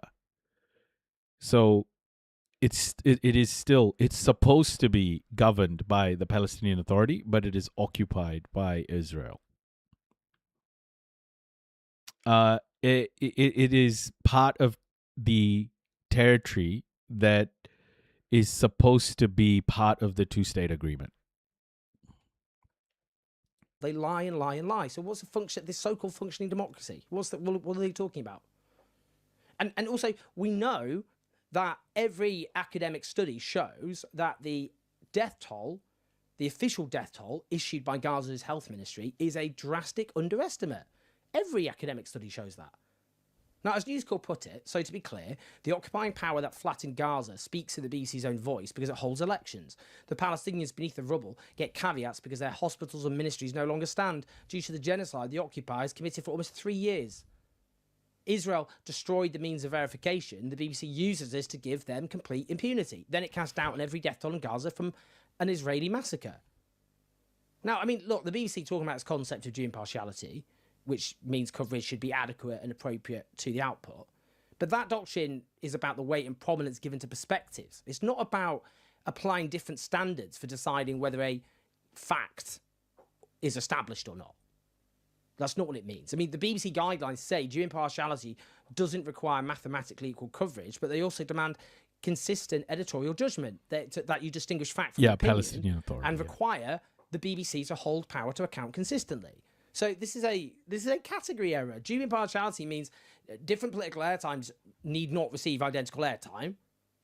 So, for example, I don't know, like someone who thinks the climate emergency is real, which is just a scientific fact, and someone who doesn't, which isn't. You don't need to go, well, one person thinks this, one person thinks that. The BBC had to, originally they did do that, but then they rode back on that. What it means to impartiality in practice is different factual claims have to be assessed through the same journalistic process. Source, evidence, corroboration, and uncertainty. It doesn't mean that the BBC is given a license to apply different standards of proof, which is what they're doing here. Now, the asymmetry of power should actually mean more scrutiny of Israel, not more deference, because they're invoking asymmetrical conflicts as justification for different treatment. But an asymmetric conflict means a vast asymmetry, not just in the infrastructure, but it's the military force, the control of territory, surveillance, the ability to shape the international information media environment. The one thing this whole, I guess it was very confusing at the beginning when the genocide started. I wasn't educated about everything that was going on. But as it went through, as the genocide kept going on and on and on, and it still goes on today, one thing that started to bother me at end of 2023, start of 2024 was the blatant inaction. Because up until then, I thought that we lived in some sort of just world. Like, weirdly. I thought we lived in some sort of just world. I was so stupid, propagandized to believe that our world was in some way fair. And then as elected officials, as people in power, just kept making statements as I was watching children being blown to pieces. To me, it just was like such a learning moment of how unjust everything is, and understanding how our world is the way it is. It's been such an eye-opening journey for me. And understanding that Western powers aren't sanctioning Israel like the way they're sanctioning Russia, because ultimately Western powers feel that Israel is a necessity. And what Israel does has a level of, like, the West has given Israel a lot of rope. The West has given Israel a lot of rope to do whatever they want. That was my biggest understanding is, there's been a lot of noise, and still, people will come in and say Zionists control the West. But then I have to like disagree and say, I don't think the West needs controlling to be this evil. I think our governments in the West are designed to be like this. It is a system built over a period of 600 years of European colonization that has been built in a way that allows genocides to happen. Because in order to exist as a global hegemon, these genocides are part and parcel of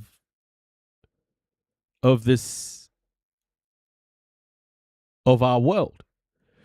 So the West, all the West has done, I'm talking about the G7 here, is they're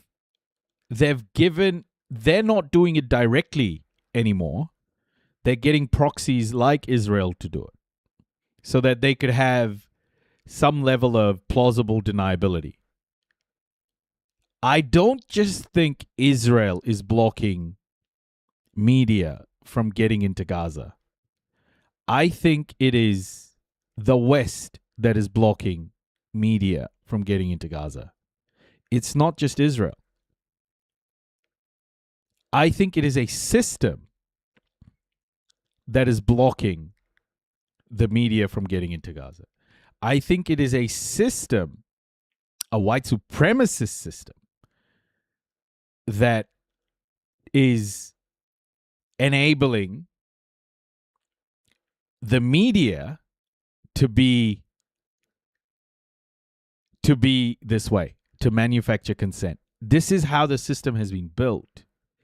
And I don't think we're just fighting against the BBC's narrative. I think we are working against this system that has been built over so many centuries. That's the scary part about this, because that's what Israel is doing is what the system is designed to do.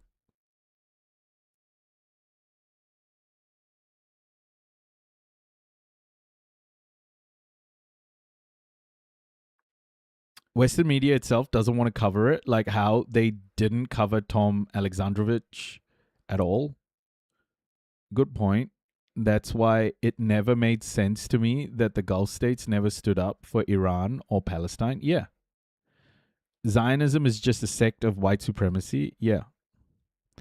I will say there are some trying. Did you hear about Ro Khanna's situation in the West Bank? I did, Axiom, but here's the crazy thing. We even watched the interview after Ro Khanna came back from the West Bank. And you should watch that interview. I think what you'll see is Ro Khanna's very much controlled opposition. Like, the guy is still open to sending weapons to Israel. Like, he is not the guy that is like this absolutist on stopping this genocide. I think he is controlled opposition, and he's just, I lost so much faith in that dude, man, when I watched that interview after. How can you still talk about defensive and offensive weapons? Yeah, exactly. Fawning for her. The whole Dem Party's controlled opposition. Yeah, I think this is the system that's been built. I think the system is behaving exactly how it needs to behave to protect its interests. That's the scary part. It's that these people don't even need to coordinate. It's just how it works.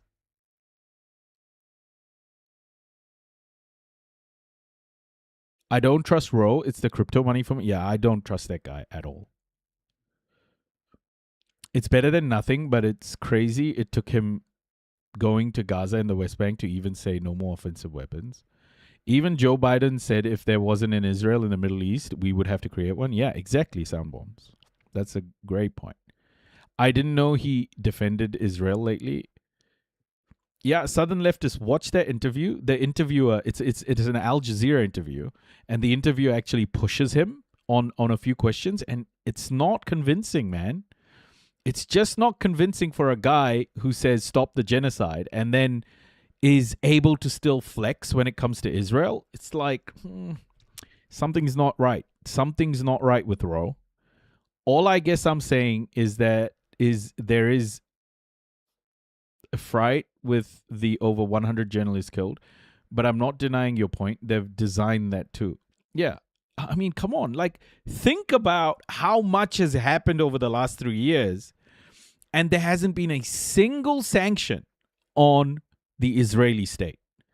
Even now, when they're talking about sanctions, they're talking about settlers. They're talking about settlers and individual settlers and settler organizations. So they're working their way, right? So they're like, okay, what can we do without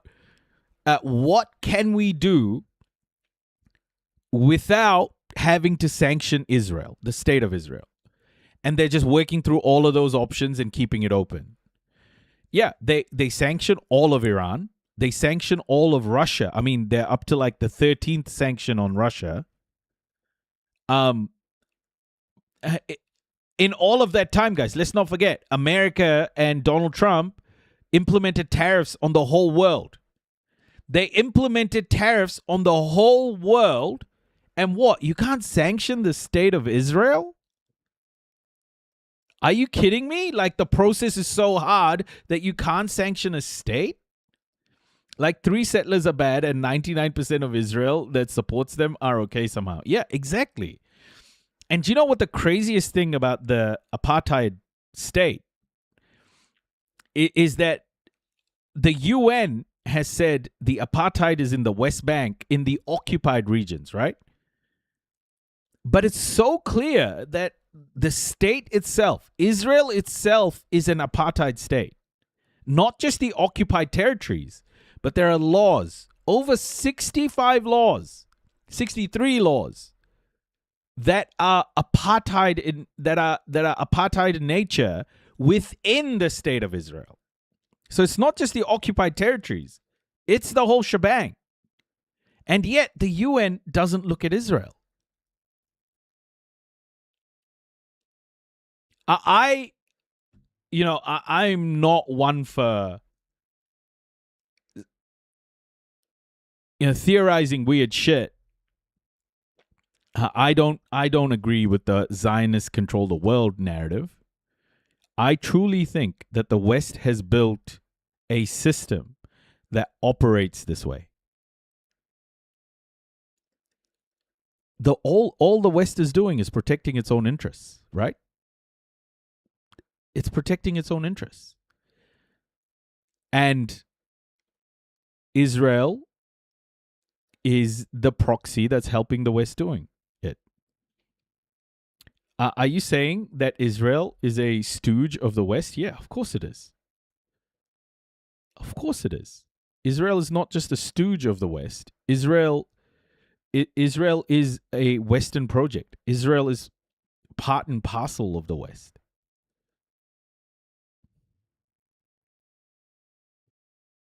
It's systemic. That's the point. It's literally in the laws. I want you to go look at this. Apartheid.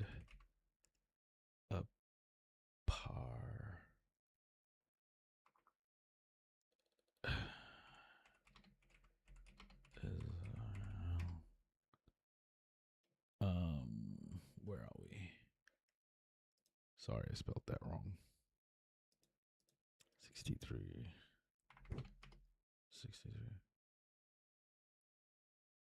Here we go.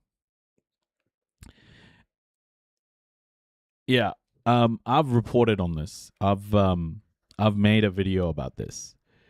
There are nearly 2 million Palestinian citizens of Israel who account for roughly 20% of the country's population. Palestinian citizens of Israel are subjected to differential and unequal treatment under Israeli law when it comes to citizenship rights. The most important immigration and nationality laws include the Law of Return, 1950, and the Citizenship Law, 1952, privilege Jews and Jewish immigration.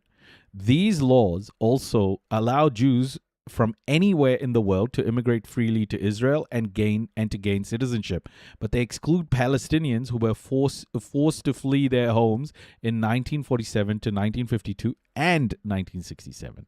There are more than 65 Israeli laws which discriminate against Palestinians.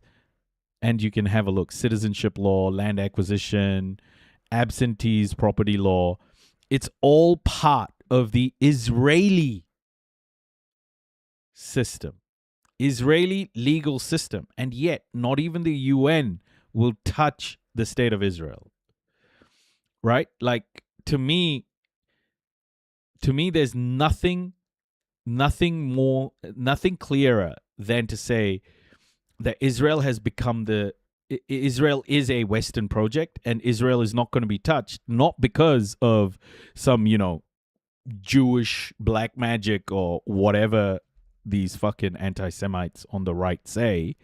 But actually, it's what the West is doing. It is the West's intent to keep Israel going as a proxy state, as a project of the West in the Middle East. Force projection around the world as well. It's very central. Yeah, it's so insane, guys. I mean, Israel invests in a vast international propaganda campaign, Hasbro. Now, the rules of the BBC say it must apply appropriate scrutiny to governments and others who exercise power and responsibility. Its overarching impartiality principle requires it to hold power to account consistently. Now, because Israel's the vastly more powerful actor here, with one of the world's most sophisticated militaries, as well as the vast resources it plows into propaganda, its censorship regime, there's a military censorship in Israel, it's banning of international journalists from Gaza, and it's killing of Palestinian journalists. That means its claims warrant particularly rigorous scrutiny. That's what this is the mistake that people like Owen Jones make, right? The mistake people like Owen Jones, and I think a lot of Americans make, is that they see the UK and they see America as the victims of Israeli propaganda projects and Israeli meddling within their political systems. But I think they need to flip that understanding and see that actually neither America nor the UK nor Europe nor Canada are the victims. They're not victims. They are the perpetrators. Like, this is the system. I think too many people feel like their countries are the victims of Zionism or Israeli propaganda. It's just not true. And that's one mistake I feel like Owen Jones and others like him make a lot. It's all Israel's fault. We're just helping them do it. No, bro. This is not America helping Israel do it. America is doing it.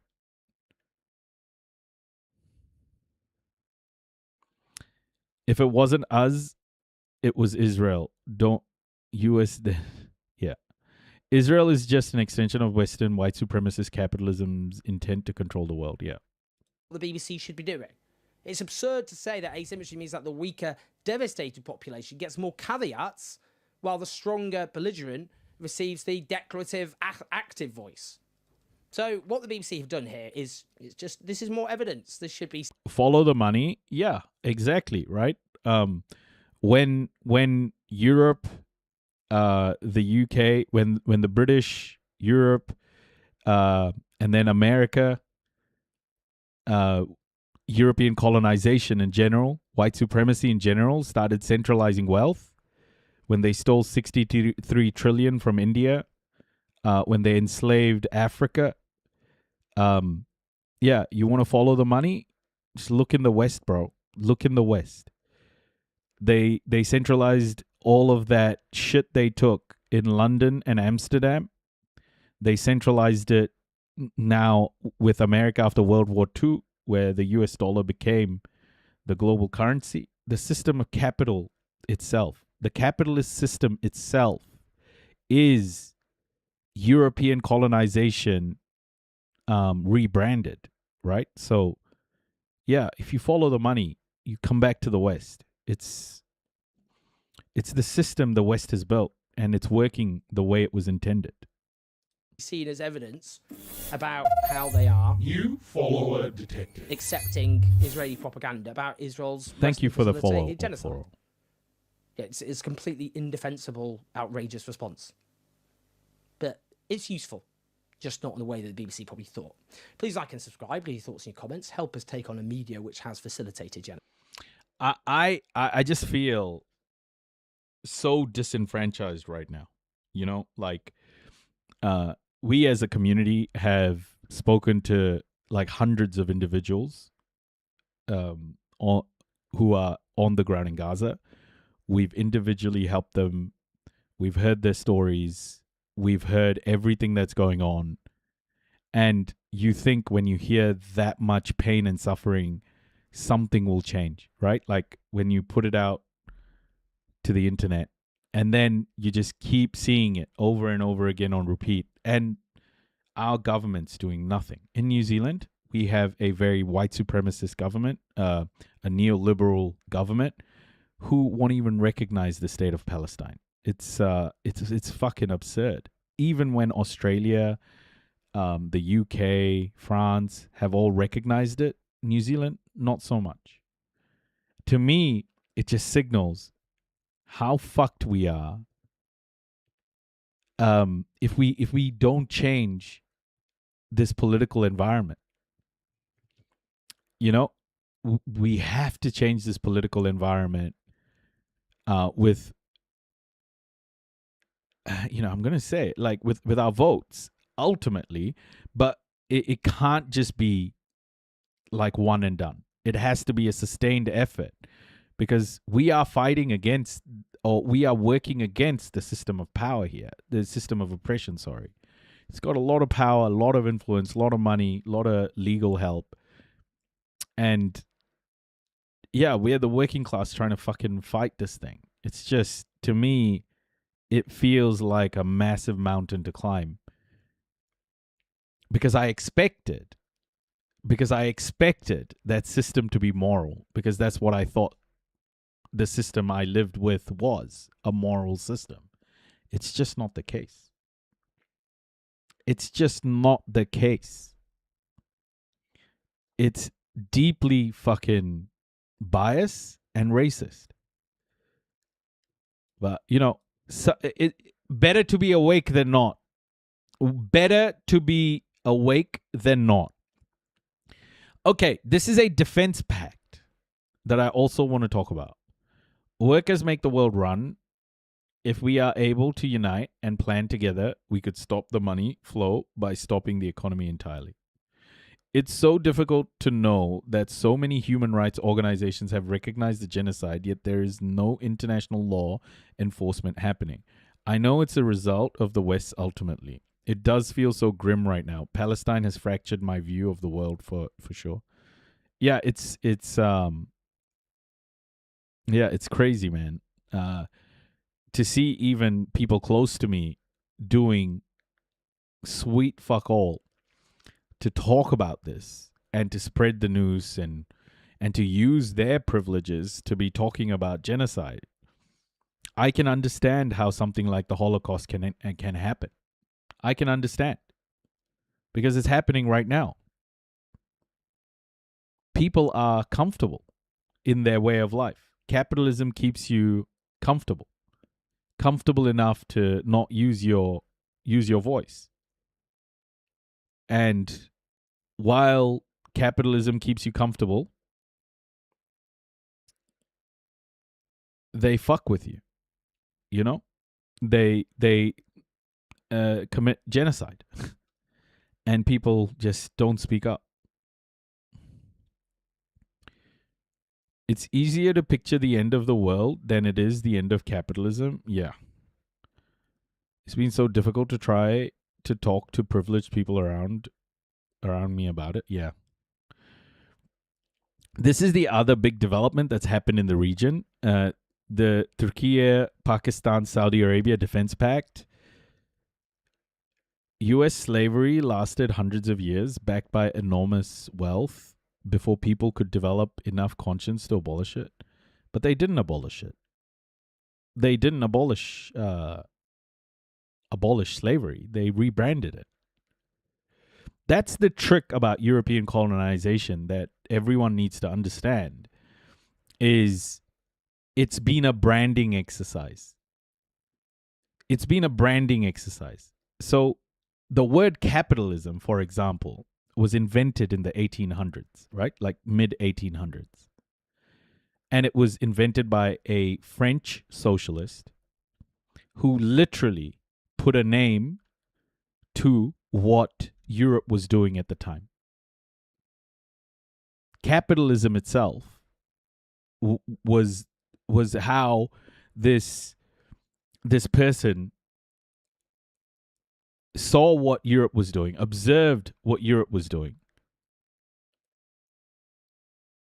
and he that was the name that he came up with, capitalism. And European colonization got rebranded to capitalism. And that what the capitalism we have today is very much still a colonial project. It is a system of oppression that has been developed and shaped over 600 years of white supremacy and the Christian patriarchy. Right? So capitalism is the story of the exploitation of labor, which is slavery, indentured labor, etc., etc. And then you have slavery itself. Well, slavery didn't disappear. Slavery didn't disappear. When slavery was abolished, things like indentured labor became heavily used. Things like black codes and convict leasing happen in America. And modern slavery exists today. We have a huge amount of modern slavery today. Right? New follower detected. And a 2024 report by the International Labor Organization estimated that modern slavery generates $230 billion of profit every year. So slavery never ended. It just got pushed down the supply chain. What Europe did at the end of World War II,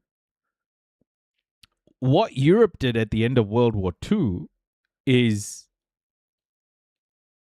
they decided that they weren't going to continue colonizing directly. They wanted to take boots out of these colonies because it became too expensive to maintain that. So via the capitalist system, they built international organizations, international institutions, global institutions. Like the IMF was literally set up after World War II. In 1945, it was formally set up. Right? You have the World Bank. You have the WTO later on. The UN was set up after World War II. So all of these institutions, neocolonialism is what it's called, yes. And that was colonization 2.0. It was the use of the capitalist system in a different way. And then they brought in globalization as well, which has now backfired because it's deindustrialized the West. But ultimately, the West set this system up. It's working the way they intended it to work. Sudan, what's happening there, the genocide in Sudan, is not a civil war. It is a proxy war. The UAE is a vassal state of the West, being funded by the West, and the UAE is funding the RSF in Sudan. Think about this. I want you all to think about this. The US has proscribed Hamas as a terrorist organization, Yemen as a terrorist organization, the IRGC as a terrorist organization. Why have the West not proscribed the RSF, the Rapid Support Forces, as a terrorist organization? The Rapid Support Forces in El Fasher killed so many Sudanese people that you could see pools of blood from space. Like 100,000. Insane amounts of people in El Fasher. Okay, that's just one short period. They've murdered so many people, but they haven't prescribed the RSF a terrorist organization.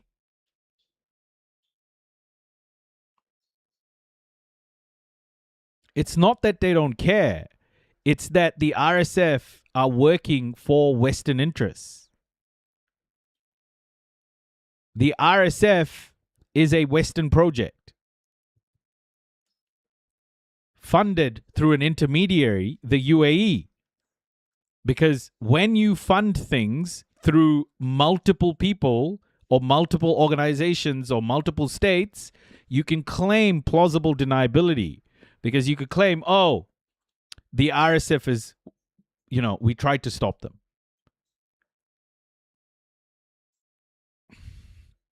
Since terror has been the big name propaganda used in the US. Well, they're doing that and don't care. The videos out of Sudan are hard. Yeah, I've watched all of it, man. I've watched all of it. It's bad. You enslave the population by making them desperate via funding warring factions. Yeah. The crazy thing is, like, when you understand how the world has become this way, you understand how it's working the way it was intended to. And you also start to understand where the bright spots are, where the potential opportunities for change are.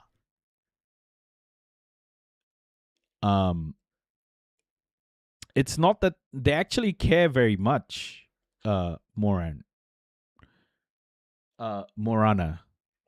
They actually care very much because Sudan is in a very strategic spot in Africa. Its coastline, is the Red Sea, and it's got minerals as well. Gold is one of those minerals, but it's got a ton of other things. It's mineral rich. So it's not that they don't care. It's that the RSF is serving Western interests.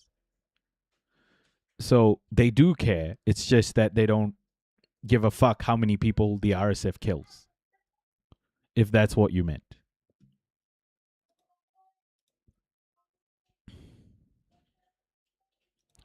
But it's insane to me. It's insane to me that the RSF isn't a proscribed terrorist organization. They're doing with the RSF what they're doing with the settlers. They're doing with the RSF what they're doing with the settlers. They're sanctioning individuals. So Europe came out with a sanctions package, and they're sanctioning individuals in the RSF. They're not sanctioning the organization. And that's what they do with the settlers. To me, this is the way the system has been designed. And also I think if we look deeper into the events that have happened, if we look deeper into more events that have happened in Africa, etc., I think we'll find other places where the same strategy has been used. It's so fucking evil, bro. It's so evil. Just fundamentally fucked. And then we're starting to see stuff like this happen. I don't know what to fully make of it. I often think that that alliances forming without America involved in it is always a good thing for the world. It shows that that countries, that states are looking for security guarantees because they don't trust America as a state that can provide that for them. So it says to me the world is starting to fragment into alliances, into smaller alliances, which is always a good sign that the global hegemon isn't enough anymore. So it might be a sign that America's power is starting to fragment in a lot of ways. But yeah, I just don't know how to read this.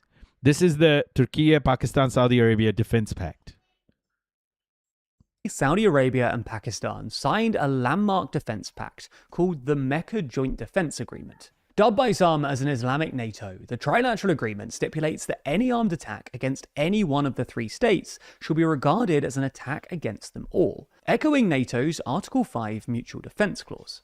With the US-Iran war still unresolved, renewed escalation in Yemen and the Red Sea, and persistent tension between Israel and its neighbours, the Mecca Joint Defense Agreement is set against the backdrop of a turbulent Middle East.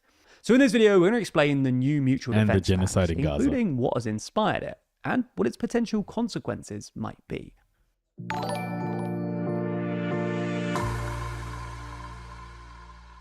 Musa.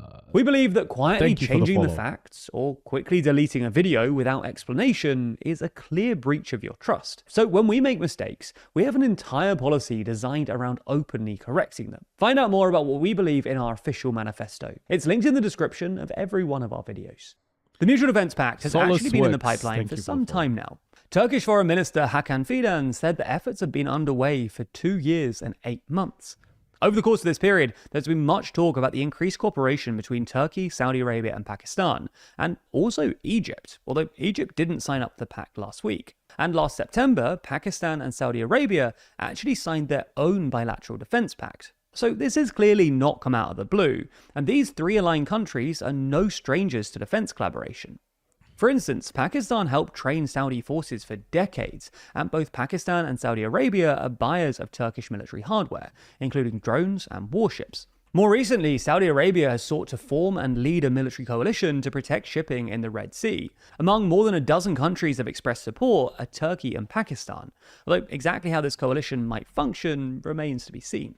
Regardless, last week's trilateral agreement appears to be the most significant move so far. At a meeting in Mecca, Islam's holiest city, on Friday last week, Turkish President Recep Tayyip Erdogan, Pakistani Prime Minister Shahbaz Sharif, and Saudi Crown Prince Mohammed bin Salman signed the Mecca Joint Defense Agreement. While the precise details of the agreement have not been made public, a joint statement said that the pact was built upon their shared strategic interests and long-standing defense cooperation.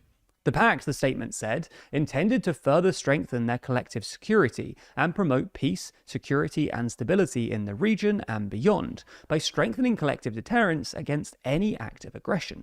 The agreement includes a NATO Article 5 style clause that states that any armed attack against any one of the three states should be regarded as an attack against them all. Each country brings something to the table. Saudi Arabia has its oil wealth and diplomatic clout in the Muslim world and beyond. Pakistan has a sizable military and is the only Muslim majority nation armed with nuclear weapons. And Turkey has a well-established defense industrial base and one of the most powerful militaries in the region. Following the signing of the agreement... Hey, Nookie, I got a permaban on TikTok today because weirdly, we played a TikTok video and I was just playing the audio of it. And yeah, it was deemed as hateful. But it was just a comedian. He was just a comedian who happened to use the N-word.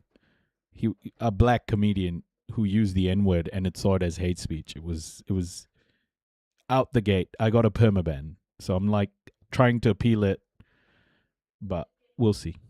The Saudi government said that it was not an effort to establish a military axis or sectarian bloc, nor was it linked to any nuclear ambitions or arms race. And the Turkish government has described the agreement as purely defensive in nature, adding that it is not against any specific actor. But when you look at the agreement against the backdrop of the ongoing turmoil in the Middle East, it's hard not to see it as a response to that, and specifically a response to the military action across the region by both Israel and Iran. Furthermore, one Saudi commentator close to the royal court said that the tripartite defense pact reflects the recognition that American deterrence has been significantly weakened, and that the Iranian threat will increasingly need to be managed by regional powers. I hope you get your account back. That sucks. Yeah, 190,000 followers. Oh, just blown up just like that. It doesn't matter. I mean, if I have to restart, I'll restart. It's been a really important account to help amplify the voices in Palestine, you know. So I don't want to lose it. I've appealed it. Let's see.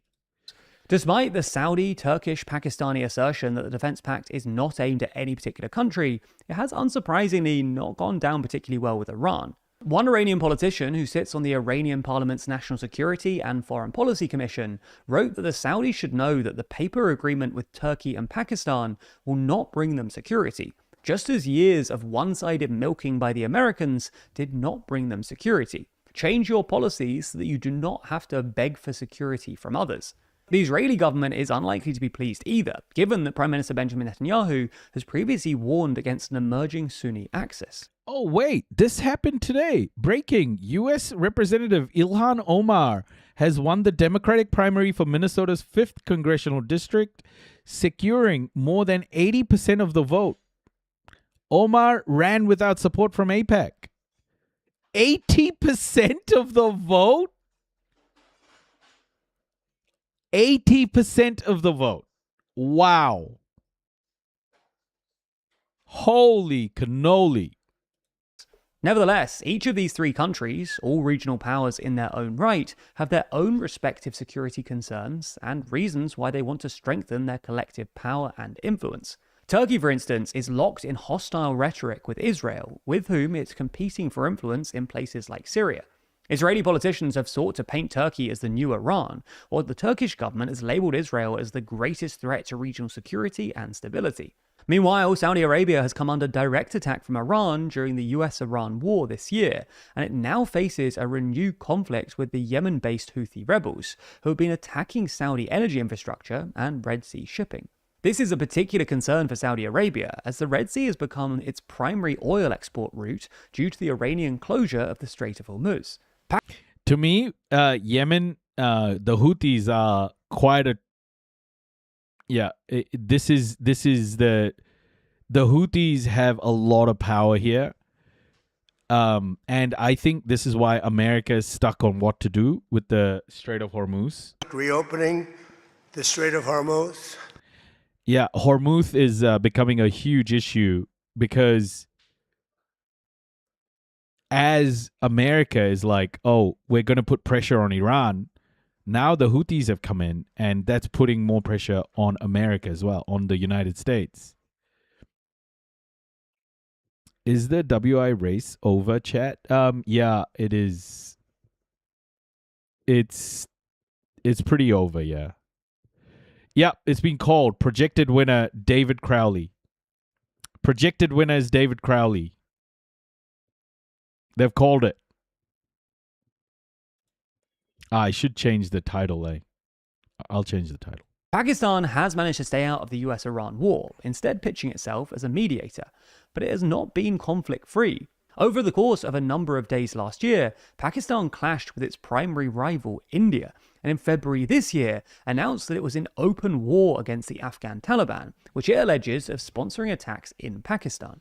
The obvious question is, does this new defense pact mean that Turkey, Pakistan, and Saudi Arabia are suddenly going to jump into each other's conflicts? Well, the answer is probably not. It's worth recalling that despite Saudi Arabia and Pakistan signing their own bilateral defense pact last year, and the subsequent deployment of Pakistani military hardware and troops in Saudi Arabia, Pakistan has not entered into the Iran war or intervened against the Houthis. Furthermore, Turkish Foreign Minister Fidan has said that, like with NATO, a country under attack would need to request assistance and define the type of help it requires. Bro, how hard is it to say Fidan? How hard is it to say Fidan? What's my name on Twitch? Same thing, Nookie. Same name. Like Fidan? Really? And that the practical implementation of assistance will be discussed by the allies in question. But we shouldn't downplay the significance of this development. Despite the vagueness of how the Mutual Defense Pact might be implemented, its very existence does increase the risk that these countries could be drawn into each other's military confrontations. But more broadly, it's significant because it's a step towards formalizing the regional security architecture that could grow to include more countries, something that Turkey has raised the prospects of. And it highlights that the three allied regional powers are seeking to take greater charge of managing regional stability. You know, I was thinking this this defense pact was to protect against Iran's rising power now that America fucked it up so badly. But I think it's also to protect against Israel. I think this is as much a play to thwart Iran as it is to thwart Israel as well. Because Israel has been talking about attacking Turkey a fair bit recently. So I don't think Israel is very happy about this alliance at all. And security, rather than relying on external powers like the United States.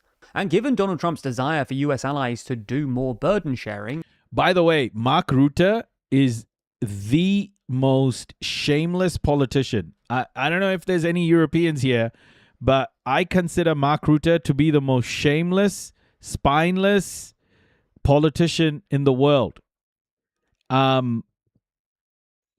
He's like that American Psycho character. You know, I bet you he does push-ups in front of the mirror naked every morning. Loves himself. Loves himself. Hey, Faye, welcome. Rutte is like, I don't know, he may even be a mass murderer. Because how can you just turn up every day and just kiss Trump's ass so much? How? How do you wake up in the morning and go, okay, today I'm going to get ready to smooch his anus in public? In regards to defense, this new agreement will go down well in Washington. Now, this story about the new Mecha Defense Pact is constantly updating as more and more outlets are reporting on it, so it might feel like it's hard to keep up with the ever-changing media landscape. Right now, there are 415 sources currently reporting on it, with most of the coverage coming from the right. This type of analysis is why Ground News has been our favorite way to stay up to date with the news since 2023. Okay. So that defense pact, I think, is pretty crazy. Guys, I want to leave you guys with this. The state of New Zealand politics. This is an 8-minute video, okay? 8 minutes. I implore you to stay and understand this. How idiotic our Prime Minister is. How incredibly insufferable and unqualified he is to lead this country.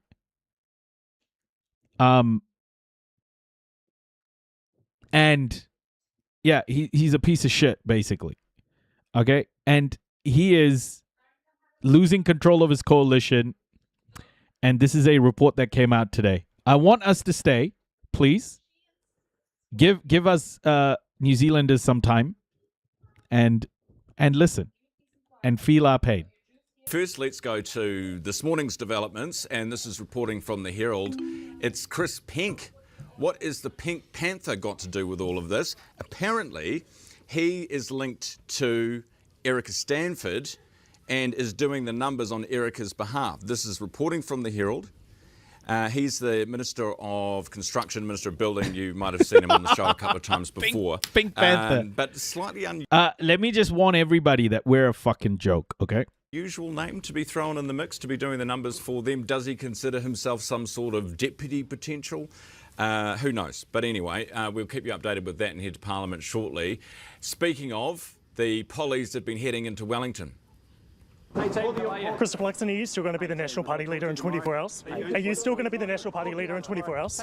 We have absolute confidence in the Prime Minister and in the caucus leadership.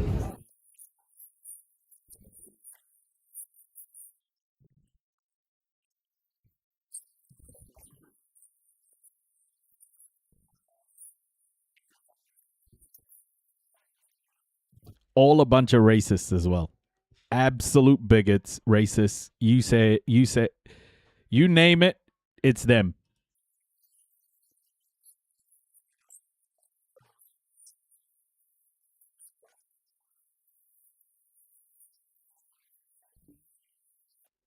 Now, that is what you call a... Oh my gosh. Audio broken? What? Really? Excuse me? Audio's broken?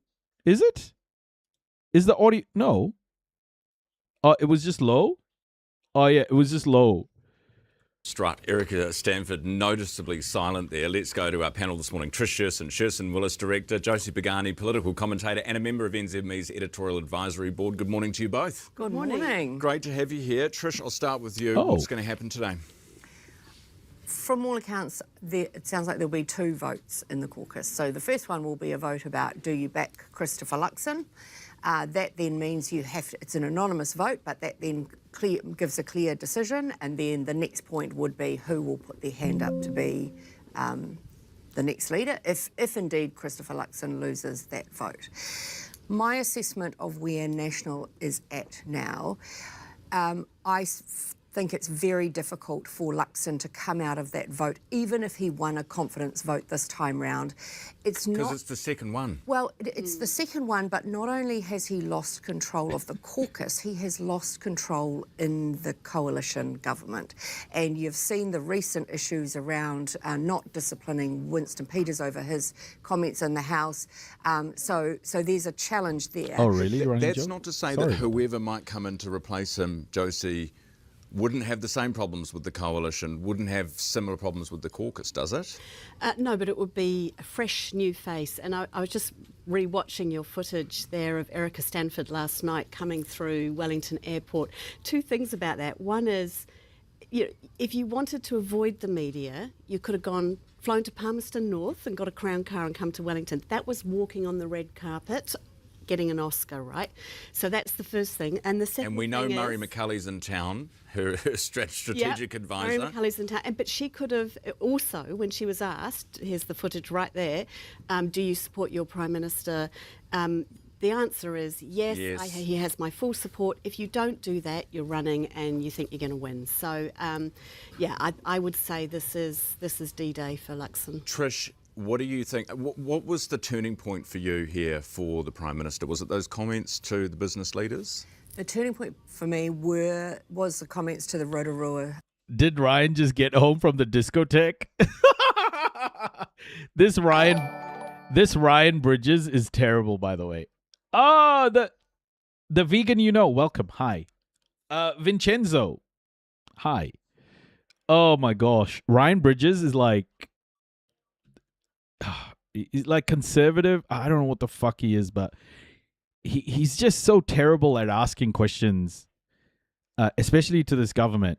He gives them such a free ride. It's insane. Chamber of Commerce. However, it was just one more chink in Luxon's armour. I think that 2 things happened. As I said, this is about control of the caucus, control of the government. I think where Luxon lost it with the caucus and with National Party members was that speech to the Rotorua Chamber.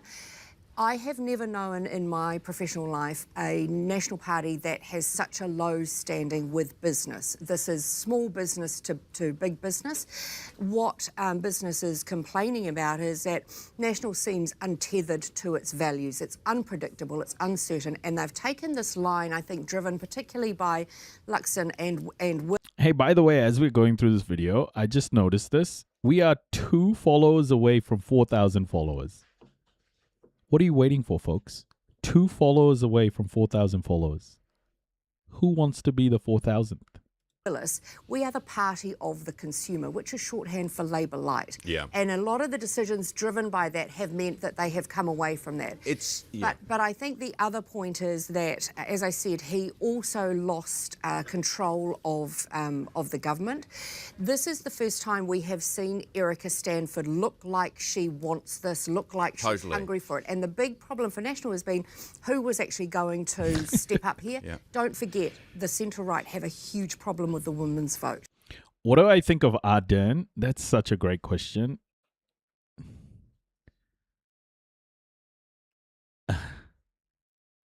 That's such a great question. The thing about Jacinda, I really liked her. I really liked her when she was prime minister. I thought it was very unfair how she was treated. She was personally attacked when she resigned. I don't think she should have been. She was also personally attacked for the way she handled COVID. I thought she handled COVID incredibly well. I thought she handled the Christchurch shooting really well. So here's why I fell off the Jacinda Ardern bandwagon. I watched children in Gaza being blown up, blown to pieces. Tens of thousands of people blown to pieces for 3 years. I'm still watching it. Jacinda Ardern took 2 years to call it a genocide, number one.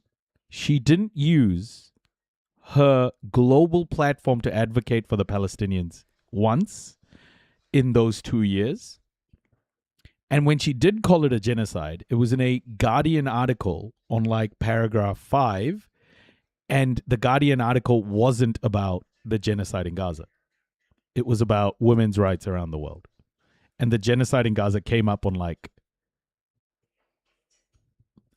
paragraph 5. She also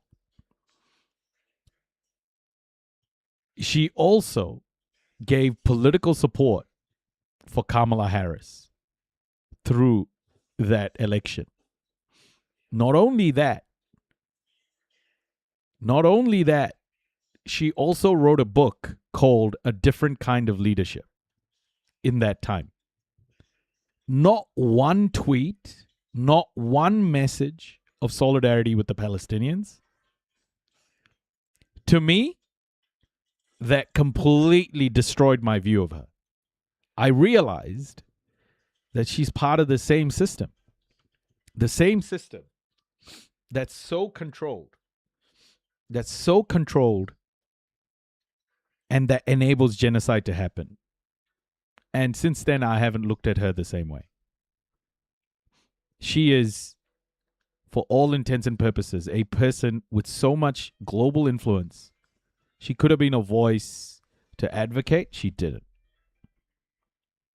I don't see her as a morally good human being anymore.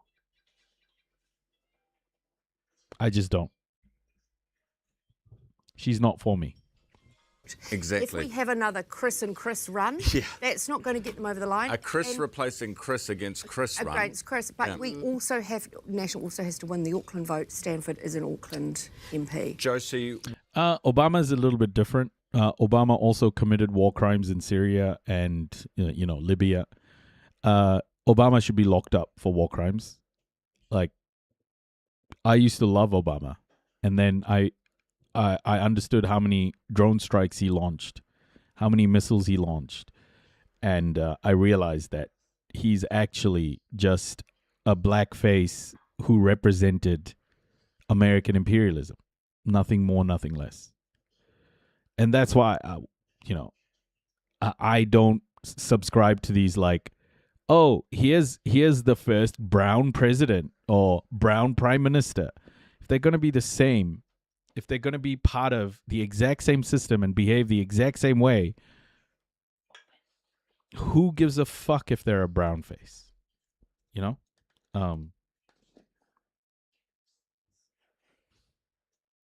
that's my take. What do you think about this idea that Erica Stanford and maybe Mark Mitchell as deputy, maybe Bishop as finance? Yes, that seems to be the three that we're seeing, right? And I think that's a good strategic mix because Chris Bishop appeals to, he's won in a Labour seat. He appeals to me, guys. The most fundamental thing that a human being should be able to agree with is, one, what's happening in Gaza is genocide.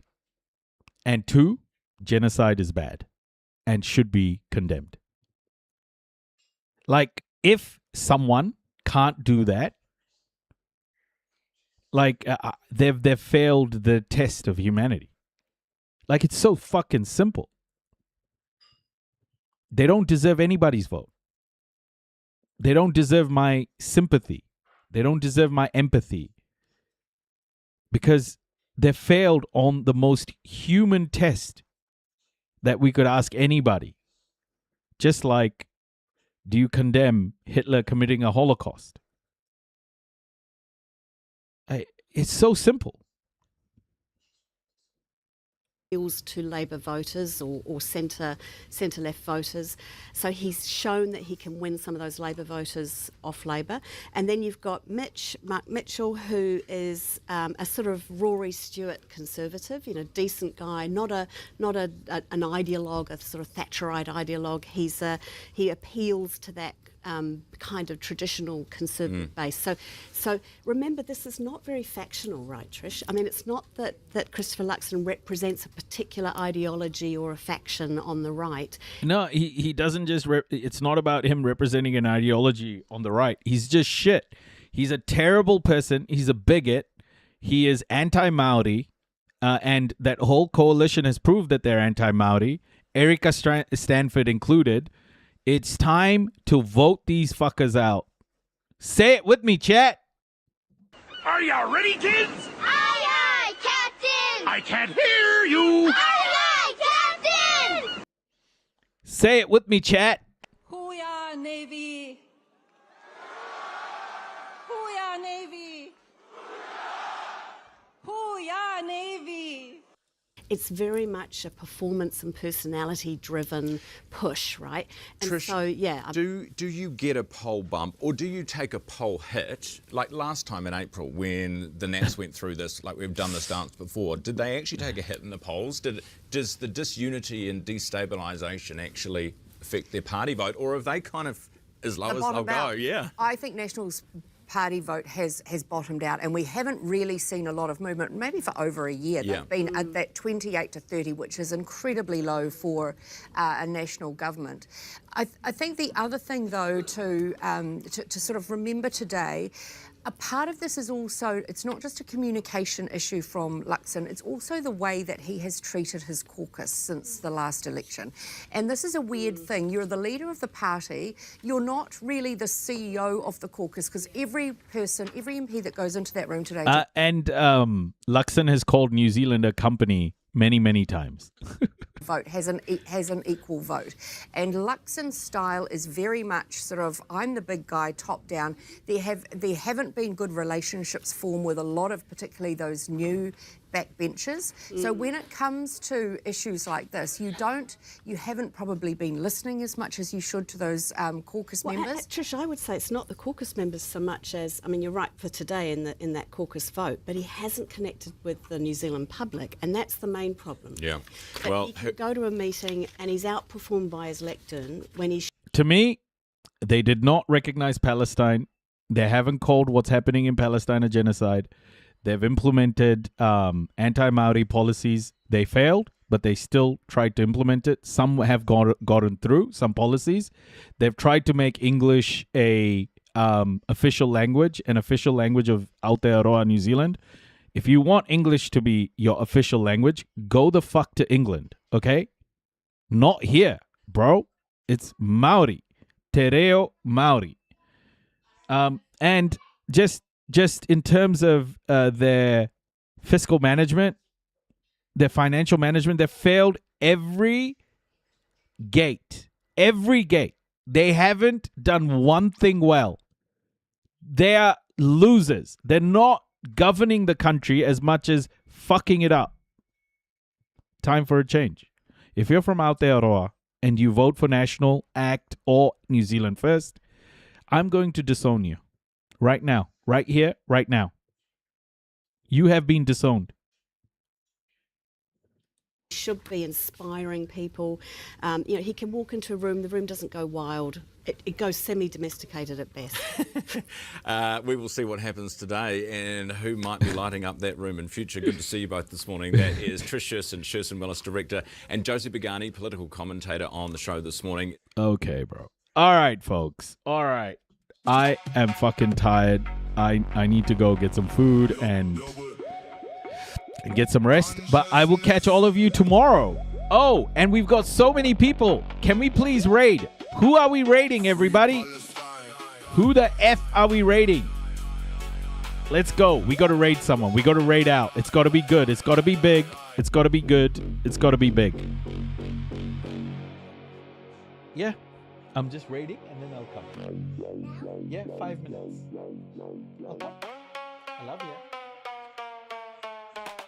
I'm raiding my bed. US a-hole. Yeah, I guess. Redo? Redo or US a-hole? Shiny? US a-hole? I haven't raided US a-hole in a while. Nice.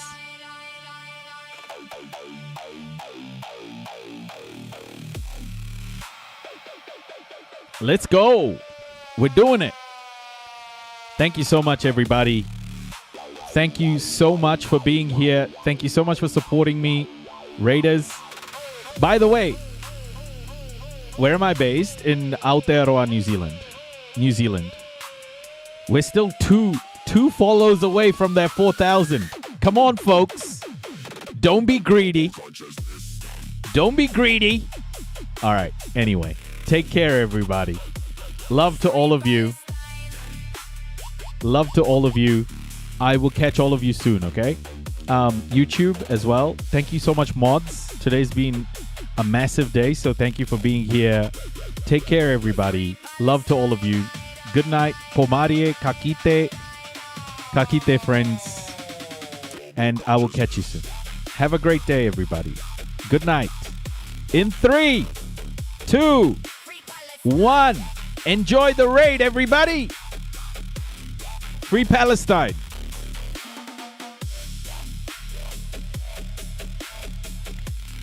And kakite, YouTube. Kakite.